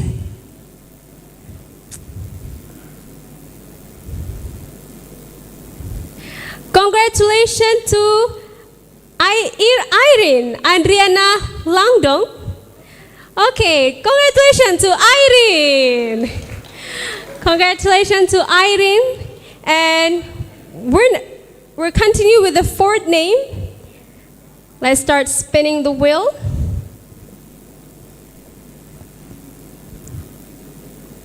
And the winner is... Congratulations to Professor Dr. Insinyur Kusmantono. Congratulations to Professor Kusmantono. We'll get a package from Icagri Research Center. And the fifth name, the fifth person who got a package, a special package, is Congratulations to Antonia Marosipayung, SPM AGR. Okay, Ika, this is the last name who got at City Research Center special gift. Who's the last name who appears to the luckiest person got a special package from Art City Research Center. And let's start the spin wheel. And the last lucky person winning this special package is... Congratulations to Henny Dwi Untari. Congratulations to Henny will get a package from Art City Research Center. And now we'll select 4 lucky participants to receive our gift from BKKBN Aceh. And the first name winning the package from BKKBN is...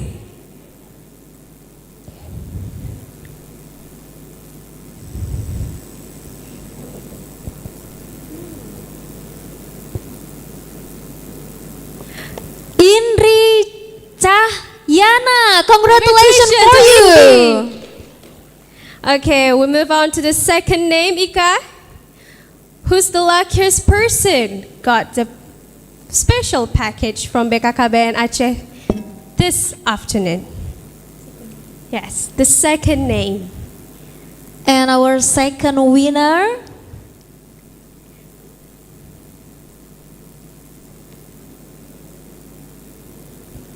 Fauzur Rahmat. Congratulations for you. Congratulations to Fauzur Rahmat. And we move on to the third name. And the third name appears on spinning wheels is who get a gift from BKKBN Aceh.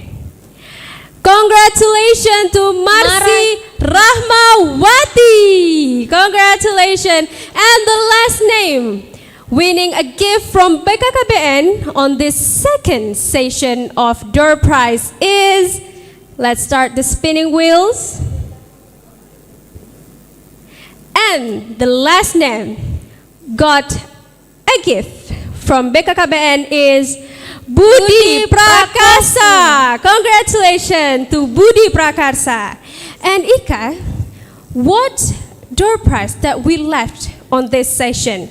Okay, Oce, the last we will select 3 lucky participants that will receive package from Center for Sustainable Agricultural and Rural Development. Okay, just only for 3 lucky participants? Yeah, only for 3 lucky participants. Only 3 lucky participants. Don't be worried, there's another chance to go.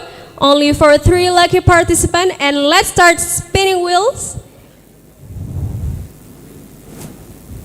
And the first name appears on the spinning wheels is... Congratulations to Sophia Kumalasari. Congratulations to Sophia. Next, Ika.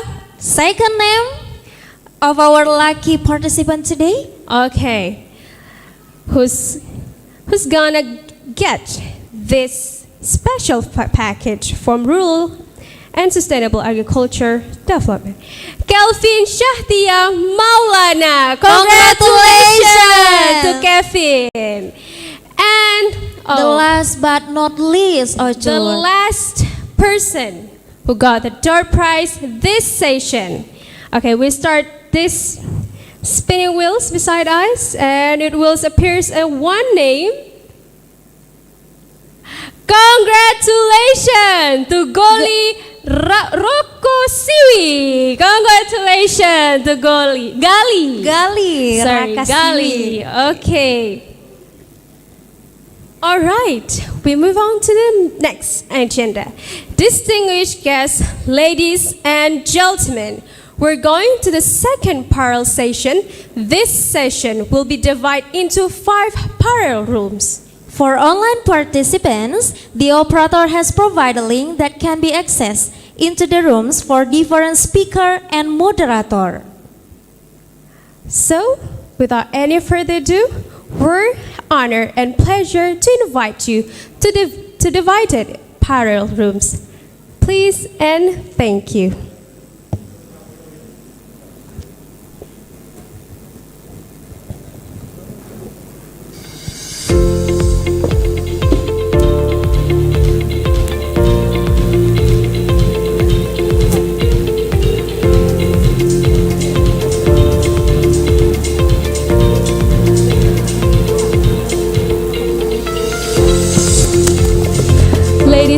gentlemen, for the on-site participant, please follow the instruction in the book of programs to join the intended rooms.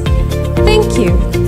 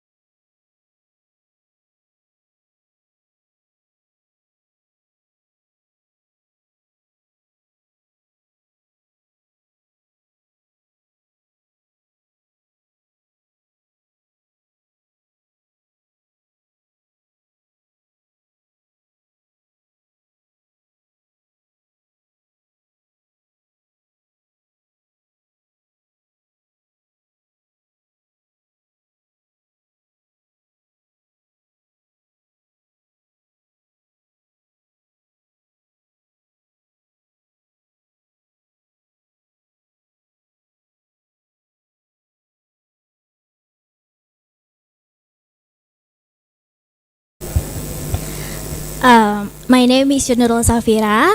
I'm a student of Magister Agroecotechnology, Syekh Kuala University. This is my research guided by my lecturer, Mr. Syafruddin and Mr. Helmi. The title is Effectiveness of Inoculation Types and Dosage of Arbuscular Mycorrhizal Fungi on the Growth of British Chili Variety on Antisol Soil. So, most of the red chili production in Aceh province is cultivated on the fertile land of antisol soil, like in the Lampuan and Pekanbadak. We know that antisol soil is a very young soil and has low nutrient content. Table 1 present characteristic of antisol soil in this research. The soil is taken from Darussalam. Based on the table, the texture of the soil is dominated by dusty particle, followed by clay and sand, so it's classified in texture class E. Then total N content is very low, but the P content in the soil is quite high. Element P in the antisol soil is difficult to provide because P is very easily bound by heavy metals such as Al and Fe. Next, please. I chose to use Perintis chili variety, one of the local Aceh variety chili plant developed in Lawang Village, PD Jaya Regency, because Perintis chili variety is one of the chili variety that has economically potential because had gone through various stages of testing and was resistant to aphids and Gemini virus. Next, please. Germanist botanists coined the term mycorrhiza for the first time to denote the symbiotic relationship between fungi and plant roots. Mycorrhizal infecting plant roots can absorb nutrition in a bound form and are not available for plants. Next.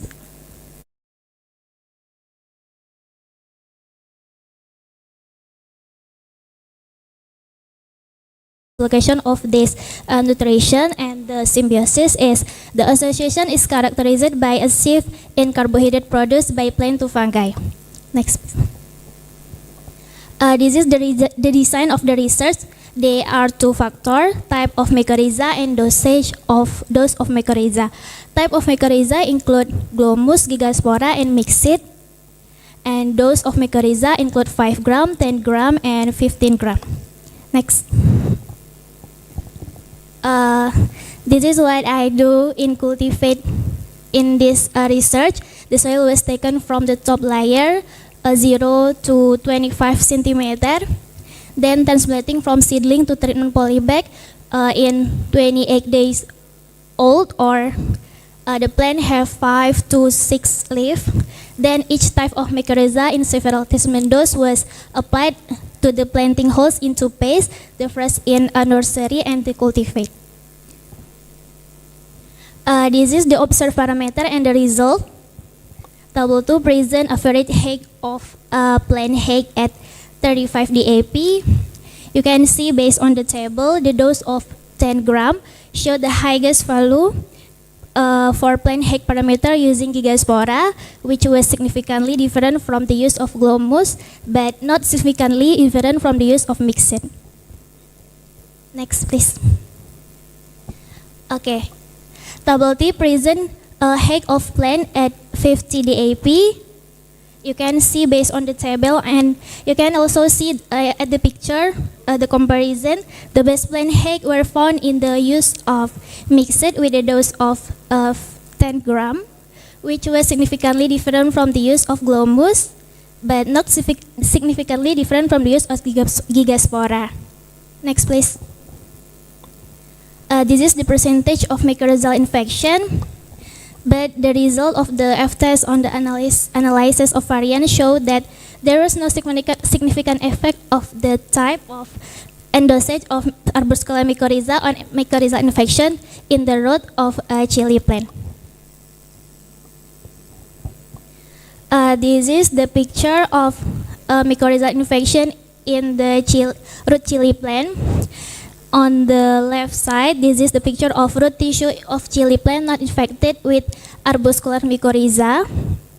And the right picture, this is the root tissue of chili plant infected with arbuscular mycorrhiza. This is the vesicle. Vesicle are bulging structure formed by swelling of the main hyphae, which serve as the storage of organs. Okay, this is table 4, present average root length of chili plants at 50 DAP, but again, based on the result of the F-test on the analysis of variant, there was no significant effect. Next, please. This is the picture that I took when I observed the root length parameter at 50 DAP. This is the root of chili plant given Glomus mosaicae, the root of chili plant given Gigaspora sp, and the root of chili plant given mixed mycorrhiza. There was no significant root length. So the conclusion is it can be interpreted that the use of arbuscular mycorrhizal fungi type Gigaspora or a mixture at dose of 10 gram gives the best effect on the growth in height of the Perintis variety chili plant on antisol soil. Meanwhile, the mycorrhizal type Glomus mosaicae was the best in terms of colonizing the roots of Perintis variety of chili plant in antisol soil. Thank you. Assalamualaikum warahmatullahi wabarakatuh. Thank you very much for the first presenter. You use 6 minutes more than 5 minutes. And to the others presenter, please welcome here.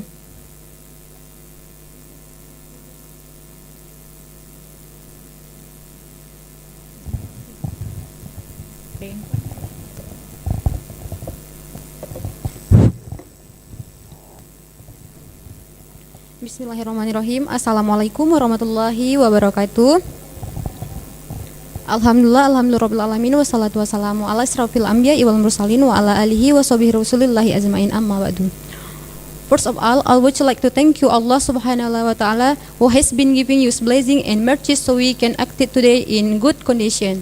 Furthermore, we specially and our peace solution to our Prophet Muhammad, his message in his report. I am Rizky Novitasari from Universitas Syahkuala.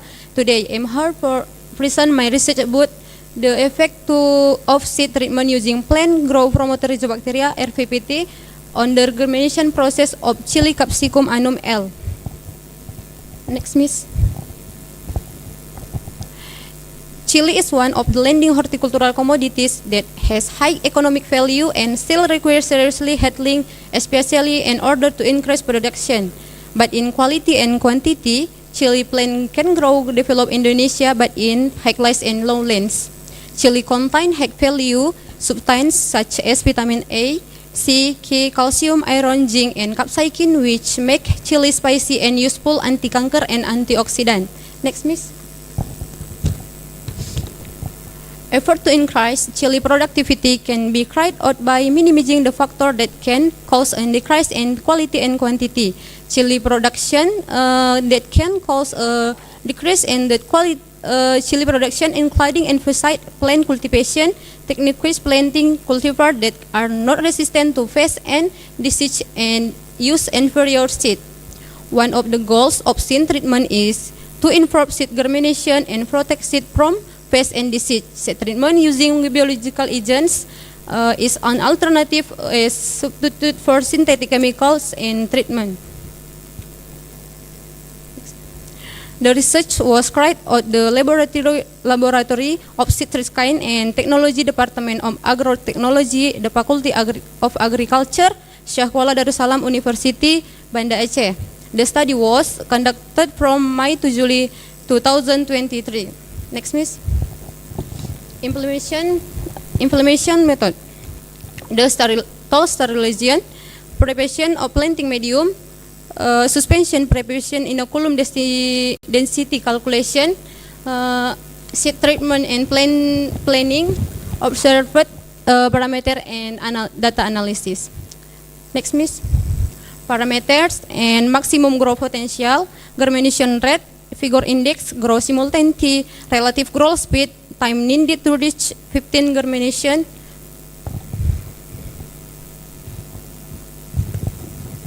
result.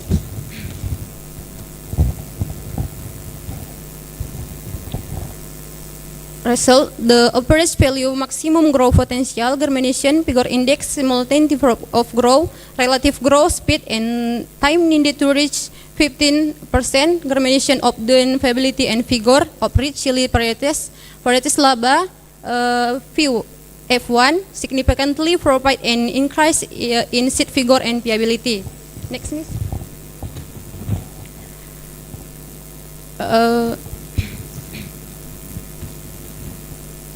Result, the average value of maximum growth potential, germination figure index, simultaneity of growth, relative growth speed, and time needed to reach 15 germination of the variability and figure chili at the variable maximum growth potential, germination capacity, figure index, dan growth simultaneity there are one isolate that have the potential to be candidates for plant growth promoting rhizobacteria RPPT, and this isolate namely AD 7/1. Next, miss. Conclusion. The results showed that the effect the rhizobacteria treatment or germination process had significantly increased effect of maximum growth potential, germination, figure index, and growth simultaneity conference to no treatment control.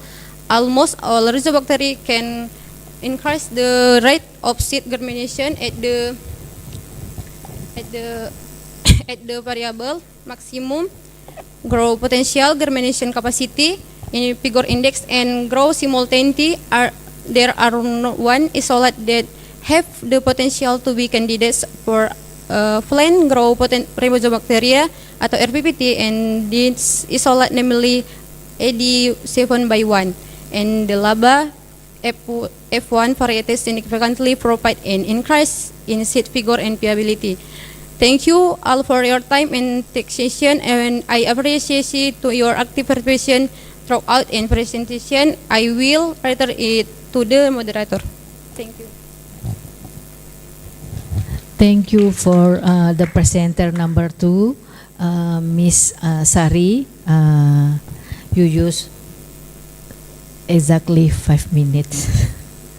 And then please welcome the presenter number 3, Mr. Safrizal. You will be presented about morpho agronomic performance of rice, Sigopai Abdia generation, mutant strain against organic fertilizer. Please welcome.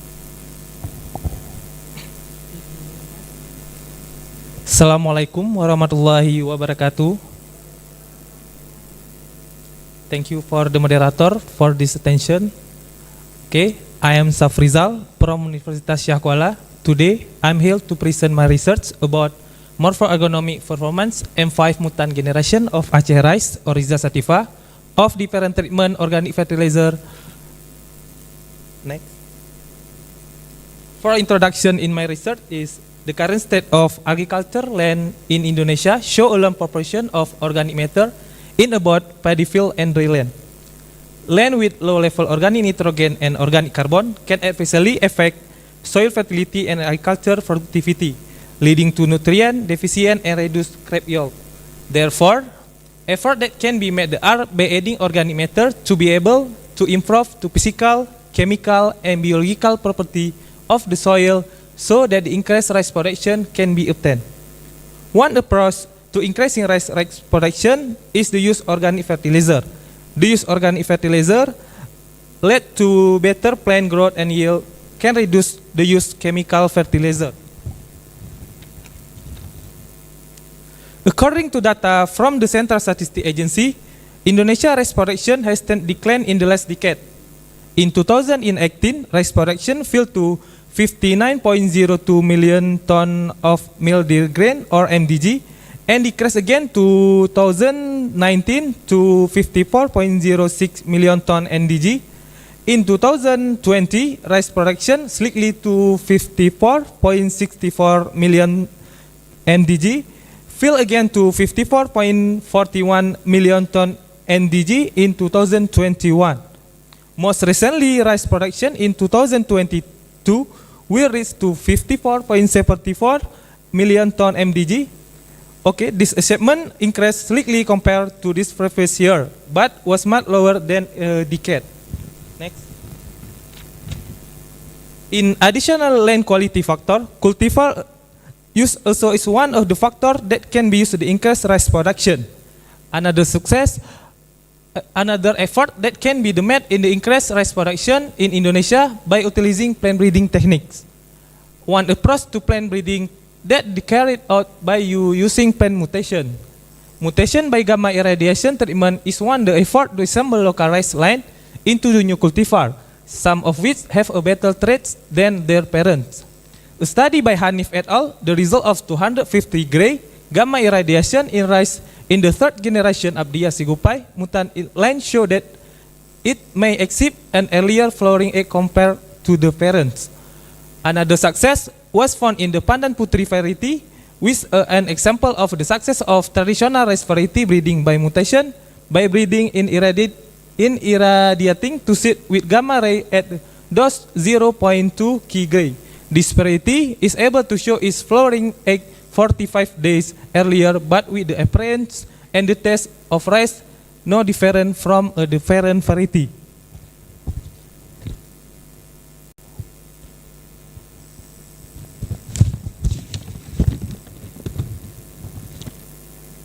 This research was aimed to determine of the effect of organic fertilizer application with a different treatment on the morpho-agronomic performance on the mutant line M5 Aceh rice Oriza sativa L.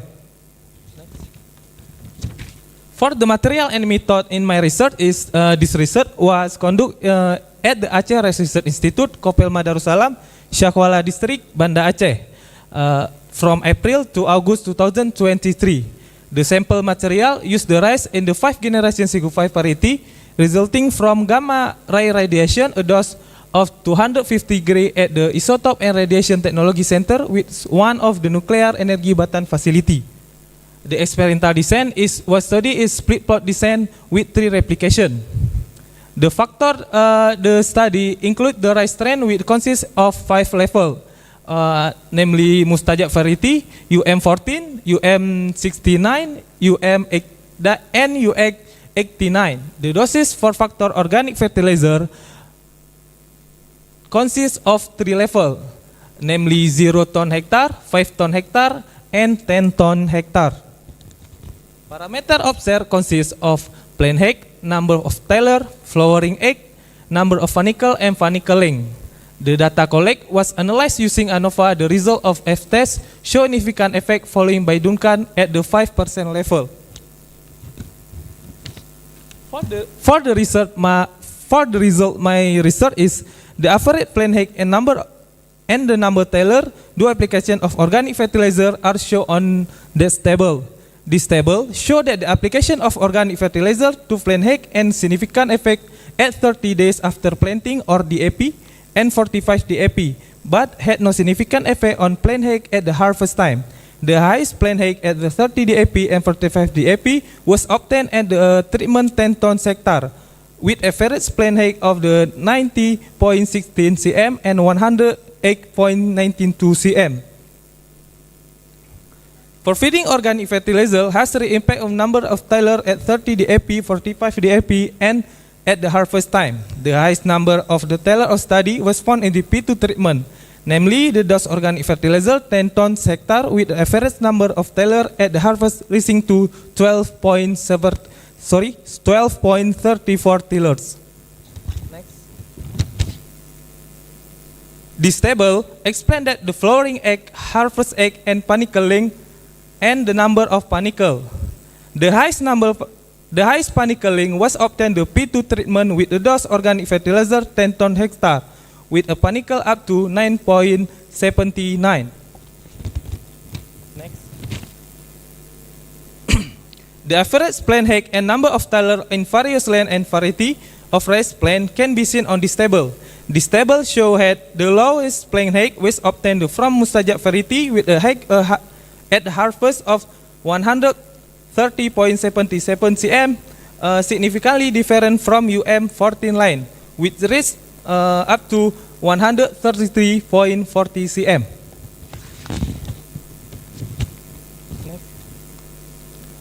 Average flowering egg, harvesting egg, number of funicle, and funicle length at various plant line and variety can be seen on this table.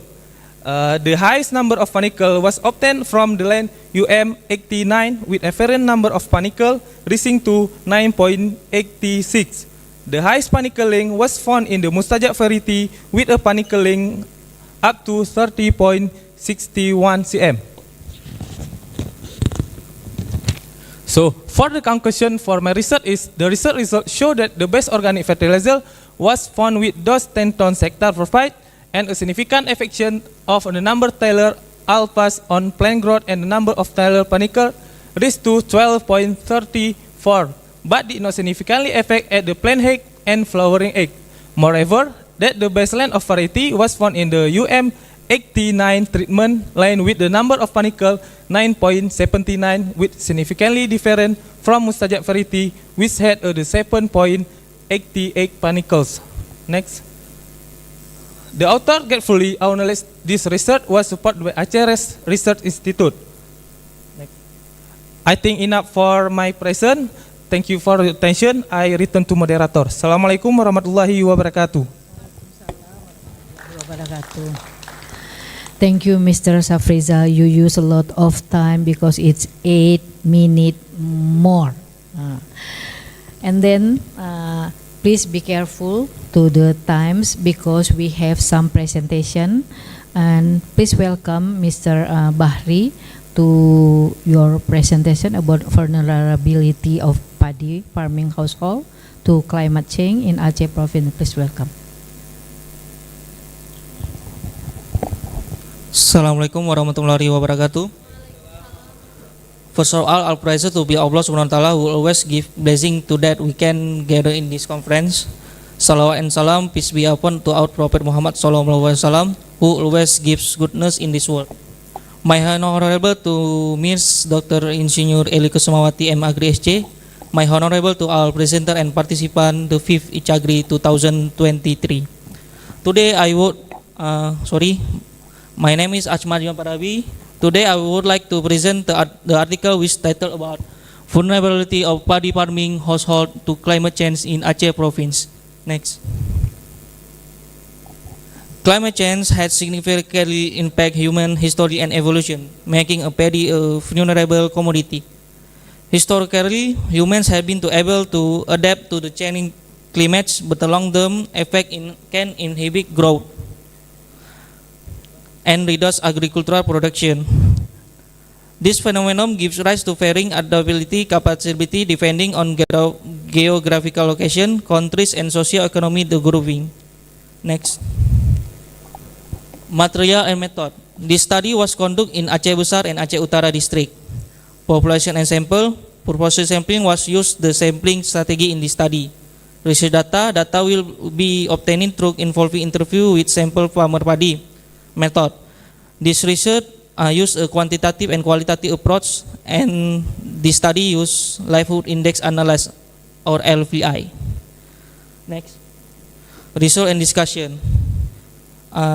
The research finding indicates variation in the LVI level between the two districts Aceh Besar and Aceh Utara. Process a rating of 0.44, whereas Aceh Utara exhibit a slightly higher of 0.45. Aceh Utara farming household exhibit a higher susceptibility to climate change impacts than that counterparts in Aceh Besar. The result of livelihood vulnerability index can be sustainably divided into 3 distinct categories. Number 1, exposure. Number 2, adaptive capability and sensitive. Next. This graphic of value of LVI IPPC. Number 1, exposure. When considering the exposure value, the vulnerability value of Aceh Utara is determined to be 53%, whereas for Aceh Besar it is 0.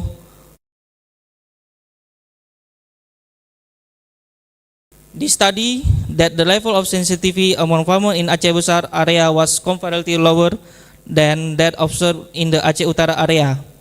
Number 3, adaptive capacity. The compare analysis reveals that the adaptive capability in the Aceh Besar area is comparatively lower than observed in the North Aceh Utara region. Next, impact of climate change on farmer. This table illustrates that farmers are experiencing in adverse effect of climate change. The most significant impact is observed in the increased frequency of drought on agricultural land. Next, conclusion and recommendation. The result of the study indicate that based on the vulnerability index derived from LV IPPC calculation, Aceh Utara farming households are more susceptible to climate change than Aceh Besar. Recommendation for the future ensure the implementation of governmental involvement in disseminating knowledge and information to agricultural practitioners regarding climate change. Next, thank you. I will give to moderator. Assalamualaikum warahmatullahi wabarakatuh. Okay, thank you for the presentation, presenter. And then we continue to Mr. Lukman. Is it okay for you?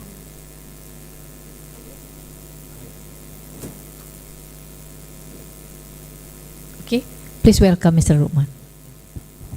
Thank you very much for the time. Yes, Assalamualaikum warahmatullahi wabarakatuh.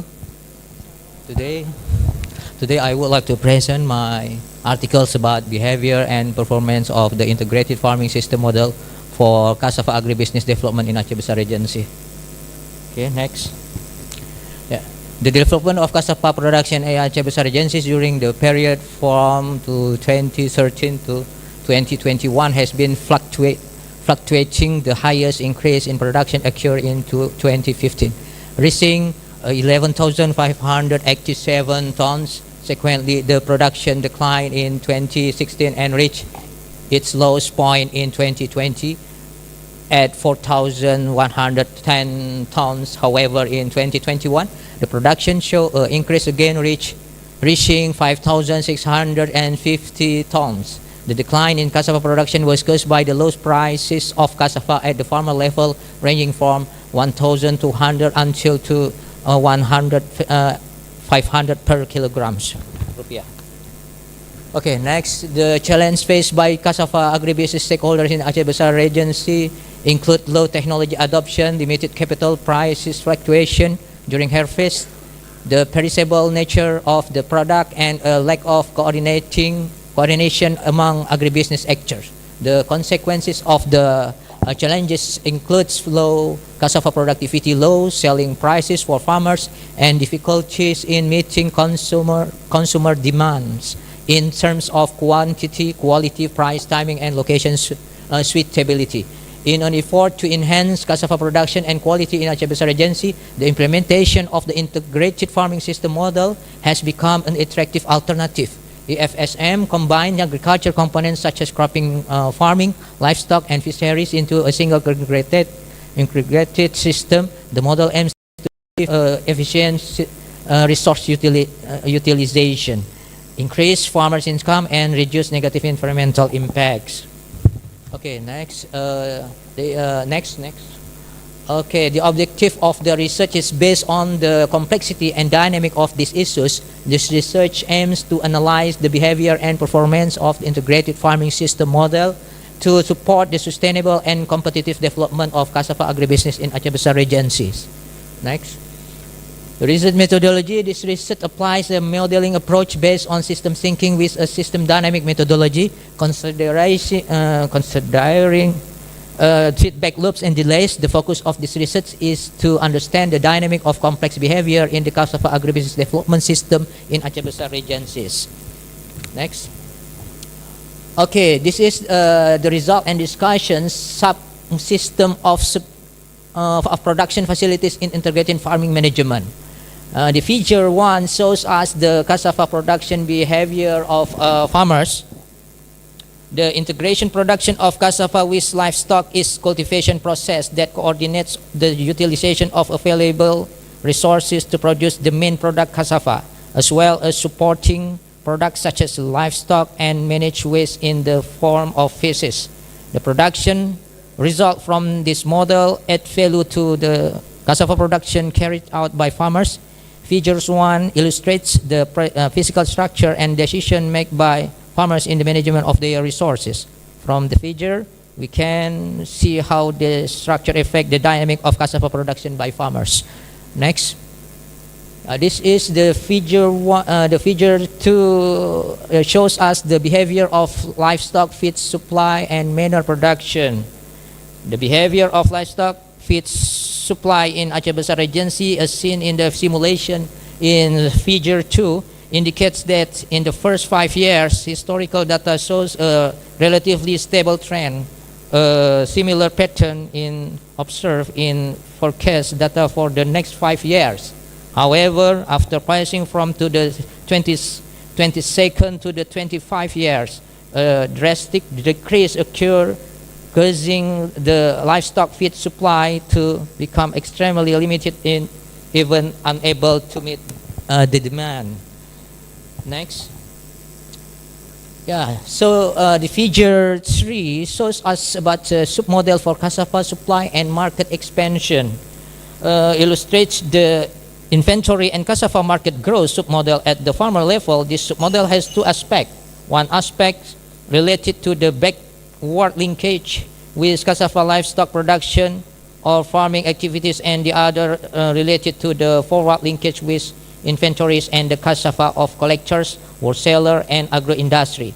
The interaction between this aspect is explained through the variable in cassava demand by collector, wholesaler, and agro-industry. Next.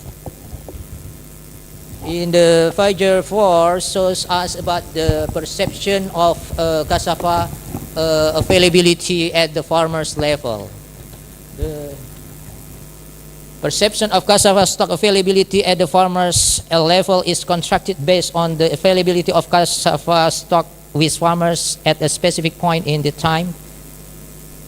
This perception information holds significant importance will affect the determination of cassava prices for farmers, which is based on the average price. The simulation results depict the behavior of cassava stock availability perception at the farmer level in the early years up to year 4. A significant decline occurred, but after that the trend indicates an increase until reach years 25. The figure 5 shows us about the pricing behavior of cassava at the farmer level. The impact and dynamics in cassava stock availability perception on cassava prices among farmers can be observed through the cassava price simulation presented in figure 5. The simulation result depicts historical data from the early 4 to year 4, where cassava price experienced a sharp increase followed by a relative slow decline. Furthermore, from year 5 to year 25, cassava price saw a continuous decrease trend, with a sharp decline occurred from year 16 to year 25 in the forecasted data. The significant peaks in cassava price correlate with the dynamic behavior of farmers' perception of cassava availability. And when farmers' perception of cassava stock availability sharply declined, the coincides with a significant increase in cassava prices. Conversely, when farmers' perception of cassava stock availability increased sharply, cassava price experienced a quite significant decrease. Next. The figure 6 shows us the profit behavior of cassava and livestock farmers. In the context of the profitability performance, the dynamic simulation of farmer profits reflects that the beginning of the year, the level of farmer profit experienced a significant decrease, followed by an increase and tend to continue rising until the 25 years. Next. The figure 7 shows us the cassava supply submodel at the collector level. Figure 7 illustrated in the submodel of cassava inventory and cash for collectors, which is related to the cassava livestock production submodel by farmers in previous period and will be related to the cassava wholesalers inventory and cash submodel, as well as the cassava inventory and growth submodel in the future period through cassava demands variable. Okay, next. Yeah, the figure 8 shows us about the income Behaviors of cassava collectors.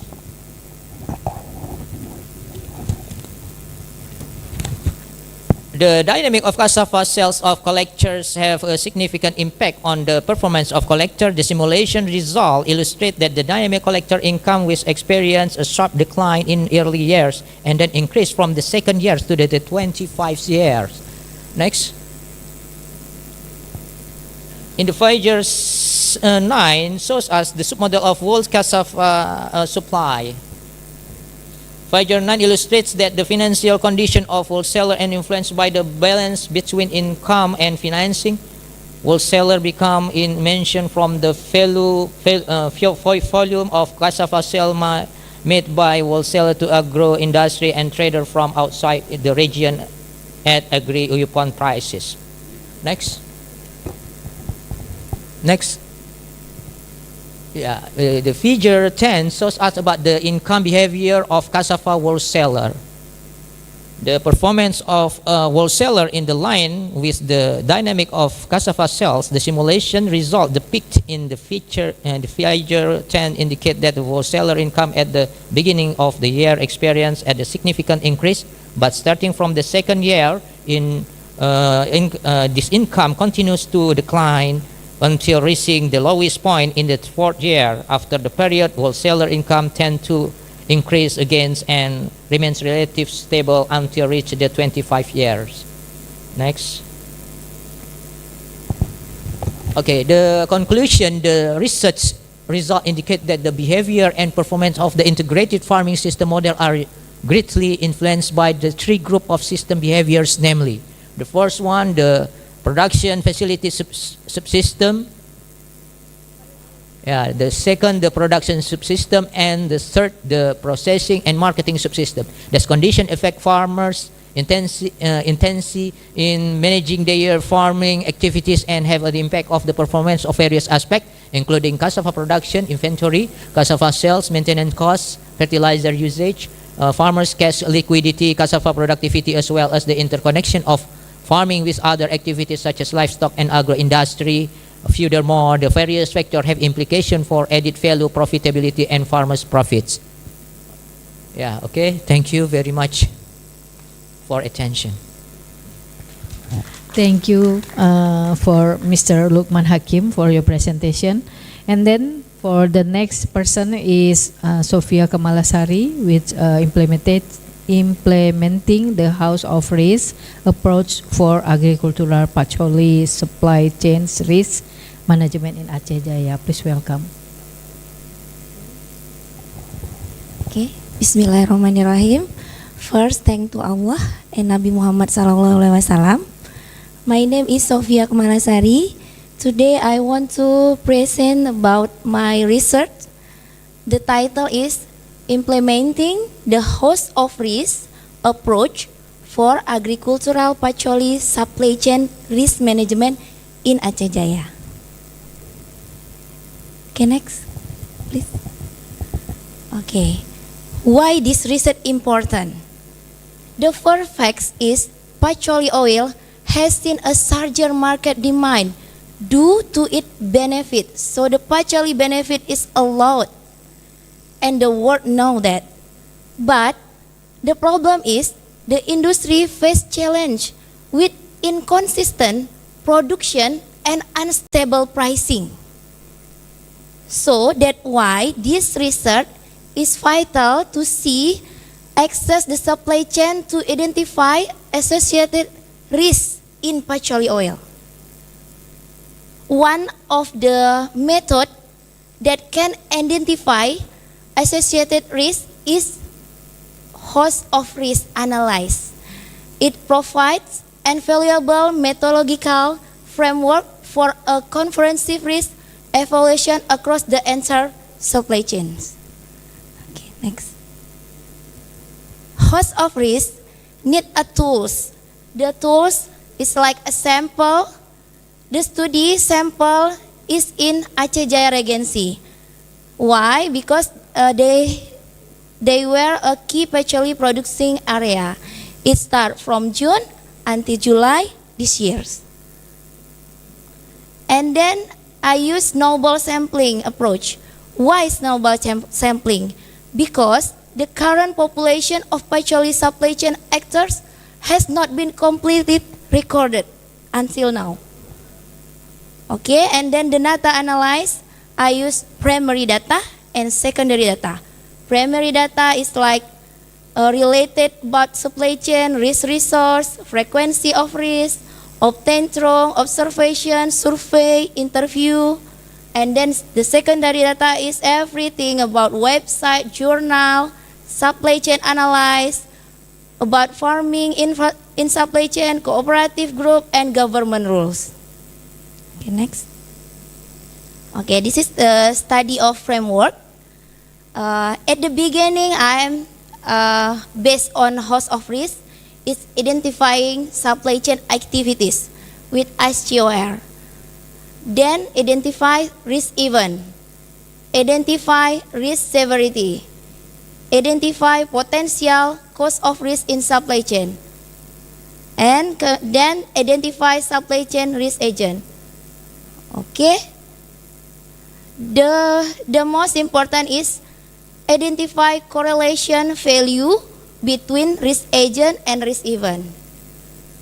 Because when we can correlation about risk event and risk agent, we can have a value about potential aggregate risk. Okay, this is the formula. Then, okay, this is the first step. First step is about risk event. Risk event, based on this research, there have 22 risk event which happen in supply chain partially oil. Okay, identify risk event is for identify based on event that may arise or appear and cause disruption in supply chain to achieve sustainable goals. Risk agent value scale is 1 to 10, which is 1 is that there is no effect, and 10 is there an effect to description. Okay, the step 2 is resume about risk agent. There is 32 risk agent in petroleum oil in Aceh Jaya. Okay, its identification of probability of occurrence, this state the level of opportunity for the frequency of occurrence of a rise source resulting in the emergence of one of several risks in supply chain in Aceh Jaya. The scale is 1 to 10, where is 1 is that the risk source almost never occurs and 10 often occurs. Okay, the mind of the research is about correlation about risk event and risk agent. Correlation risk event and risk agent will have value to aggregate risk potential. This is aggregate risk potential, which is risk most highest risk in Aceh Jaya Pacoli. That is 1 is distillate full use wood. Why? Because it's not environmentally friendly. And 2 is no fertilizer in applied during farming. And the 3 is no maintenance is carried out. Okay, the conclusion based on host of risk, it means analysts general answer that 20% of main problem, the 3 highest risk, can represent 80% of other problems. Okay, I want to say that the 3 highest problem is depend of price, petroleum oil. It's mean what? If I can suggest to government, I want to suggest government must focus very deeply to the price of petroleum oil, because when the price is not lower or higher every time, the farmer can can solution about the three of high risk. Okay, thank you. That is my presentation. Assalamualaikum warahmatullahi wabarakatuh.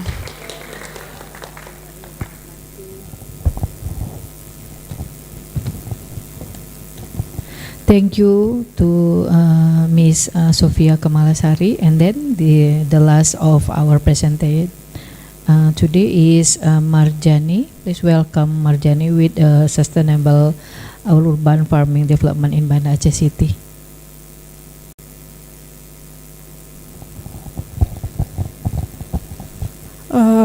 Assalamualaikum warahmatullahi wabarakatuh. Good afternoon all, and thank you to Ms. Kamala to give me time to present our research. Let me introduce myself. My name is Chudwilda Marjani. I come from Agribusiness Study Program, Faculty of Agriculture, Syakwala University. Today I would like to present, and the title is Sustainable Urban Farming Development in Banda Aceh City. Next. The outline that will be discussed is the first is introduction, and then materials and methods. The third is result and discussion, and the last is conclusion. Next. Introduction is Indonesia is a country that relies extensively on agricultural sector owing to its rich natural research and potential in this field. Most of Indonesia's population depends on agriculture sector. Urban farming, which is known as a strategy to utilize urban areas for agriculture, has turned into a trend among urban people who prioritize a healthy lifestyle. The main problem facing the agricultural sector is relatively low productivity. Increasing productivity in the agriculture sector can be done by improving farmers' competence, including developing their skills in managing agriculture. Specifically, the conditions of sustainable urban farming in Banda Aceh are the production is still on home scale and is not continuous, causing the absence of stock and price to fluctuate. Therefore, the competence of urban farming farmers in Banda Aceh City who utilize the yard needs to be developed by means of agriculture extension. The difficulty of farmers in casing its extension programs led to the low competence process by farmer at this time. Next. This is material and methods. This research used a qualitative method, and then this research was conducted in 9 districts in Banda Aceh City. This research was carried out in August 2023, and then this research sample is 18 with determination 20% of the population, and then the data used in this research are primary data and secondary data, and the last is the data that has been obtained will be processed and analyzed using the descriptive analysis. Next.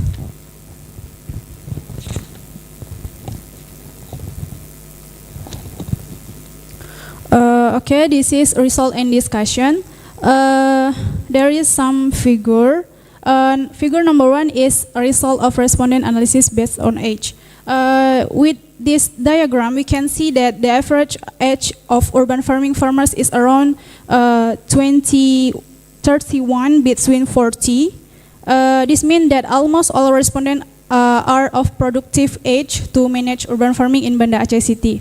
And then the third figure is result of respondent analysis based on education. With this diagram, we can see that the majority of urban farming farmers in Banda Aceh City have a bachelor's degree.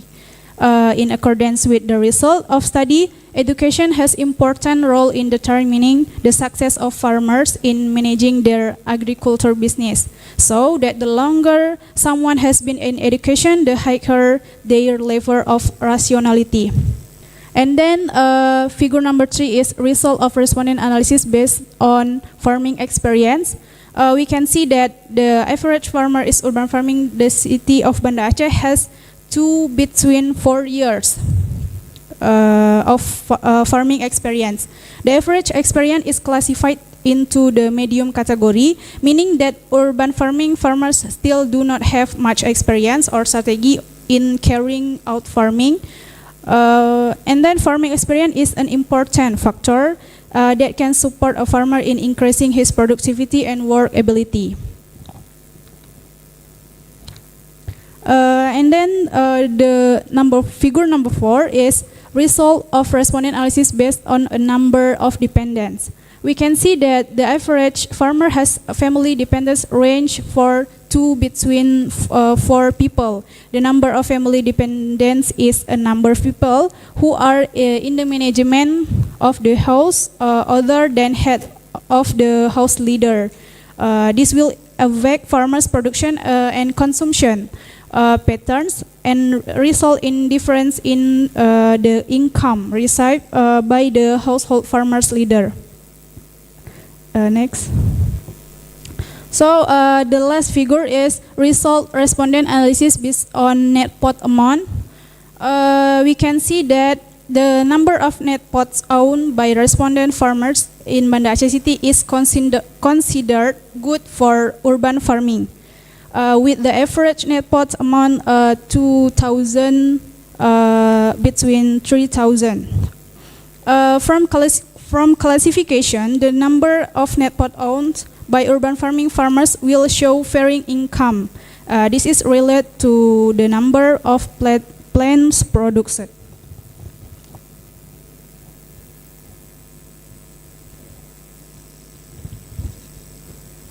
Okay, and then the table number 4. This is classification of competency criteria for urban farming farmers. In this table, we can see that the competency level of urban farming farmers in Banda Aceh City reach an average score 81.6%, which is in the high category. And then table number 5 is classification of intrinsic motivation urban farming farmers. We can see that farmers' motivation also very positive, with a high level of intrinsic motivation reaching 84.7%. This is so high. And then the last table is table 6, classification of intrinsic motivation for urban farming farmers. The results show that this intrinsic motivation factor is medium category with a percentage value of 73%. Next. So this is challenge and obstacle in urban farming business development. Number 1 is support from the government that is still incomplete, and then there is no official community to overseas urban farming farmers, especially hydroponic farmers in Banda Aceh City, and then there is still a high number of consumer demand, but many farmers have not been able to maximize their production, and then there is no existing counseling to provide training to urban farming farmers in Banda Aceh City. The selling price in the market is unstable. There is no stock of raw materials in Banda Aceh City area. In terms of marketing, there should be socialization. And the last is many farmers in the file also complain about pests and on other cultivated plants. Okay, the last is conclusion in this research is competency of level of urban farming farmers in Banda Aceh City reach an average score of 81.6%, which is this is high category. This show that urban farming farmers in Banda Aceh have skill in various aspects such as farm planning, use of production factor, vegetable cultivation, marketing of agriculture products, and building farming partnership. Farmers' motivation in developing urban farming in Banda Aceh is also very positive, with a high level of intrinsic motivation reaching 84.7%. This intrinsic motivation is driven by the need to achieve self-actualization and farm progress. In addition, social support among farmers also strengthens their motivation to develop better and more sustainable farming. On the other hand, there is also the influence of extrinsic motivation that comes for outside the farmer or the surrounding environment. The results show that this intrinsic motivation factor is the medium category with percentage value of 73%. Okay, this is all I can say. Thank you for your attention. Assalamualaikum warahmatullahi wabarakatuh. Okay, thank you very much for your presentation. And now we open the question. For question, please deliver your question, and you can put the name of presenter of what kind of question that you want to ask. Okay.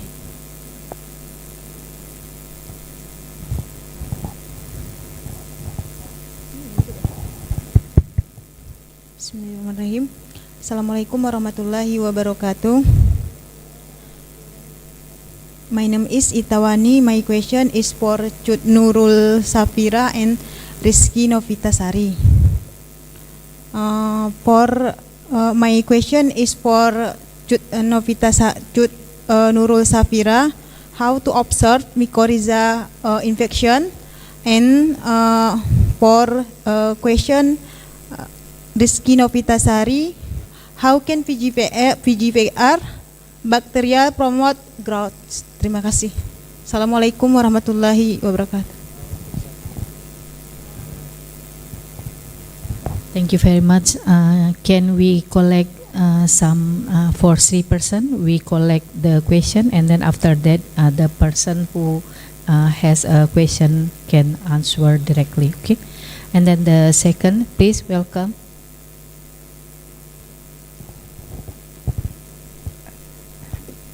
Thank you, Ibu Dr. Eli Kesumawati.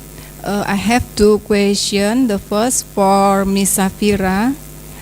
What the difference of characteristic? What the different characteristic between Glomus mosaceae and Gigaspora sp. So make the glomus to be the best treatment in your research. The second question for Mr. Safrizal. In your treatment, why the P2 treatment, the dose 10 ton per hectare, just invest in the vegetative stage and not in the generative stage? Thank you. And the last one, please. Assalamualaikum warahmatullahi wabarakatuh. I have question for Cutwil Febriana. I have question for Cutwilda Marjani. From slide 7, point H, how do farmer respond if their plants are attacked by pests?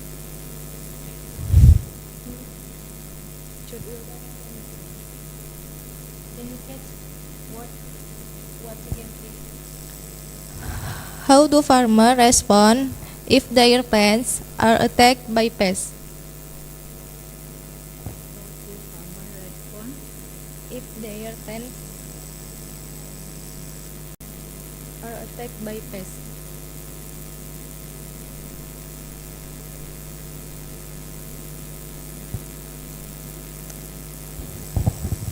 Okay, first for Cut Safira, there is 2 questions from Itawani and Mita Setiawati.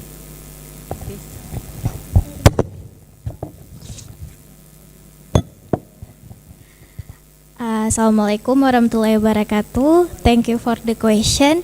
The first question is how to observe the mycorrhizal infection. Simply, the chili plant were removed at 50 DAP, then cleaned with water and vinegar. and then soak with ink solution and KOH analysis for 15 days. Then they were observed with a microscope. The second question is, what the difference between mycorrhiza glomus mosaiae and gigaspora? Different mycorrhiza type gigaspora and glomus is different genus between glomus and gigaspora. So they have some general characteristic. In this research, mycorrhiza types glomus mosaiae was the best infected to the root plant because mycorrhiza type glomus mosaiae is lebih mudah menginfeksi, more easy to infected in the soil dominated by dusty particles. But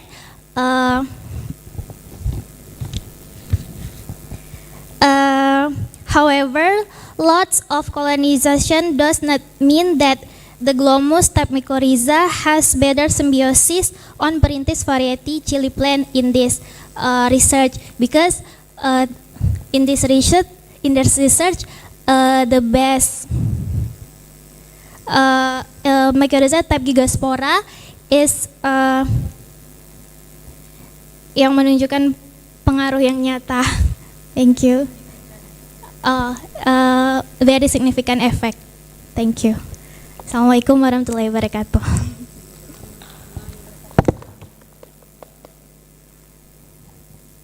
Okay, the other person is Novita Sari.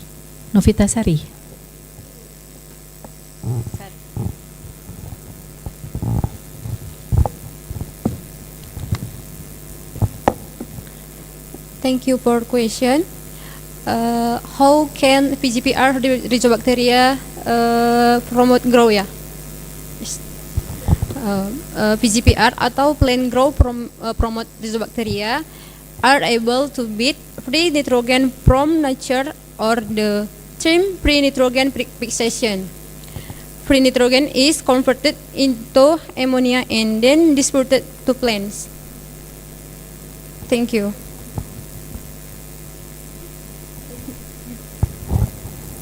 Okay, the other persons who Safriza, please welcome. Okay, for my question, why I used to P2 treatment, or namely 10 tons hectare, in determining the doses of organic fertilizer of my research. Before I determine, I carry out the initial soil analysis in my research location, and in the result and analysis, it was found that organic C and organic N category, whereas low category, and even availability of P was a very low category. Therefore, I determined the dose organic fertilizer to reach up to 10 tons hectare. Okay.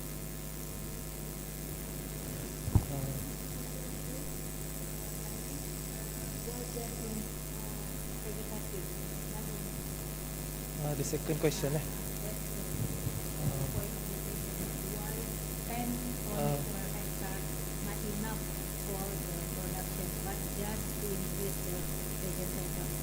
Oh, I see.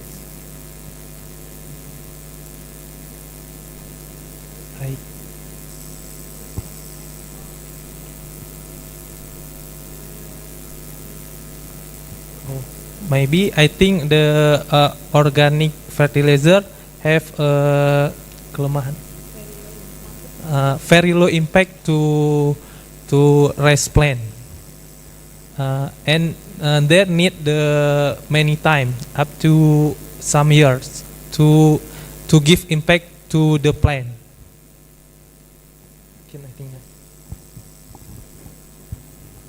Okay, thank you, Mr. Safrizal. And then for the other person from Febriani to Marjani, please welcome. Thank you for your question. How respond farmer if struck the pest? If the cultivate plants struck the pest, farmer is sterilizing installations routinely and eradicating pests with nabati pesticida, not kimia pesticida. And then even though urban farming in Banda Aceh City face various challenge and obstacle, farmers remain strong and persistent in overcoming all the difficult that arise during the development process. Okay.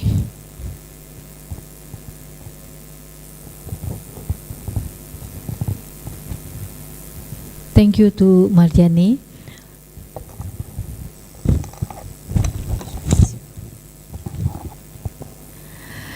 That is all for that is all for the session oral presentation, and then thank you very much for all of the presenter, and then I hope everyone enjoy our presentation, and then I think we have a good chance and a good challenge today. I hope that is a good experience for us. Let's we give applause for us. Please, let we take some picture as our room.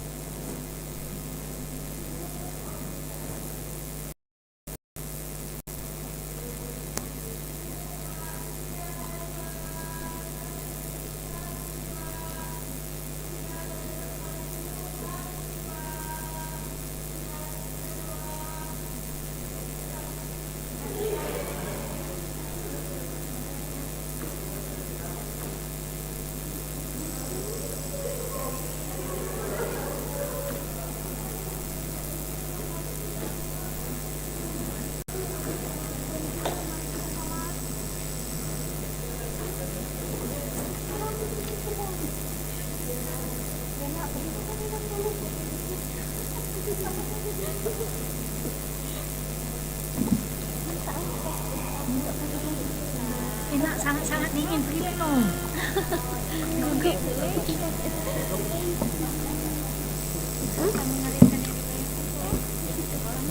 kalau disuruh sama ibu kan suka marah-marah. Sekarang enggak, langsung jam keluar. Kasih ya Bu. Kasih banyak.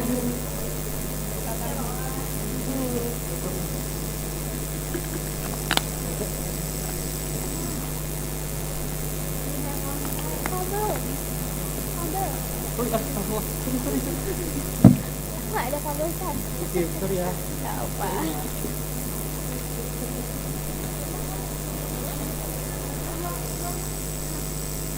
Kenapa? Foto.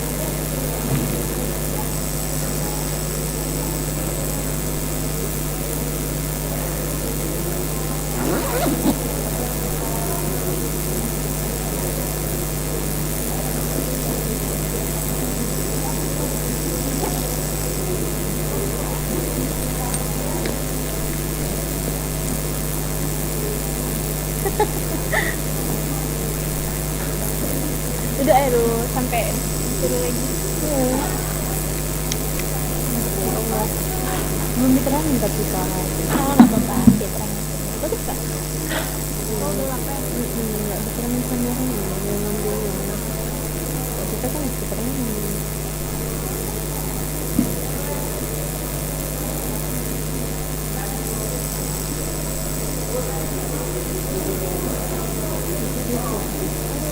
Setiap kali kalau tiba-tiba ada pertanyaan dadakan ada itu kita ketemuan kita jawab ini kan Kak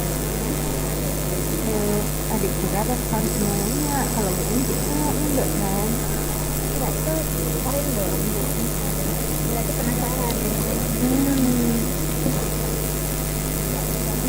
kan itu dong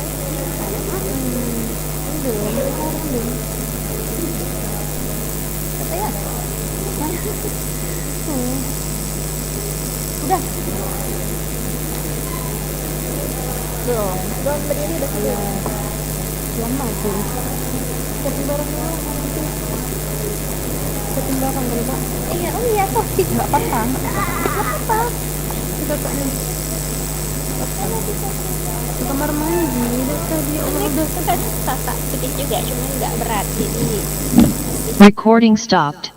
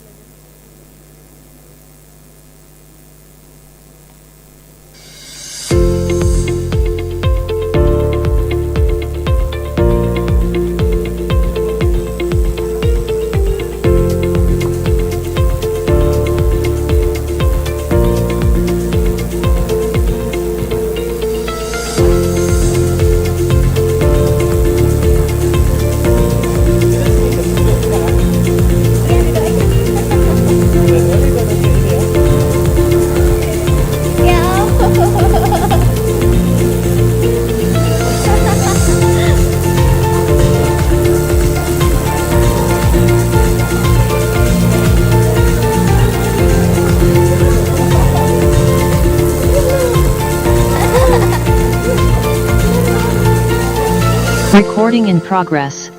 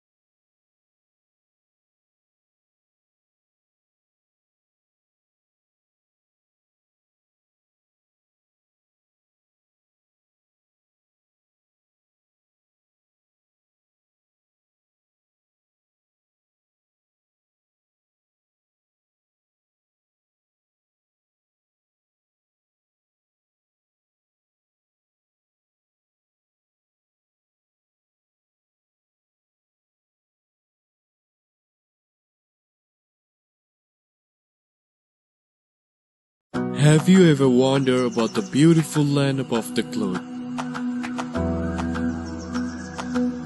The beautiful place known as the land with 1,000 hills. This is the wonderful paradise with a great experience. The melody, the diversity created one of the unforgettable stories.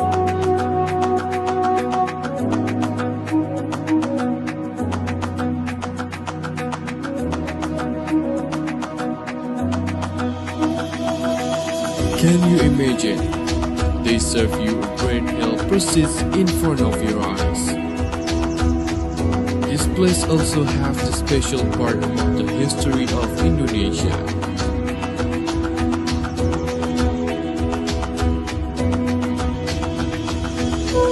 Meet perfectly the relation between coffee and woman. The sensitivity of choosing a good bean.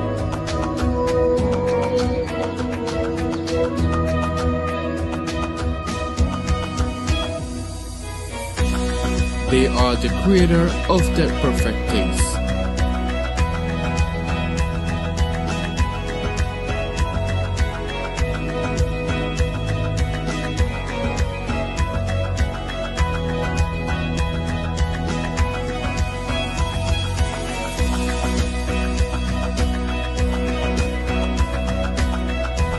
Enjoy your time with one of the big mammals. Have you heard this story about a beautiful place? A place that makes you feel restful.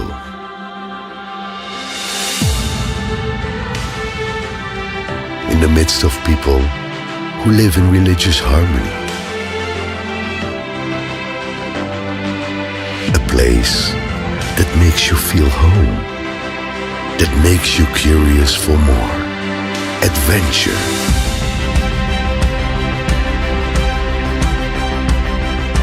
Start your journey. Travel to the place where the story unfolds.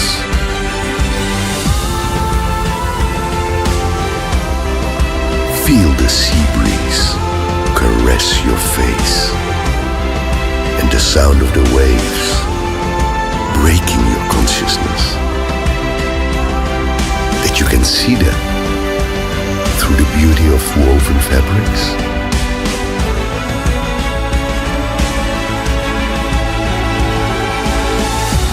Or smell them through the scent of coffee that wafts in the air. If you have never heard it before, you may now find it intriguing. You may want to know every square inch of this place.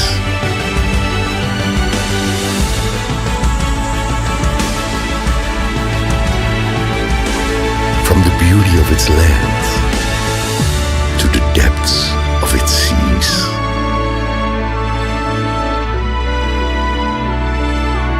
With an amazing biodiversity.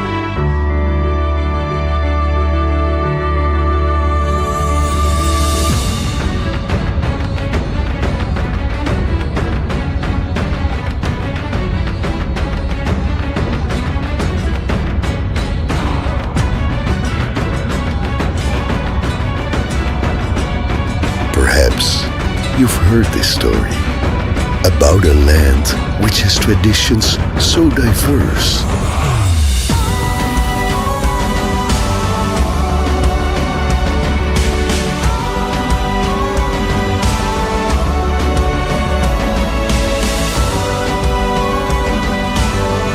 Meet these friendly people who will welcome you with warmth. After all, welcoming guests is their tradition. The light of Aceh. Wonderful Indonesia.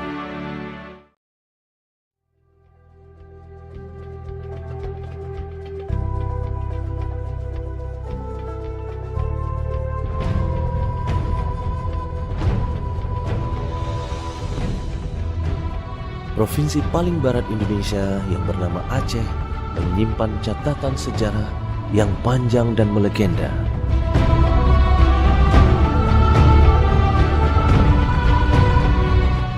Wilayah yang pada masanya dulu pernah menjadi kesultanan besar yang disegani dunia ini juga tanah yang dikenal dengan kekayaan alamnya.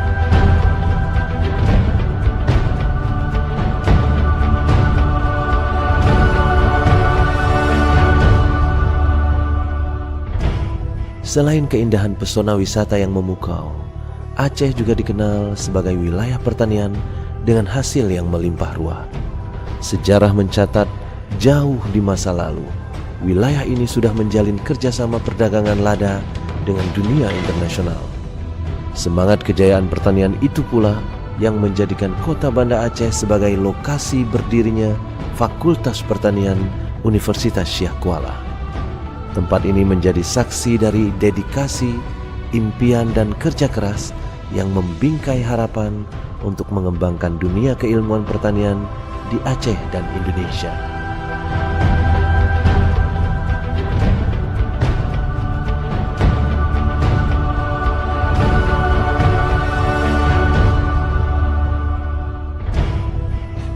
Fakultas Pertanian merupakan fakultas ke-6 di Universitas Syekh Kuala yang lahir pada tanggal 18 Agustus 1964 dan saat ini Fakultas Pertanian telah berkembang demikian jauh sehingga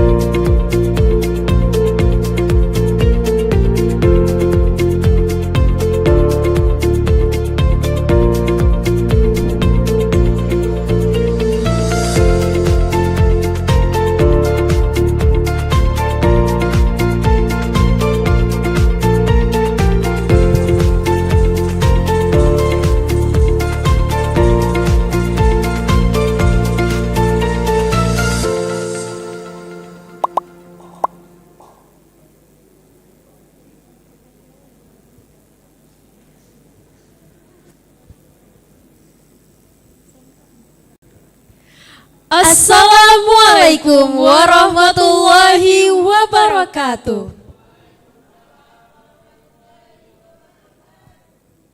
Good afternoon, ladies and gentlemen. Now we are coming back to give you a very special gift from our sponsors. This session, we will give you package from Biokar and Forest Conservation Research Center and BKKBN. So Ika, this is the last Doorprize session. So all the participants on-site and online Zoom meeting participant, don't be worried, just be happy because we prepare for you 13 Doorprize only for 13 lucky participants. So just pray that your names will be appears on the spinning wheels beside me. Okay, so don't waste our time. Let's get to the moment you've all been waiting for. We will select 5 lucky participants that will receive a package from Biokar and Forest Conservation Research Center. As beforehand, we will select the name that appears on the spinning wheels. So, the operator, please spin the wheels. Okay, the first lucky participant to get a package from Biochar and Forest Conservation is Lola Adresyanti. Congratulations! Congratulations to Lola. And we move on to the second name. So operator, okay, who's gonna win? And the second lucky participant this afternoon. Congratulations to Dr. Insinyur Mardia Hayati. Congratulations to Dr. Mardia. And the third name, there is Dr. Mardia here? Okay.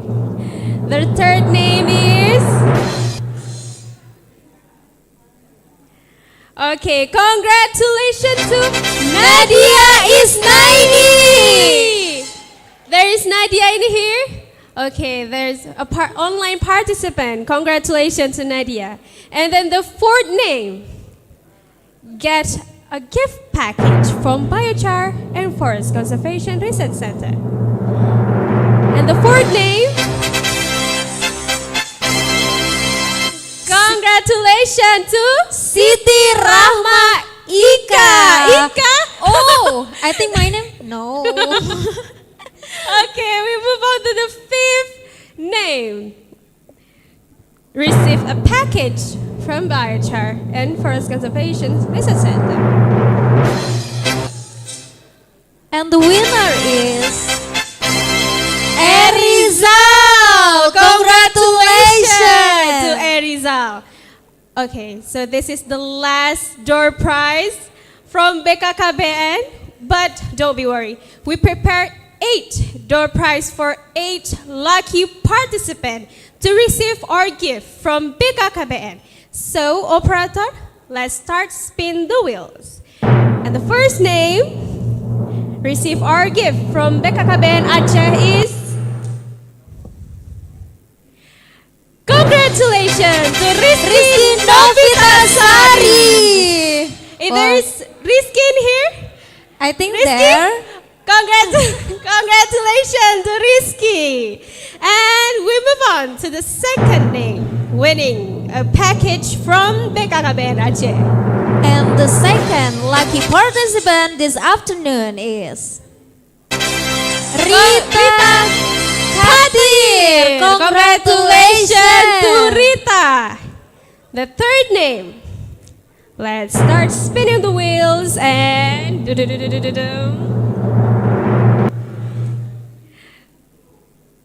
yeah. Congratulations to Selfie Handayani. Congratulations to Selfie. And we move on to the fourth name. Okay, so there is last fourth name will be winning this receive. Congratulations, Mita Setiawati. We move on to the fifth name. Fifth. Who is the fifth? Special number. Fifth. Fifth. Icagri fifth. The fifth Special Icagri. number. Okay, and the fifth winner, Nada Finika Safitri. Congratulations to Nada. And the sixth name. Okay, we move on to the next participant who lucky receive our gift from BKKBN Aceh. Congratulations to Ahmad Zian Farabi. Congratulations, there is Ahmad Zian Farabi back there. Congratulations to Mr. Ahmad Zian Farabi. Okay, we move on to the seventh name. Okay, there is one last chance after this name. Fitra Aris Munandar. Congratulations to Fitra Aris Munandar. There is Fitra Aris Munandar here? Oh, congratulations, Fitra Aris Munandar. So the last name. The last but not the least. Last name. The last participant. The luckiest participant. The last lucky participant. Receive our our prize this afternoon is Vivera Ruseli Puspa. Congratulations to Vivera. It is an online participant. We congratulate to Vivera. Okay, for next Ochut, we are now going to listen upon the closing remarks and the announcement of the best presenter delivered by the Dean of the Faculty of Agriculture of Universitas Syah Kuala. Ladies and gentlemen, please welcome Profesor Dr. Insinyur Samadi M.Sc.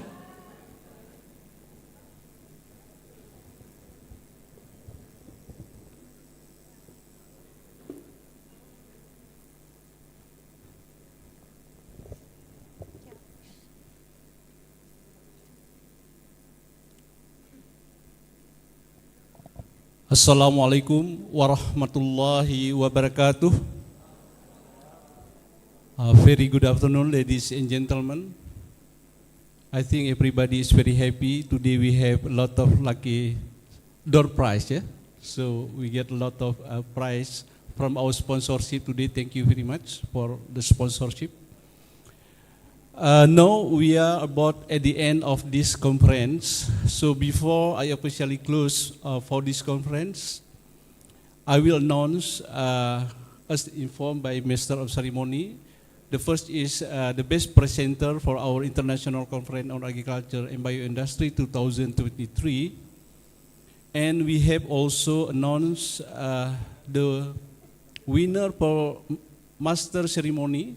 As we know that before we have the first until the fifth, until the fourth of Icagri, usually we hire the master ceremony from professionals. So we think that we have a very good student, we have make like competition. So our ceremony today is, both of them is come from the student from agricultural faculty. So we give a big applause from them. I think we have a lot of maybe from Gary and also from Dr. Joshi. Yeah? Our student maybe can get scholarship for next time. Maybe they have a very good English. Yeah. So you have to prepare for the TOEFL test, of course, about this. At the beginning, I will announce for the best presenter for Icagri 5 in 2023. We have 10 rooms in the morning and 5 rooms in the afternoon. The best presenter is depend on the room. Yeah, so we have 15 best presenters for today. In the room 1, the best presenter is ID paper 26. It goes to Ibu Cut Nur Ihsan. Okay, Ibu Cut Nur Ihsan here. And in the room 2, the best presenter with ID 25 goes to W.A. Rizky. I don't know if it would be offline or online. Yeah? In room 3, the best presenter is ID paper 53, goes to F. Apona. F. Apona? Oh yeah, Penda, yeah. Congrats, that's very great. Eh? He's my student at the Magister, and now he gave one of the papers today. Congratulations. And in room 4, ID paper 64, it goes to Pauzur Rahmat.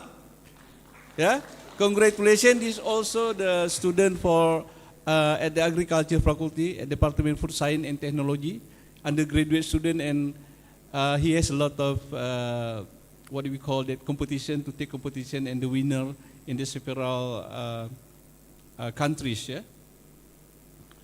And then in the room 5, the ID paper 109 goes to Ka Kusmartono. Is here? Yeah. In the room 6, ID paper 46 is goes to A.M. Akbar. And in the room 7, ID paper 10 is goes to A.M. Zahra. The room 8, ID paper 83 goes to Heri Herfianti. Yeah. Room 9, ID paper 2 is Manit Sai. Maybe in online, yeah, Zoom. And in the morning session, yeah, the room 10, ID paper 92 goes to Suprayogi. In the evening session, we have 5 rooms. In the room 1, goes with the ID paper 3, it goes to C.N. Safira. Safira. In the room 2, ID paper 5 goes to U.H.R. Rashid. They don't put the complete name. Yeah, it should be better is to put complete name here.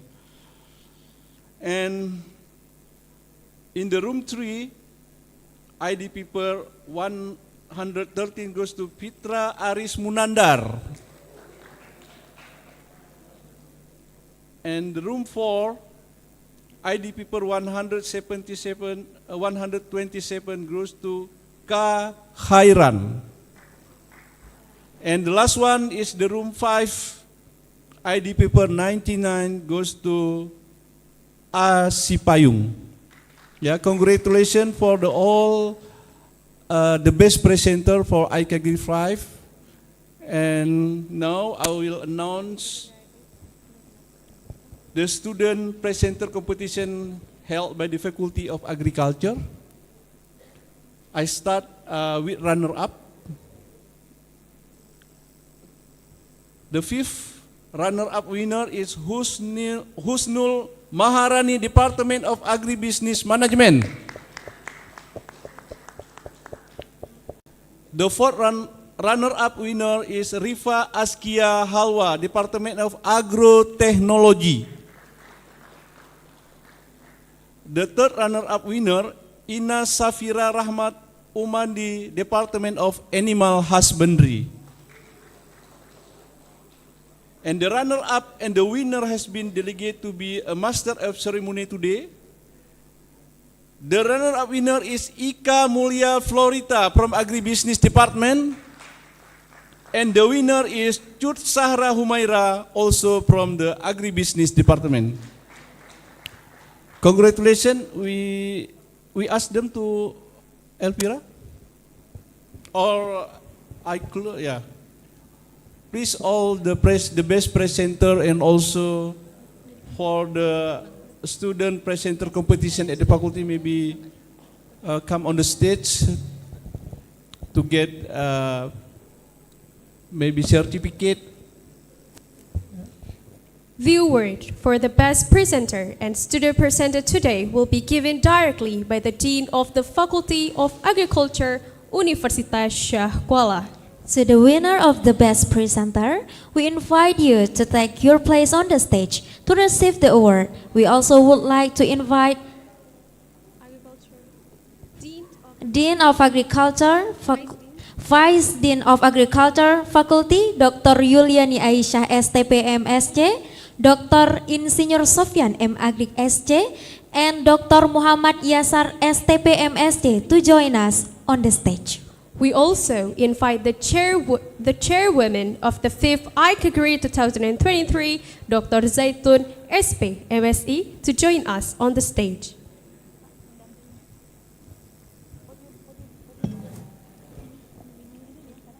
The winner of the best presenter, we invite you to turn on the Zoom meeting camera to receive the award, which will be handed over symbolically by the Dean of the Faculty of Agriculture, Universitas Syah Kuala.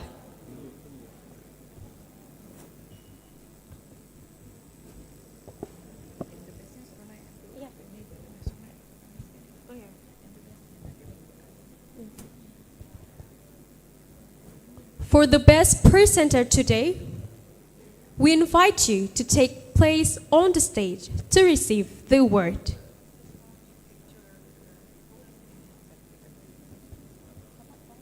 To the winner of the best presenter today, we invite you to take your place on the stage to receive the award and to take documentation with the Dean of the Agriculture Faculty, Universitas Syah Kuala. Please take your... We also would like to invite Vice Dean of Agriculture Faculty, Dr. Yuliani Aisyah STP M.Sc, Dr. Insinyur Sofyan M. Agrik SC, and Dr. Muhammad Yasar STP M.Sc to join us on the stage.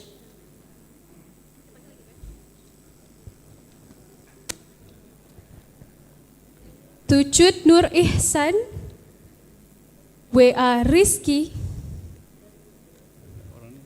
F.A. Fona from Universitas Syah Kuala, Fauzur Rahmat from Universitas Syah Kuala, K. Kusmartono from Universitas Brawijaya,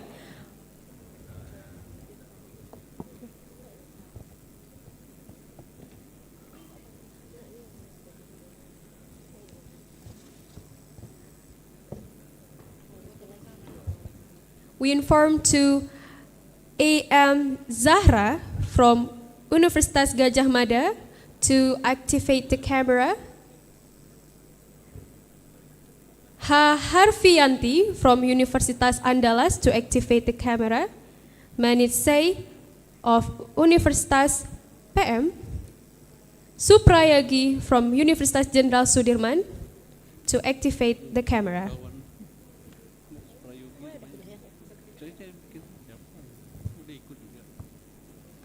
We continue with a photo session with the winner and the Dean of the Agriculture Faculty, Universitas Syah Kuala.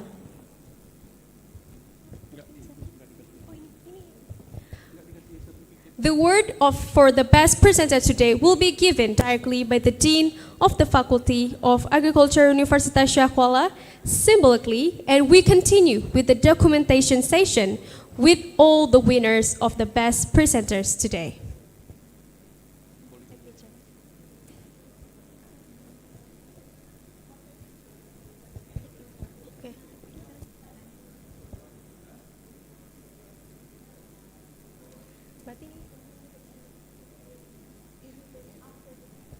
The certificate of the best presenter today will be given to all the best presenter after this conference. For the documentation team, we invite you to take place around the side of the stage. We also invite the chairwomen of the 5th Icagri 2023 to take place on the stage.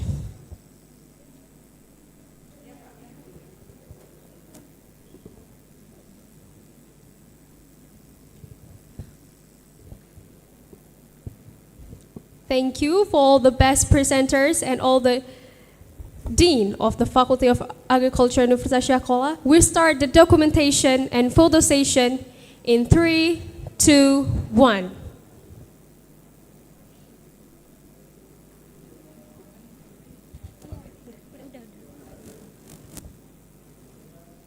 We next with the next pose, USK Unggul pose. Thank you for all the best presenters, the winners of the best presenters of the 5th Icagri 2023. We're also thank you for Professor Dr. Insinyur Samadi and also the Vice Dean of the Agriculture Faculty. We're honored to invite you to take place on your seat. Thank you.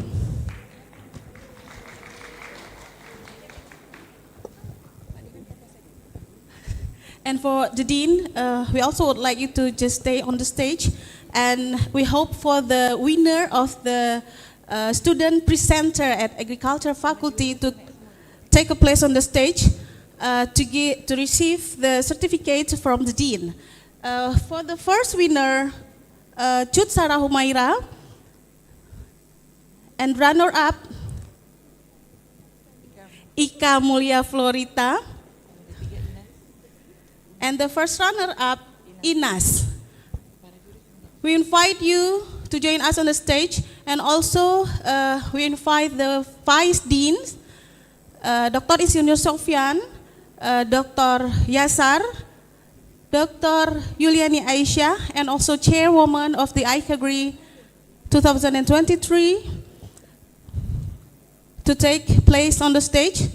And we also invite for the second runner-up and the third runner-up, Husnul Maharani and Rifa Askia Halfa.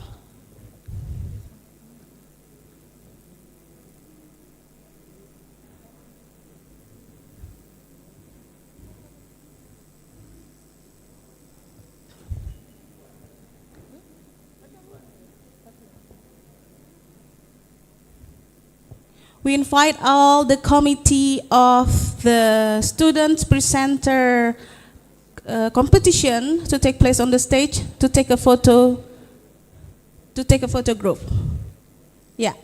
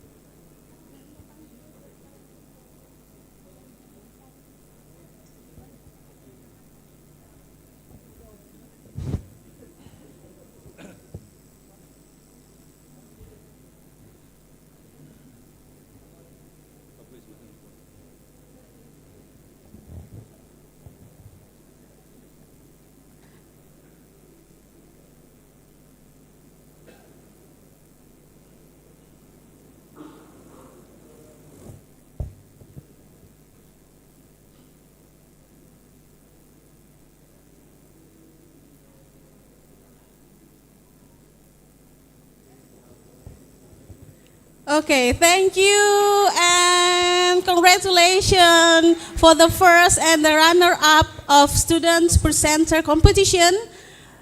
They was delegated to be a Master of Ceremonial of Icagri 2023. Congratulations for you.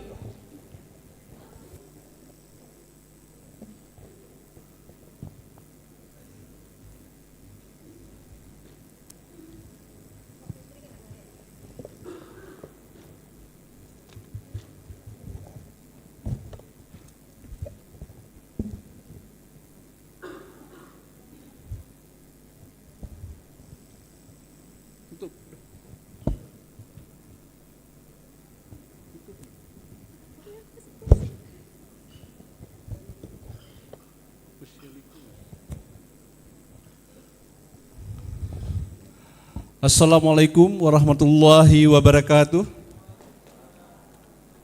Now we are the end of this conference today. On behalf of the Faculty of Agriculture, Universitas Syah Kuala, we would like to thank you very much for all the participants that I got information from the head of the chairman of the committee that 109 oral presentation today consists of 7 countries. This is very international.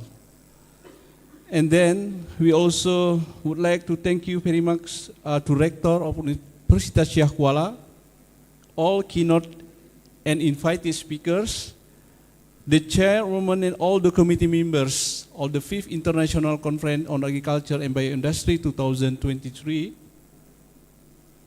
all the presenters, participants that join for our international conference with offline and online, and all the sponsorship that has support for our international conference today. As the host of this conference, we believe that nothing perfect. Please apologize us if you find something inconvenience during this international conference. This is the first international conference after 3 conferences before we conduct online system due to COVID-19. We highly appreciate to all the committee members under the chairwoman of this conference, Dr. Zaitun, that have conducted this conference very successfully. So we give applause for the Dr. Zaitun and all the committee members that already conduct our conference today successfully. Because this conference is also come from the first conference until the 5th conference, this conference is sustained up to now. That's why I would like also to give thank you very much all the chairwomen and men that has already to be the leader for this conference. Also for the first international conference, at the time the chairwoman is Ibu Dr. Dewi Yunita is here, or maybe no. And also the second international conference, Professor Dr. Rina Sriwati and Dr. Indra Sakti Nasution as the chairman for the 3rd international conference. Of course, in the 2022 we have the chairwoman for international conference is Dr. Elvira Iskandar. Also, I got message from the committee that before I close this international conference, for all the participants that attend in this room, also in the Zoom meeting, we still have work to publish our article in the IOP, Scopus Index. We really need the collaboration from you before we submit the paper for IOP. So please have a very good collaboration with us, because maybe there is something that we have to get information from IOP. By saying Alhamdulillah, the 4th International Conference on Agriculture and Bioindustry 2023 is officially closed. Thank you very much and see you again in Icagri 2024 next year. Thank you. Assalamualaikum warahmatullahi wabarakatuh.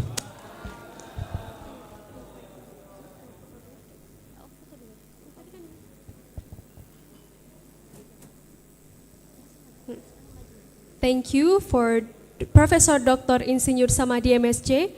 We'll continue with the documentation and photo session with all the participants, invited guests, invited speakers, keynote speakers, because this is the wraps up of our conference this year, Icagri 2023. So we invite you to and we are pleased for you to demand to stand up from your seat. Thank you. We'll continue with the documentation session. We're pleased to invite you to demand to stand up from your seat. Thank you.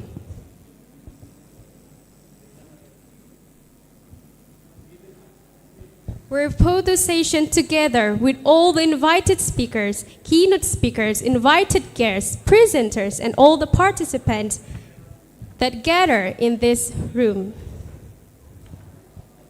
This is the last documentation for this Icagri 2023 with all the participants that gather around on this room.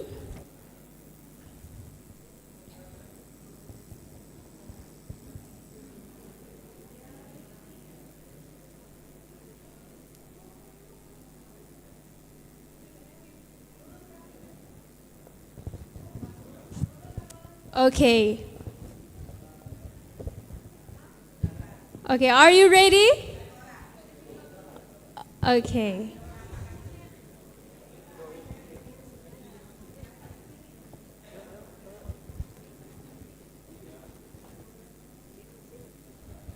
Okay, we'll start our documentation.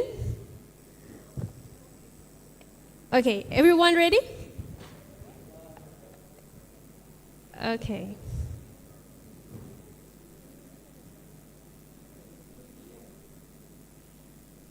Okay. Documentation session starts in 3, 2, 1. Smile.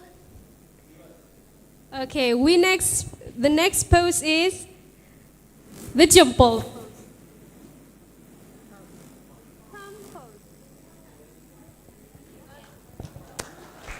Thank you all. Okay, that is our documentation today. Honorable guests, ladies and gentlemen, for all the parts.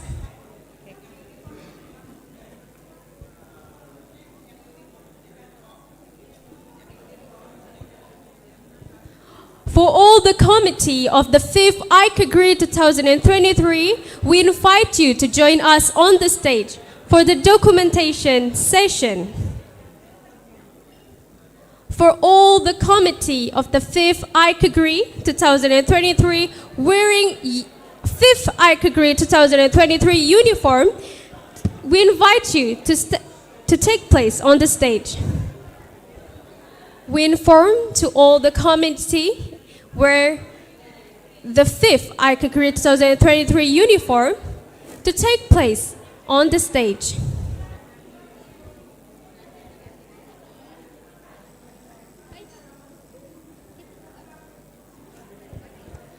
To all the committee of the 5th Icagri 2023, we invite you to join us on the stage wearing uniform the 5th Icagri 2023.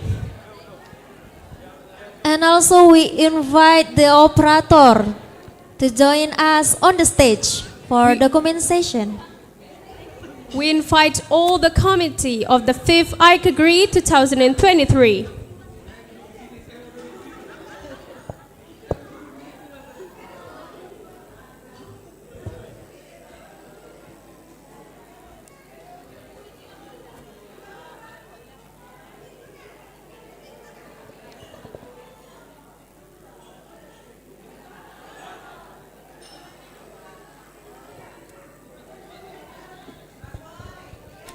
For the documentation team, please take place around the stage. We'll continue with the documentation of the committee of the 5th Icagri 2023.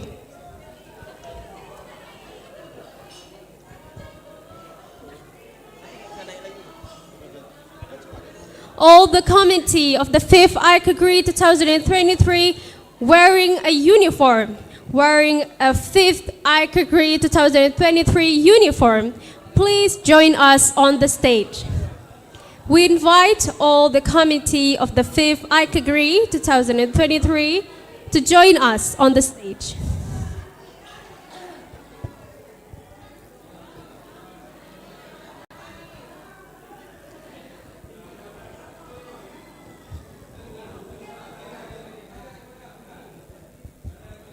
Okay, the documentation session starts.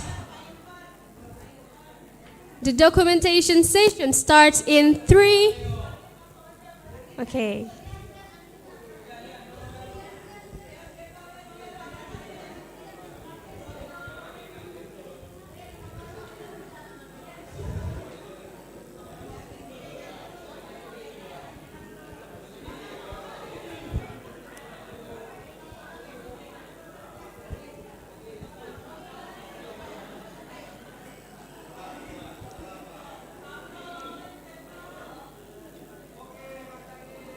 Okay, the documentation session will start.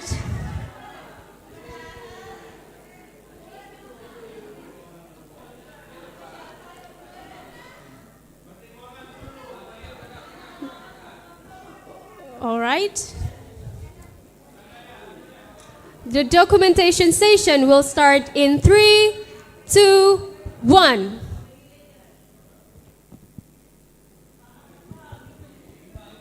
Next pose, the 5th pose for the 5th Icagri 2023.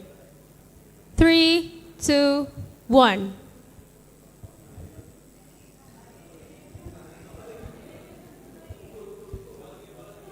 USK Unggul pose. In 3, 2, 1. Thank you for all the committee of the Icagri 2023.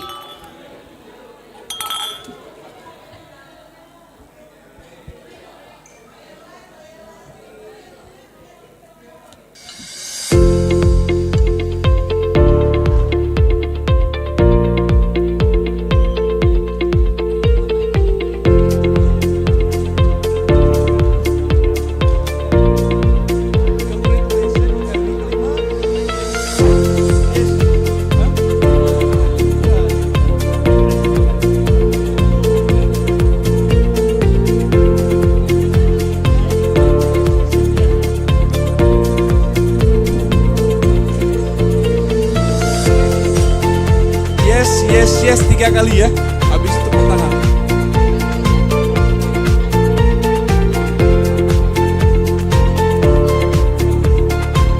Oke. Yes. Oke. Ya, yes gini. Yang terakhir.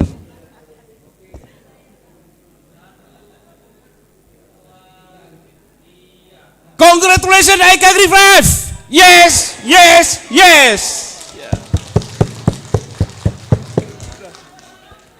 Okay, we next with women's. Okay. Icagri We ke-6, next with the men's session.